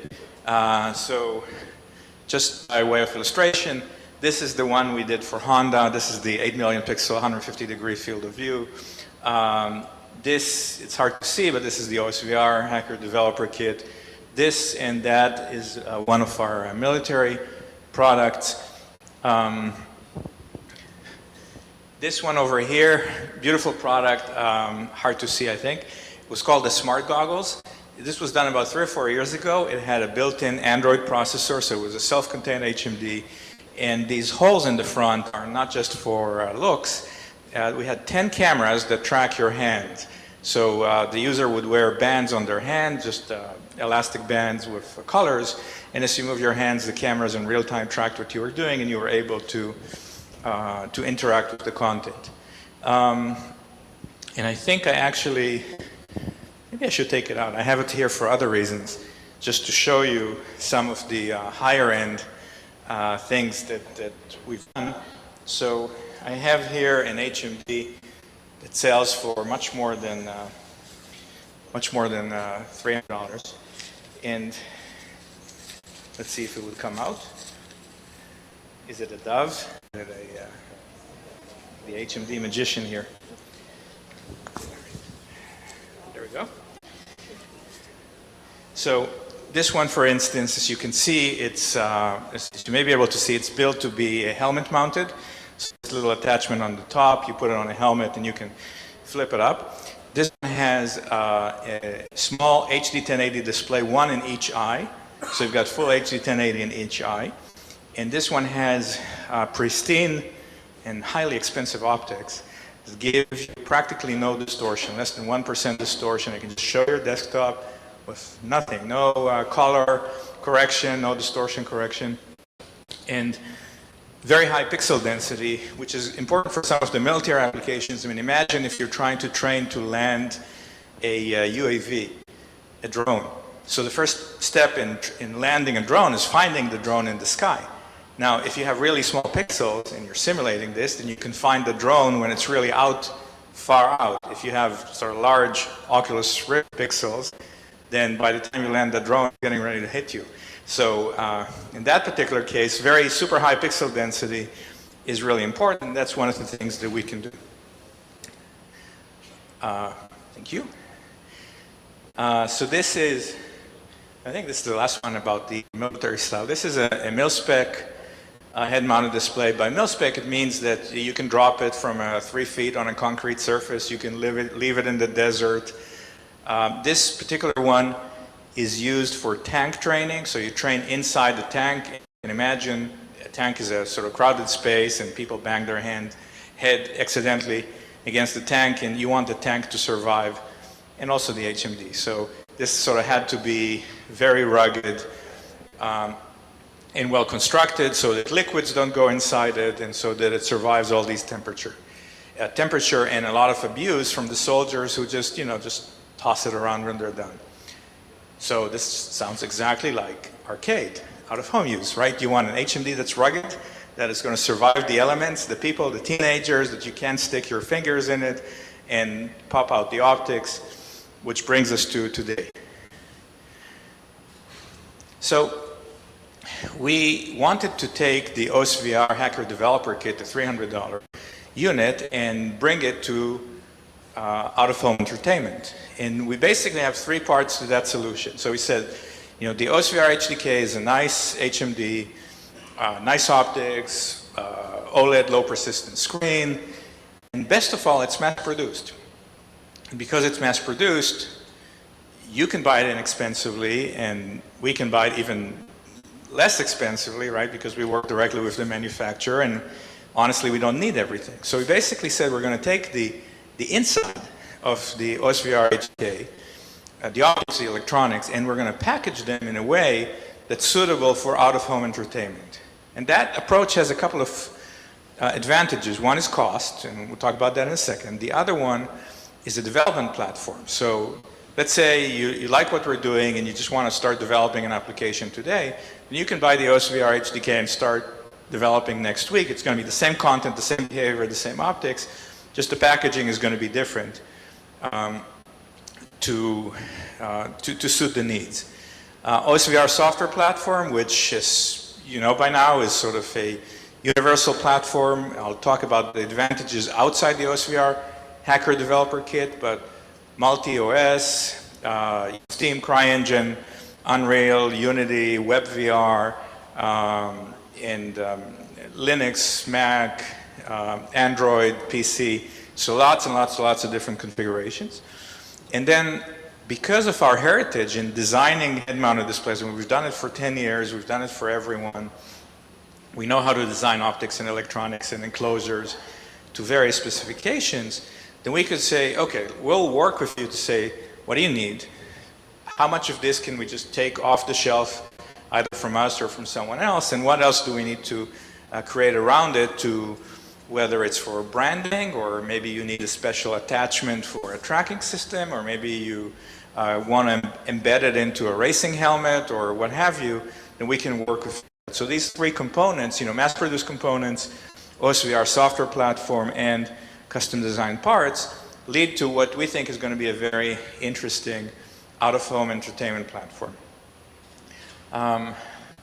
So touch again on the benefits of OSVR. So the multi-platform, multi-device has a lot of advantages. It means that you can pick the computing platform of choice for the OSVR software.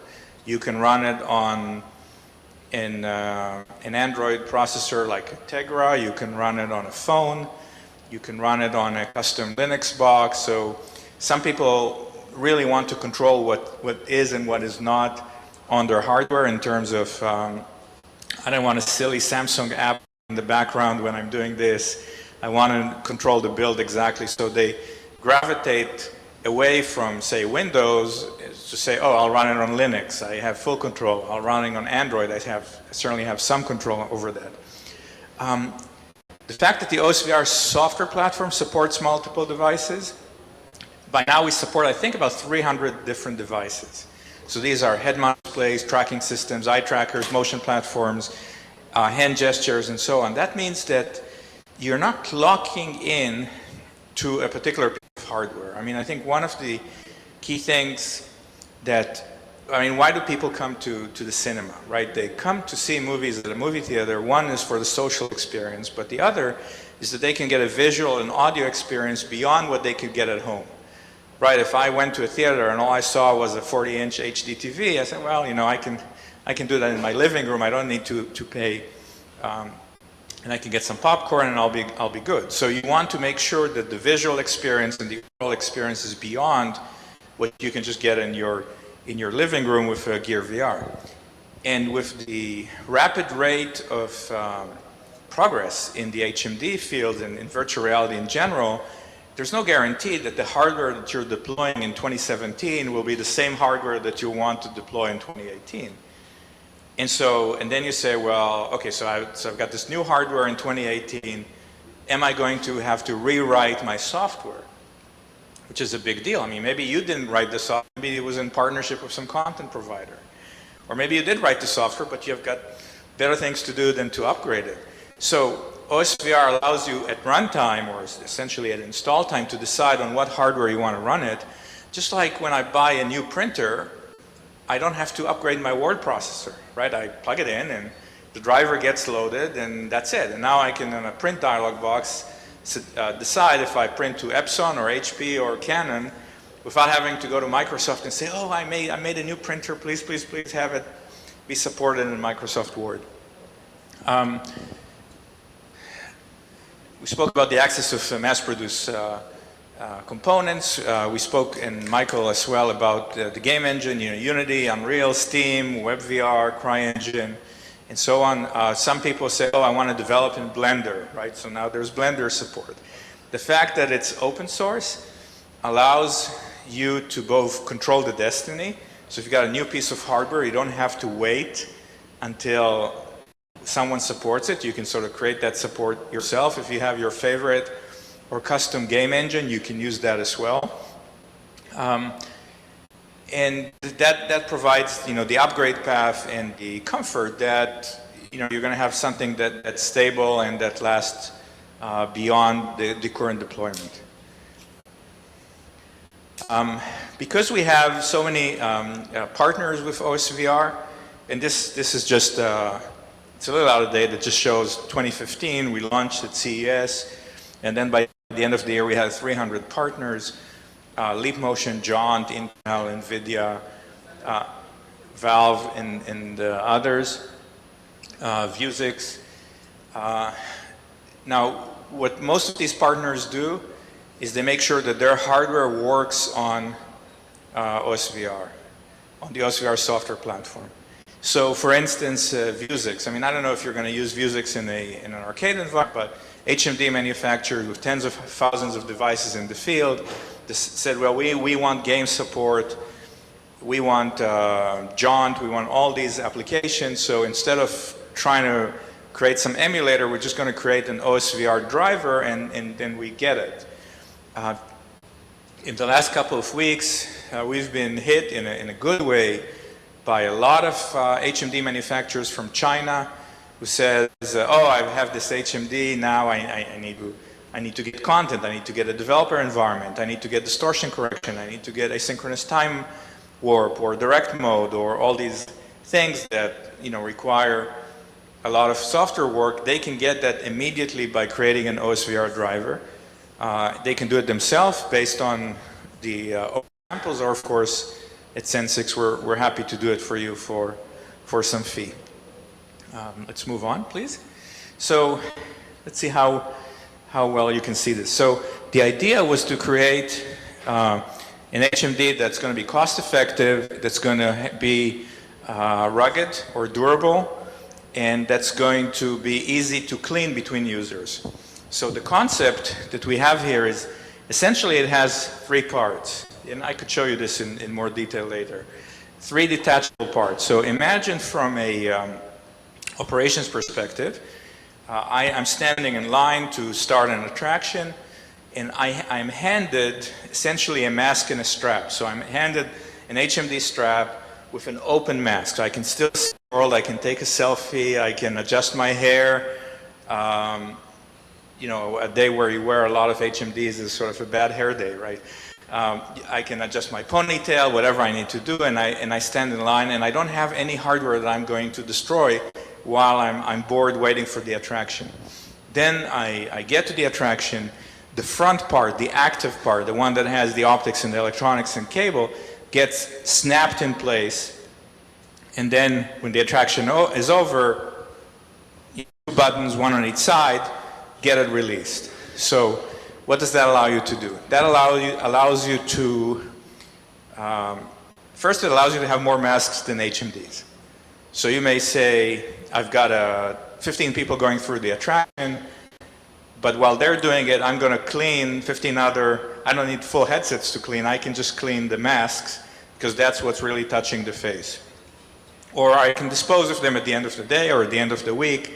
If they get broken or ripped or something else, it's a very inexpensive part. I'm not handling the active part. Now, the active part, because of this concept, we are looking at 2 things. One is PC-based active part, so basically the inside of an OSVR HDK connected to a PC, just like Zero Latency described that they're doing with us.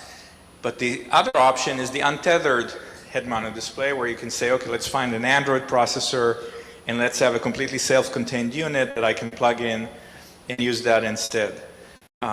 So the concept is to make it separate parts, so you have more control over who touches the hardware or who touches the more expensive part of the hardware and when.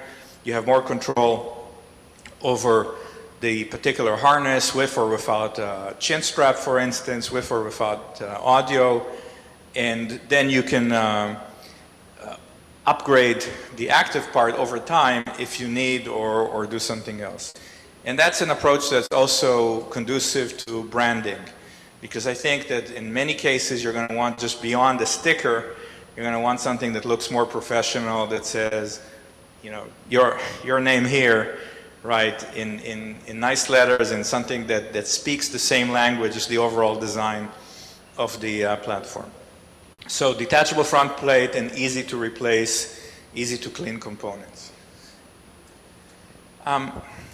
Now, we have worked for a long time, by now quite a long time, on the OSVR software platform to make it universal. And through that process, we did a couple of things to make features that you normally are associated only with an HTC Vive or an Oculus available to your custom HMD. So the first one is distortion correction. Even though we know how to generate optics that don't require distortion correction, that's not always desirable for cost reasons or otherwise. So you can bring us your HMD and we'll apply the distortion correction. We can do it in 3 ways. I mean, technically we do a distortion mesh, but we can come up with that distortion mesh in 3 ways. If you design the optics yourself, you can say, oh, here are the optical design files, and that usually includes a distortion curve, and we can take that curve and basically create a distortion mesh from it. The second option is we've created a distortion measurement system. So it's basically a small camera that you put quite close to the HMD, essentially where the eye is, and then we just display some images that we control and use that to say, oh, that's what this should be a straight line, and now it's not, so that's what we need to do to correct it. And the third option, which is a good, quick first approximation, we have a tool that's, by the way, open source like almost everything else in OSVR. It's called a distortionizer. It's on osvr.github.io, and it basically allows you to interactively display a grid, use some buttons to change the shape of the grid, and say, oh, I like how it looks now, it's pretty good. And by the way, you can do that grid for every primary color, so it gives you both distortion correction as well as color correction all at once.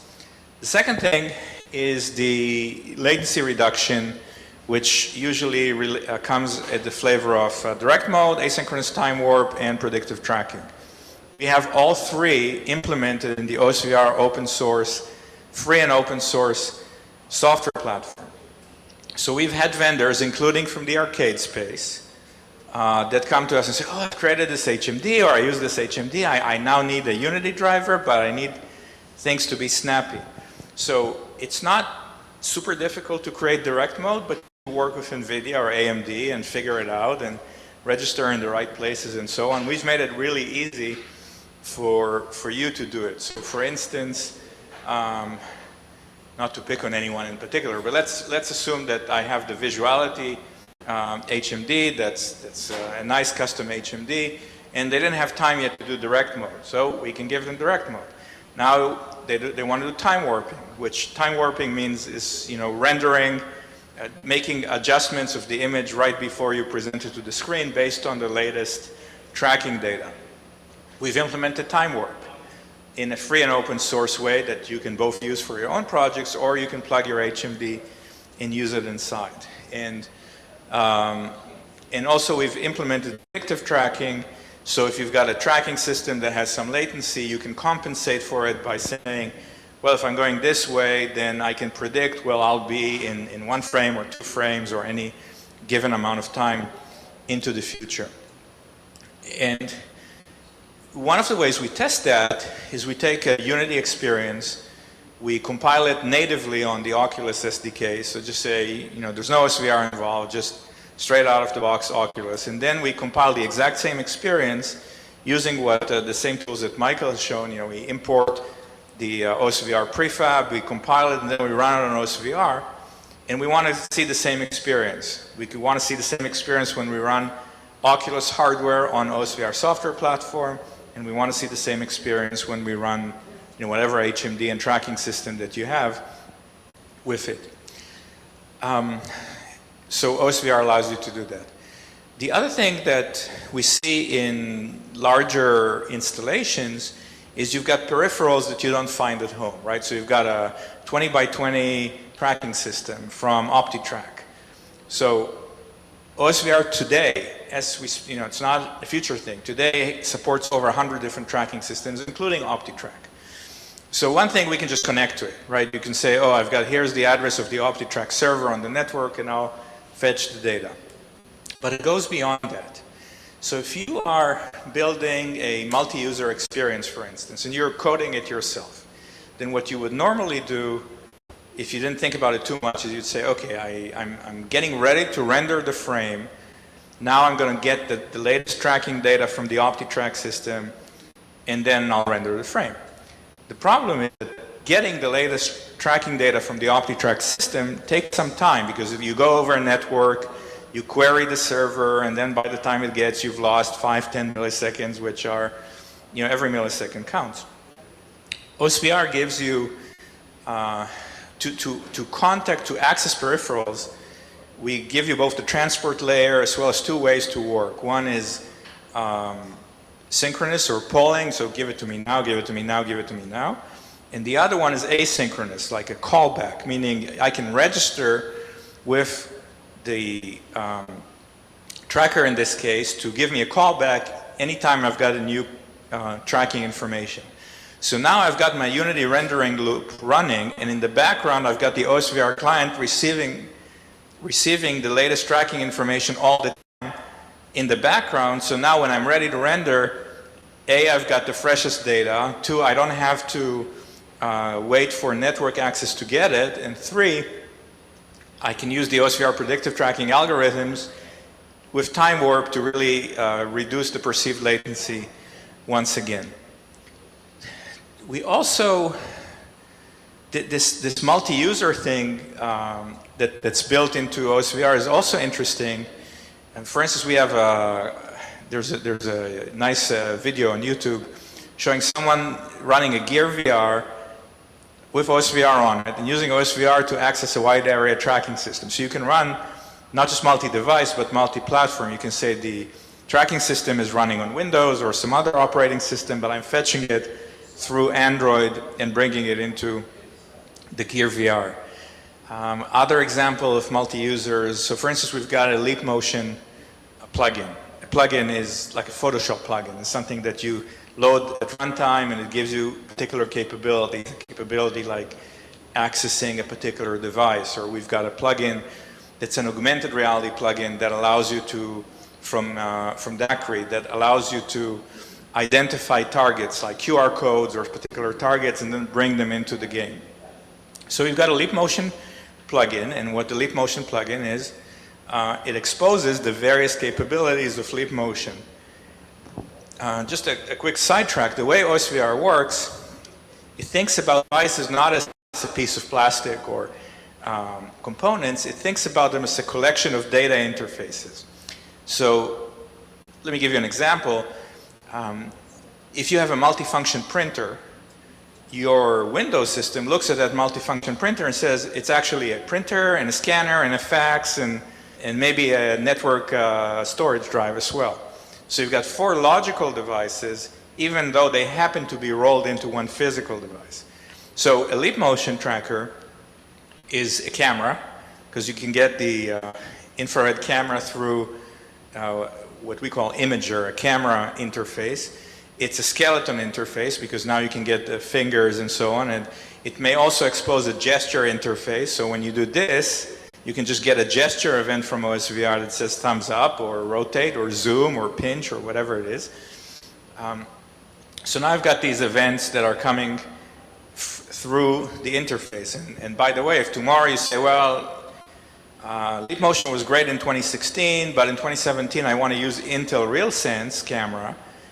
If you have a RealSense driver, that's going to map the same type of events into OSVR. So regardless, just like the printer example, I can switch the printer without changing the application. I can switch the hardware without changing the VR application. And so now let's assume that you and I are both wearing HMDs and we both have Leap Motion device. By the way, the HMD I was showing before, the out-of-home HMD, has an option for integrated Leap Motion device. So a Leap Motion device that's baked into the device, the user doesn't see it, but it still gives you all the capabilities of the finger tracking. So now you and I are wearing a headset and we both have Leap Motion, and let's assume not exactly the classic arcade game, but let's assume we're playing chess. And when we're playing chess, I would really like to see your hands move as you go to reach for the pieces. So the OSVR client-server architecture allows my computer to both access the information about my fingers because I've got a local Leap Motion, but also to see the information about your fingers because I can access the remote Leap Motion on your computer as well. So, I mean, so when we go from the home to the arcade, just to summarize, there's the hardware differences and the software differences. Hardware differences are obvious, right? It needs to be rugged, needs to be easy to clean, needs to be branded, needs to maybe have special attachments for whatever you're trying to do. The software differences is that it's not a PlayStation 4 where it's always a PlayStation 4 and a PSVR. The hardware can change and can change over time. I might have professional grade hardware with game engines. I might have multi-user things that I want to run together. And I need high performance for that in terms of rendering, because going back to the experience, you know, someone has a good VR system at home, and now you're going to give him a crappy experience at the arcade. Not a good start, probably. I think that's the last slide, but let's see, maybe I forgot something. So happy to take any questions. Yes, please. So I heard you mention a couple of things. One, that a Sen 6 at-home HMD is based on the OSVR HMD, but also that to compare it at home, it has to like offer a value higher than at-home solutions to be able to compete. So what about your guys' display resolution? Is that going to match or beat at least Oculus Rift and Vive, or are you guys still going to target 1080p and OSVR? No, 1080p is what we offer today, but obviously we're looking at the 1200 by 1080, 90 hertz OLED low persistence displays for future generations. That might not be so far into the future. Right. Yes, please. So at the moment, is the 1080p better than, say, a Samsung Gear on an S6? So at 1080p at 60 hertz, I mean, the Samsung Gear VR is 2.5K at 60 hertz. So in that regards, the Samsung has a higher resolution. The upside of this is that the Samsung is limited in terms of processing power because it's a phone-based, and it's also poses a lot of issues for operators in the field, like how do you change the battery, how do you charge it, how do you prevent it from dropping out of the case, and so on and so on. So I think long-term, there's room to have better mobile solutions. One important thing that I forgot to mention is, again, coming from the professional world, we've been selling wireless, low-latency wireless video solutions for a few years now.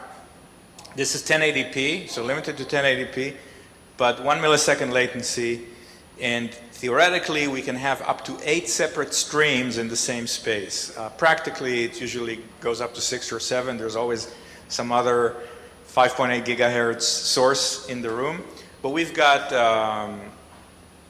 military training installations where you have multiple soldiers walking around with HMDs or emulated binoculars or other devices and have multiple simultaneous low latency video streams running through them, and the wireless video technology that we use does not require a line of sight, which means you don't have to wear the receiver on your head. What usually happens is that the user wears a battery to power the HMD and the wireless video on the hip, and it works great. You know, if 1080p at 60 hertz is good for what you need, then you should really look at this, because you can get the processing power of NVIDIA 980 with the freedom of a wireless system. Yes, please. Yes. Yes. Well, it's an off-the-shelf from Sensex.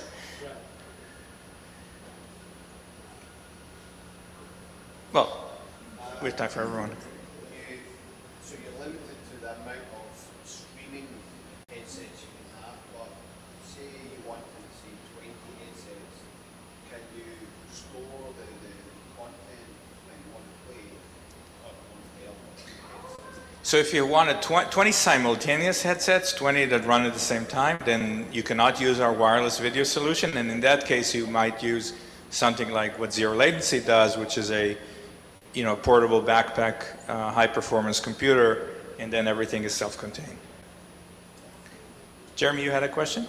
Yes. So do you have a demo of your mobile solution that has the flip-off? Not yet, but very soon. Okay. I mean, we can show you what it looks like, and we can go over the mechanical design and the features, and whether it's ventilation or what's possible and so on, and in terms of a physical demo, very, very soon. And is there any plans or any research being done into head tracking, so being able to do onboard computing while you're walking, or to track you walking through the painting, the walking through a room, like spatial mapping, like what the HoloLens is. Well, I mean, a lot of vendors like Intel and I probably Leap Motion as well, you know, we have cameras that are looking at SLAM for positional tracking algorithms. If for those of you that were in last week SVVR show, you may have seen a couple of demos of peripherals there, which for us is great, you know, because I think that an Oculus solution is a one-size-fits-all. That's what's in the system, and that's it. And now you say, well, but now I want inside-out tracking, or now I want to add this peripheral or that peripheral. That's going to be more difficult with an Oculus. With an open ecosystem like OSVR, if there is an attachment that does inside-out tracking, all we need to do is to write a tracker interface to it. That usually takes a day or two, and you're done. And you could move seamlessly from, you know, an OptiTrack stationary system all of a sudden to a SLAM system. When it comes to like specific integration you need in terms of design, plastics, and stuff like that, and how do you make it cost effective? So taking, you know, the hardware, the cost required, and then bringing on top of it, for example, a standardized or whatever the portion. Right. So, so first we try to use as many mass-produced components as possible. So just like at the core of the out-of-home solution, there's an OSVR HDK, you know, trying to break out. That's mass-produced, and now that's how we can keep the cost down. If I were ever to write a book about HMD design, I think it would be called A Study in Trade-offs. Because when you design an HMD, it's always about trade-offs. When you look at optics, it's cost versus performance versus eye relief versus distortion versus what are you willing to do on the computer, what are you not willing to do on the computer, what are you willing to pay. So our goal is to design, we understand that different users will have different goals. Some will want a leap motion integration and say, I'm willing to pay the extra amount that it's going to cost to put a leap motion on every unit. Some say, no, I don't need it. Some say I need audio, and some say I need audio that's detached from the head so I can hear the screams around me, and some need noise canceling audio that I can put and be fully immersed. So our goal is to try to bring to our customers the option. Say, look, we are familiar with the members of the OSVR ecosystem, the 350 companies that I mentioned. We're also familiar with companies outside that. Here's what we can offer off the shelf. Here's what, here are the other options that you have. And if necessary, on some fields like optics or branding or packaging, we can certainly develop things for you. And then let the customer decide, you know, do you want to do option A, B, or C? Yes, please. I'm curious, how many lenses do you have in that? How many elements? Lenses. So in this unit, of course, there are just two eyes, but in each eyepiece there are 6 elements, mostly made of glass. So it's a little bit heavier, but I mean it's a different level of performance. Sorry? 6. 6, yeah.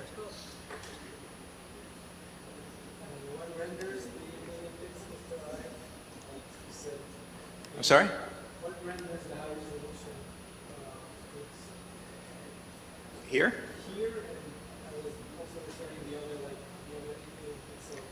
Oh, well, so the 8 million pixel per eye headset, given that it was done a dozen years ago, we had a small, beautiful rack of computers. You know, I think it was about 12 computers. Each computer had a dual port graphics card, and they were networked. And so when we had to deliver a system, we rented a van, we put all the racks there, and we dropped it off, and so on. But that was a while ago. After that, we created an FPGA that took a high-resolution signal and did the processing to save some of these computers. And here in these headsets, I mean, the dual 1080p, we've got this one, and we also have a unit that has 2 1080p cell phone type screens, so it gives you a 120-degree horizontal field of view with 1080p per eye.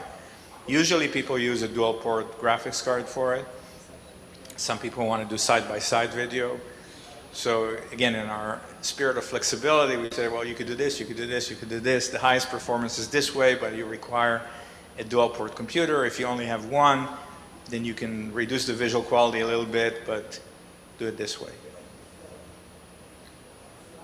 Back to the 20 headsets again. Could you have like 2 PCs or 3 PCs on slightly different frequencies broadcasting? Yeah. So, right, yes. So when I say we have 8 simultaneous links, then you could have 8 pairs of a image generator, like a PC, and an HMD. And they could be either hard-coded, meaning that they always wake up to the same frequency, or if you have fewer than 8, then people usually do it dynamically. They wake up and they takes them a few seconds to find the best available frequency for that space. Is it one PC can broadcast to 8? So yes, technically that can be done, and practically that can be done. People usually don't do it because an HMD is a very personal experience that's head-tracked, so you don't want 8 users being slaved to the movement of one person. But in terms of, do we allow multicast? Yes. So for instance, you could say, I'm broadcasting to the HMD, but I'm also broadcasting to a stationary monitor in the waiting room so that people can see the fun stuff that's going on there. Any other questions? Very good. Well, thank you very much. Thank you, Yuval. So we're going to reschedule the VirZoom presentation and tutorial to tomorrow, right before the hackathon. So we have 2 more talks and tutorials here today. Let me invite Aaron from Praviti.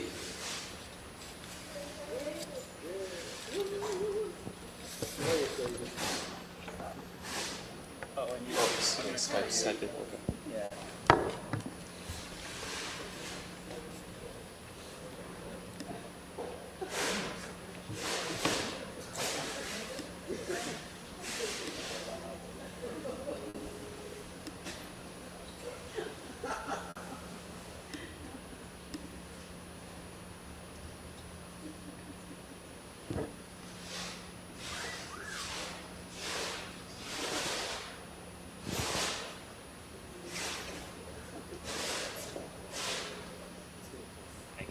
Save my voice for later. Hello, I'm Aaron Schraden with Praviti, and Praviti exists because of an engineering company I've been running for the last 25 years. And so this first part is going to be telling you what I like to do, and maybe it's something that I can help you with in your endeavors here in VR. And so back in 2003, I formed the company, and we've had an interesting path to get to this point. I've been doing a lot of stuff in medical stuff, from taking a person apart and drilling into their femur and putting metal replacement hips and knees and all kinds of stuff in the medical world and the military. Like the census guys, I've done a lot of consulting and some of it in VR. From automotive, I've played around with some of the German and American customers by providing interiors, and there was an individual talking earlier about being able to visualize interiors, talking about the super expensive HMD. That's some of the space I've been in. And then I started to make this change over to electronics, which eventually led to VR. And I ended up helping AMD, Advanced Micro Devices, break a few overclocking records, liquid nitrogen, finally liquid helium. I get a Guinness World Record, and I check another thing off my bucket list. And those people eventually disbanded from AMD when they got released, and they started to involve me in a lot of their crowdfunding things. So if you guys need help with understanding most of the not-to-dos in Kickstarter, I'm probably the person to come to, and I can help you navigate some of those unfortunate experiences. Did I go backwards all the way? So some of this experience that I've accumulated in design has to do with seating. And I've done a lot of design for the big 3 of seating, which includes Herman Miller, Hayworth, and Steelcase. And when I was working on some of the Kickstarter projects, they were treadmill related for VR. And as I started to experience the treadmill experience, I've realized quite a bit of the shortcomings of what was problematic about those approaches. And so I started to, I'm going to skip through a lot of slides so you guys can get back to life. So what I started to realize is that there are a lot of problems in VR. And so what I have to do is sell the fact that there are problems and allow the solution to market itself. But the cable tangle, the VR sickness, and the exhaustion that you get from using the treadmill, being able to play soccer for 90 minutes in a game, but being exhausted after a few minutes on the treadmill, that was something that I didn't really see as a viable solution for social VR or even work seating or like the next version of GoToMeeting. I can't picture using a treadmill for that. And so seated seemed to be a lot better option for that. And so another couple of problems are that the treadmills are usually large and heavy, and they're sort of embarrassing. So if I was suited up for a treadmill right now, I'd have a harness that's squishing every bit of my anatomy up into my stomach, and I'd have bowling shoes on that I don't know how many other people have worn before me in order to use this treadmill. And that didn't seem like... We're going to have to get rid of this device, I think.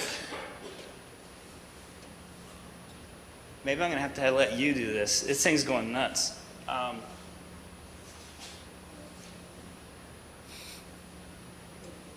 So I created this tool to allow people to be able to move around in VR without using their hands. There are plenty of technologies that can grab the motions of your hands and allow you to manipulate the VR space. In real life, we don't walk on our hands. We don't use our hands to walk. Why do that in VR? So I moved it back to the lower part of your body so that you can move around in VR without your hands. And this type of control method works really good for people because that's how we work. It also works great for machines. So tomorrow in the hackathon, maybe we'll talk about different things that you can control. And maybe it's a machine that you're controlling with the chair so that as you tilt forward, the machine goes forward. Or if you strafe left or right, the machine can contract left or right. But at the same time, what's important to realize is that the chair not only is taking your joystick movement, your left stick movement, but it's also tracking your torso so that as maybe you're going forward in VR right now, your head is stuck to your body. So forward is always defined by where you're looking, and that's just the way it works right now. But uncoupled, what happens is we break that. We measure the torso angle and allow the head to look freely. So even though you're going this way, I can look left or right, just like you do when you're going down a sidewalk. And so those are some of the advantages to this particular control method and the reason why it might be a viable solution for moving forward. And so looking at the different spaces that the chair, or verticals, I've heard that used a lot, that the chair can be applied. There's a lot of different places that you could use this in, from real estate walkthroughs for a graceful real estate walkthrough, or video entertainment and out-of-home experiences, which is what this is supposed to be focusing on. But one of the advantages to this particular solution is the footprint. So if these are wonderful implementations of VR navigation, these room scale things, but there's a lot of different facilities where if you can get 60 to 70% of the VR experience from a seated solution where you're navigating VR and only use 5% of the space that a large setup is using, then you can essentially increase your profit by 50, 60, 70% based on what you're trying to do. So the whole chair takes up a very small amount of space versus some of the other devices, which can make these business plans that we're talking about look even more appetizing. So part of what we were supposed to go through is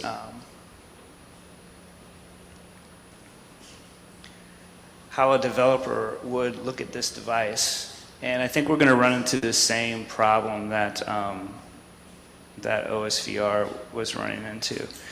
But essentially these are called blueprints. And in the Unreal Engine, instead of coding C, you have all these different things that are interrelated that you can connect to one another to create logic paths. And so let me see if I can zoom in here.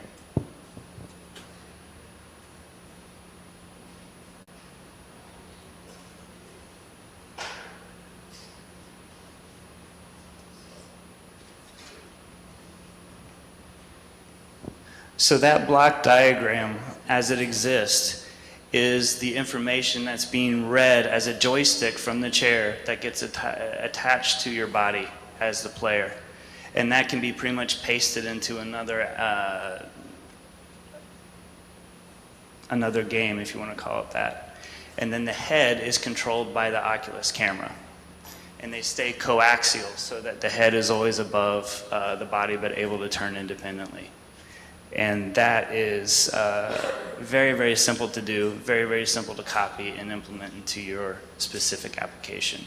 And on our website, we will post not only this Unity this Unreal asset, but also Unity assets that show the same implementation. So essentially, if you can today code for an Xbox controller, you will be fine creating an application that utilizes the chair. Yes. Yeah, so I guess that was my question is, I know it'd be like probably better to, your guys' SDK method, but just real cases where you don't want to have to implement it to be executable. So right now, the device comes in as a USB HID.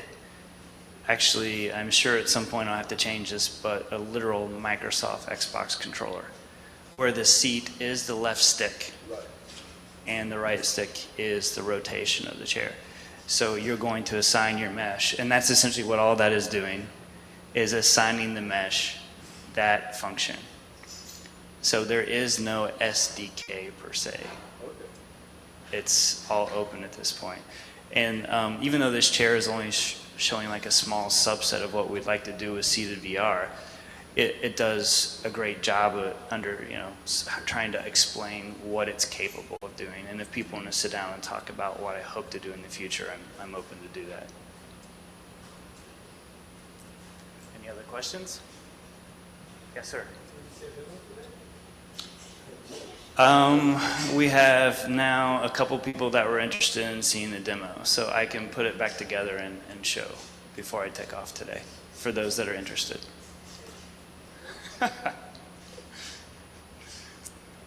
But I've purposely tried to make this very, very short. If anyone has any questions, I'm more than willing to sit down and work through the code and show you what I've been working on, but I think everyone looks flat out exhausted. So you're addressing certain problems. Yes. Of the chair that fits the purpose. What have you been getting back from the user as what is where is it taking people when they go? What is it giving them? Where are they seeing it? So we've had a variety of people try the chair, ranging, when you design a product, you normally design for the 50th percentile this or 50. And the 50th percentile American is very different from the 50th percentile Asian. And so we've had that particular device been tried by a number of different nationalities, a number of different age groups, and a significant range of weight, from well over 350 to small children under 70. And so the anthropomorphic aspect, people have been pretty excited about how variable, how it's been able to cater to a lot of different sized people. The main limitation is the seat shape itself, which uses a 100 by 100 square bolt pattern, so you could replace that with just about any stool top that you wanted to. That wouldn't be so constraining. The people exiting the device are usually pretty excited about it. And I find that, like, say, you've been in VR quite a bit, I find that the people who have not been in VR quite a bit take very naturally to this decoupling where it's not like this, okay, this is forward and this is forward. They take very naturally to just looking around like that, and it takes less training. They're sub 2 minutes to master, and the people who have been in VR for a very long time, sometimes they need some reminding of what the goal is. but we had SVVR. Were you at SVVR as well? So there's quite a range of people come through that particular venue. And we had one lady that got off and was like teary-eyed, and I'd say that was probably the most exaggerated outcome. So we have a range. There's people that get off and they're just like, oh, it should have always been like this. And other people that are like, this is a beautiful work of art, you know. And that's obviously an outlier, but that's the range. Anything else? Is it time for everyone to go eat and sleep? Good. I was just thinking as you were, reflecting that about people who have been in VR for quite a while, finding that difficult with the bidirectionality, that is actually a reflection of a neural wiring that's going on that's steady, right? So it's, it's interesting, because one doesn't think about it this way, but having something like where there is a bidirectional element that you can put back in. So how long did you say it usually takes for people who have been in VR? There's a range, and it has to do with age, and it has to do with exposure. So just for an example, I don't know that there is a factor to it. I don't know about proportionality or what the multiplier would be. But like say for instance, if the Sensix guys were to go ahead and take a head-mounted display and flip left and right, there is a specific amount of time before your body reprograms itself to realize that it is flipped, and then you go on with life like it never happened. You function without making that process. Like, you know multiple languages, but what do you dream in? Do you dream in English? Or do you dream, there's a certain amount of reprogramming that your body does, and then it becomes steady state. But when you take that away, now I've got people that come back to me after they've done the chair and gotten used to uncoupled. They're like, I don't even like playing first-person shooters anymore, because wherever I turn, that becomes forward, and it's annoying to me. So there is a little bit of reprogramming, and then coming back to what you knew. A dream in different languages. Perfect. Anything else?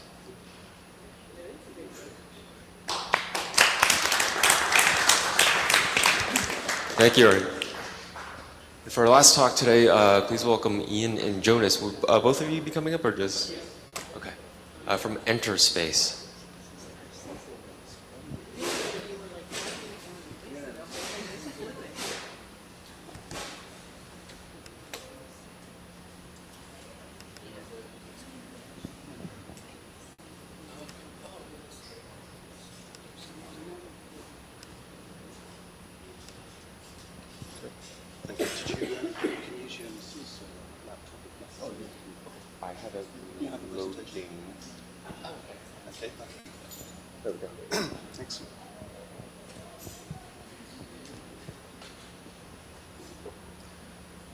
So, good afternoon, everyone. My name's Ian Dyer. I'm with Enter Space. We're a new start, seed-funded arcade VR company, a niche one. As you probably guessed from my accent, I'm not Swedish, but Jonas is. So Jonas is on our development side, and we're going to talk a little bit. We realize this is the graveyard slot, so I'm aiming to keep you awake before it's beer o'clock. Okay. The title literally does what it says, Enter Space. We are an arcade-themed company that take people into space. What does that mean? Well, for many years now, the themed entertainment business actually hasn't addressed going into space as space tourism. We know that federal approval rating for support of NASA, particularly here in the US, and European Space Agency in Europe, is very, very high in terms of GDP versus federal spend.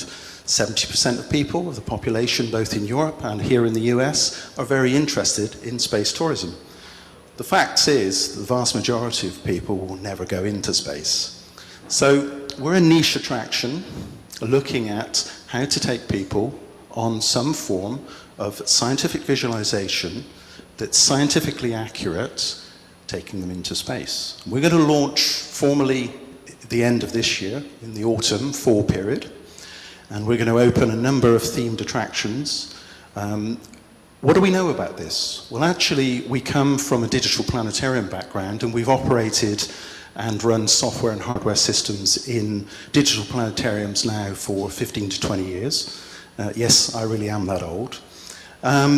We've worked with American Museum of Natural History in the Hayden Planetarium with Neil deGrasse Tyson's team. And we've also worked with California Academy of Sciences up here in San Francisco. And we've also worked with the Chicago Adler Planetarium and more than 200 planetariums around the world. Now, in a digital dome environment, the level of immersion was previously the best you could get. You removed the majority of extraneous influences, but VR is a step forward again. So what we're going to do is take a lot of the scientifically accurate data from JPL, from NASA, from NOAA that we've curated over the last 15 years, and we're going to embed that in a VR experience. But we're actually going to set it slightly in the future. So the experiential process will actually be to take our guests in the VR arcade sector on a short tour of something that's scientifically accurate. So one of our launch demonstrations is going to be actually to take our guests on a tour of one of the moons of Uranus, which has a 10 kilometers? Yeah. Okay. But it's the tallest cliff edge in the known solar system. We have all this data height mapped in our database sets, and approximately it's a 12-minute experience if you want to do the whole drop, and it would take you, down those kilometers, and you'd land safely on your feet. So we're actually going to show you a little movie from our artistic director, and I'm going to hand over to Jonas, who will actually explain some of the technological aspects of how we put that together.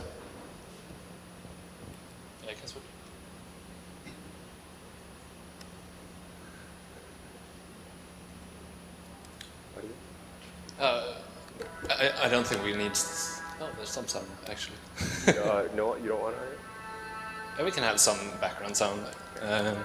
So this is from Eric Bernquist. Have anyone seen this? It's called Wanderers. It's a short. I suspect has been meticulously crafted by natural selection as an essential element in our survival. Turn down the volume.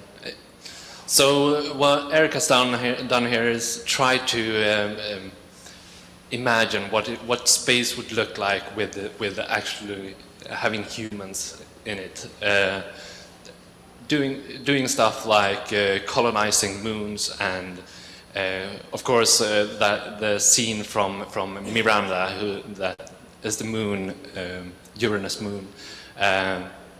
There's a scene where there's people actually base jumping from these cliffs. This is a Mars scene. So we're trying to take his concept, and this short is actually the inspiration for most of what we're trying to achieve with Enterspace. And we actually had our astronomer here, but he escaped. He has been helping us with various to get this really scientific part of it. So we've done a lot of research just to get the setting right. So I'm one of the technical artists / developers on this, and it's really different to try to develop a world where there's no atmosphere, for example. You can't have fancy particle effects. You can't have grass that covers up your bad meshes and that kind of stuff. So it's really different to work with these types of scenes. We're also planning to, here is the scene actually that we're remodeled in Unity. We're also planning to have some gameplay aspects of this, because in VR we want to have things to interact with. We want to have the details really close up so that we can actually use the parallax effects. I know if we actually try to model the scene straight as it looks in the video, and all you got was just the skybox, and it wasn't very interesting. So we tried to put in much more interactivity and much more detail so that you can actually interact with the world and look at individual stones and grains and actually see the world in another way, like you would if you were actually there. So that's the image we're trying to create here. I think. Sorry, can we have the next slide, Jeremy? Thank you.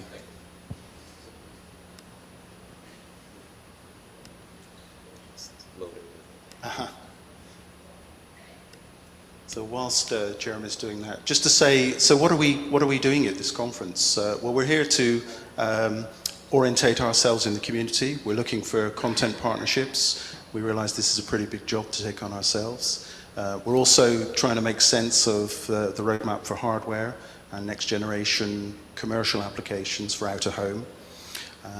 And this is an image of the pods that we're building right now. So a lot of the technical hardware limitations, which Jonas will talk about in a moment.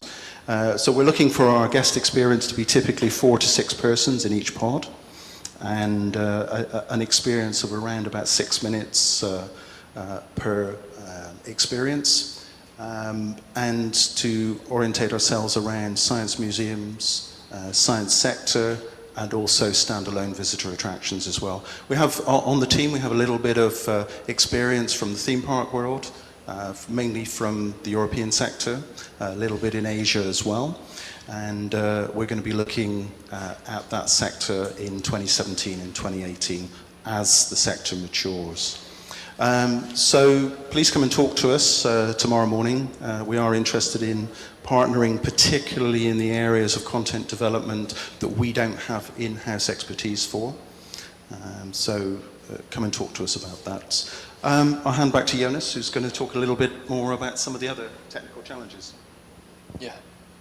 And we've seen a lot of solutions on this this couple of days. And I think we met a lot of inspiring people. These are some of the technical challenges that we are facing.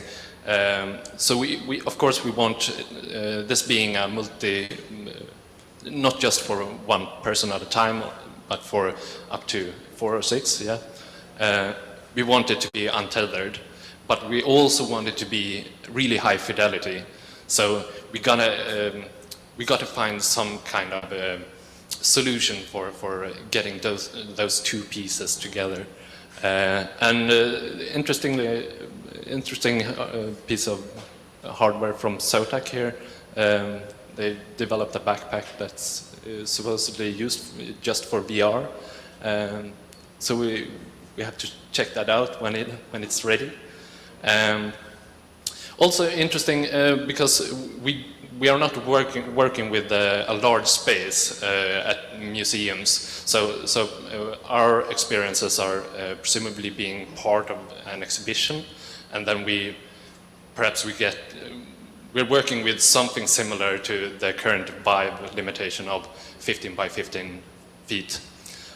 So we want to have some way of traversing more than that. And right now we're working with teleportation. I know that's cheating and might break immersion. But we looked at some interesting solutions to this. So a Stockholm-based company called NeatCorp, I think, does this very well in their Vive game budget cuts. They have a teleportation device that you throw in front of you, and then you can look through a portal that then expands around you if you decide to go there, so you can kind of peek into where you want to go.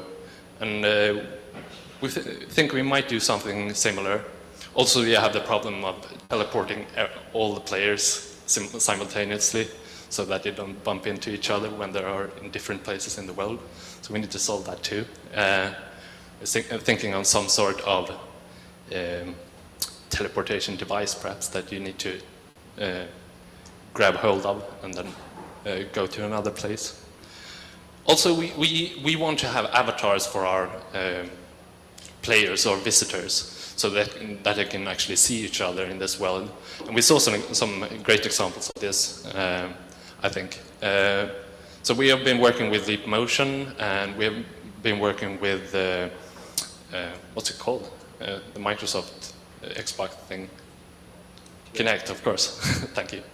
And we kind of have some of it figured out, but it's not as good as we want it to be. So that's one of the things we're looking for. I didn't get a chance to actually try the full body tracking solution that was here yesterday. And also, of course, fidelity. So we want to have a really high-end headset to run this on. Yeah. Do I have another slide? Yeah. Okay. Yeah. So this is just this is not really my area, but I think that in the future we will see a lot of different kind of VR experiences, just like all of these location-based experiences are very different to each other. They don't have the same crowd. So we hope that even though being very kind of a very niche market, we can still be relevant, as relevant perhaps as gaming. These experiences for gamers, perhaps like zero latency summer game, is very relevant to a certain demographic. So we think there is room for many types of different VR experiences. And just to sort of wrap up, we've very much taken on board, thank you to Kevin in his keynote introduction, a lot of the challenges over hygiene, legal aspects. Wendy alluded to those. I wasn't too scared by that, but just scared enough. Which is probably the right place to be. But those aspects of common issues, it's that road to fit for purpose in themed attractions. And we're going to be working through the remainder of 2016, 2017, addressing those in the sector. We've got the wounds and scars of that over the last few years with 3 company technology ventures and Kickstarter wounds and scars as well. For a lot of the embedded scientific visualization. But just to leave you with a little flavor, if we could have the last slide, Jeremy. This is where we come from. So this is the Digital Universe database set, which is originally curated by American Museum of Natural History. This is called UniView, and it runs in around 200 digital planetariums. It contains more than 4.5 million rendered objects.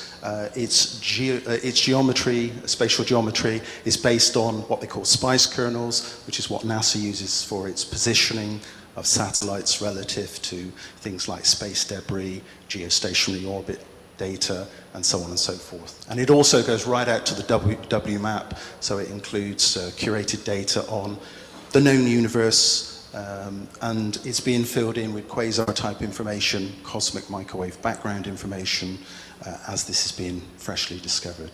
So just leave you for a few moments to just absorb a beautiful tour that you can see in many planetariums around the US and Europe.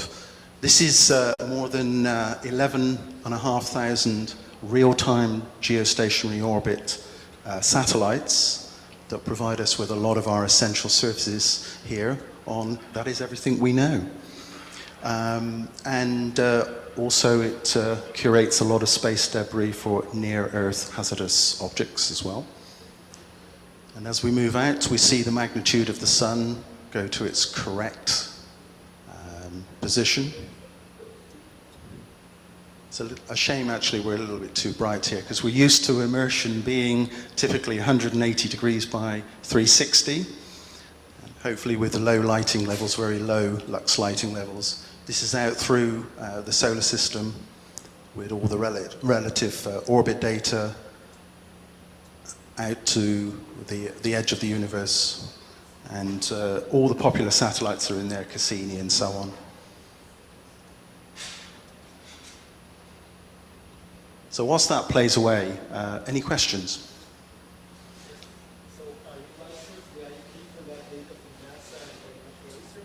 Yes, some of it's public data. It's in the public domain. Some of it's our IP, which we own. Both. Both, yes. So a lot of the multi-channel graphics capability is our IP.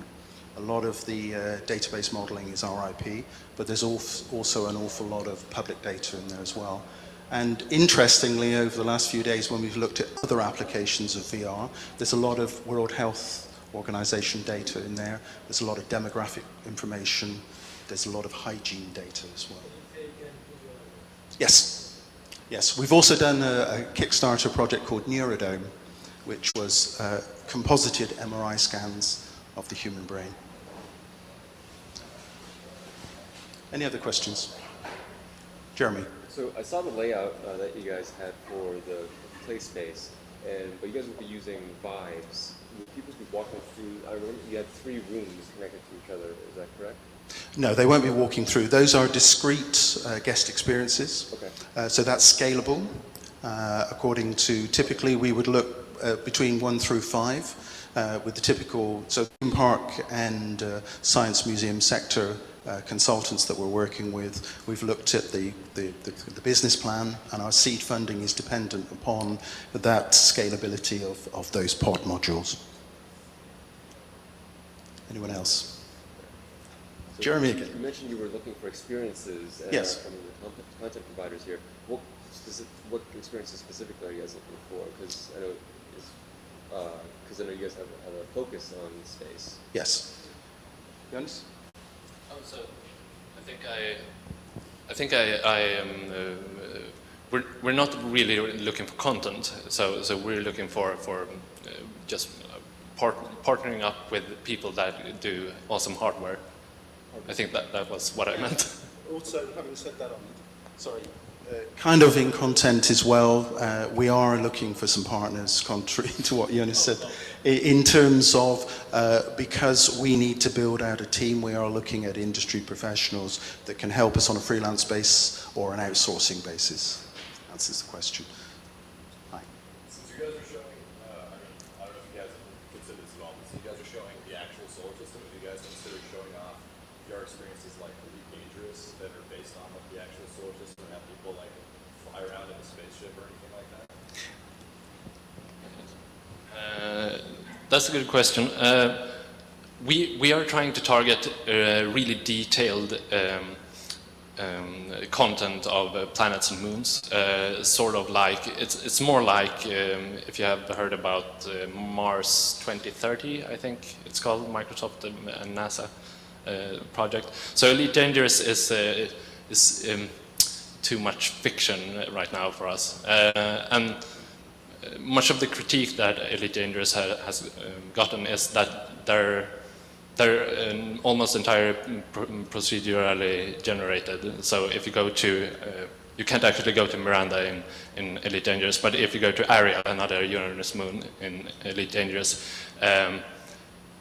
it's not very interesting to be there. You need to do the quests and go to the cities for it to be fun, I think. But that might be a possibility to have that in the future. Anyone else? Thank you very much. Thanks for your attention.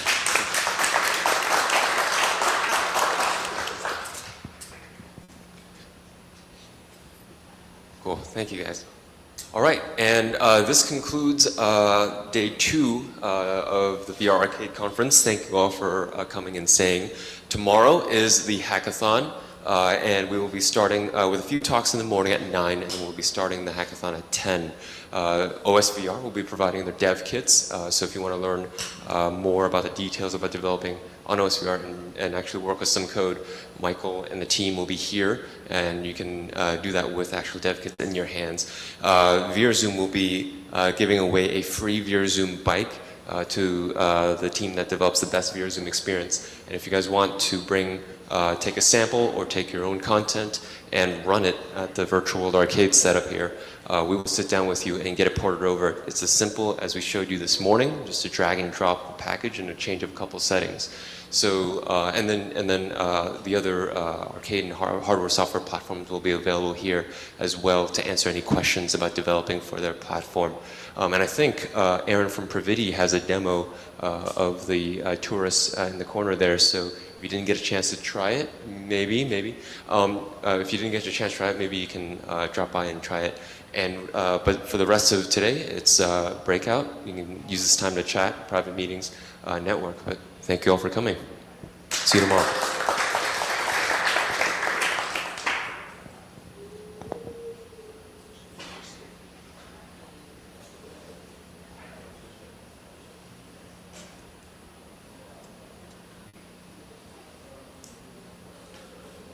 Yes.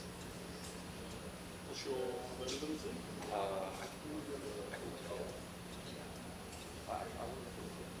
Sort yourself out. I'll be.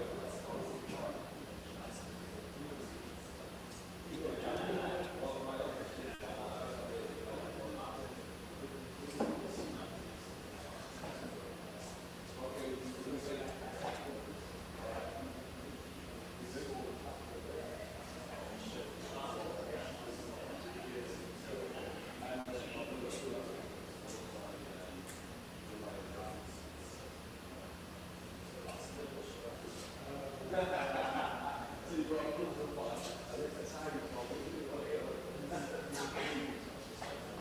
do it.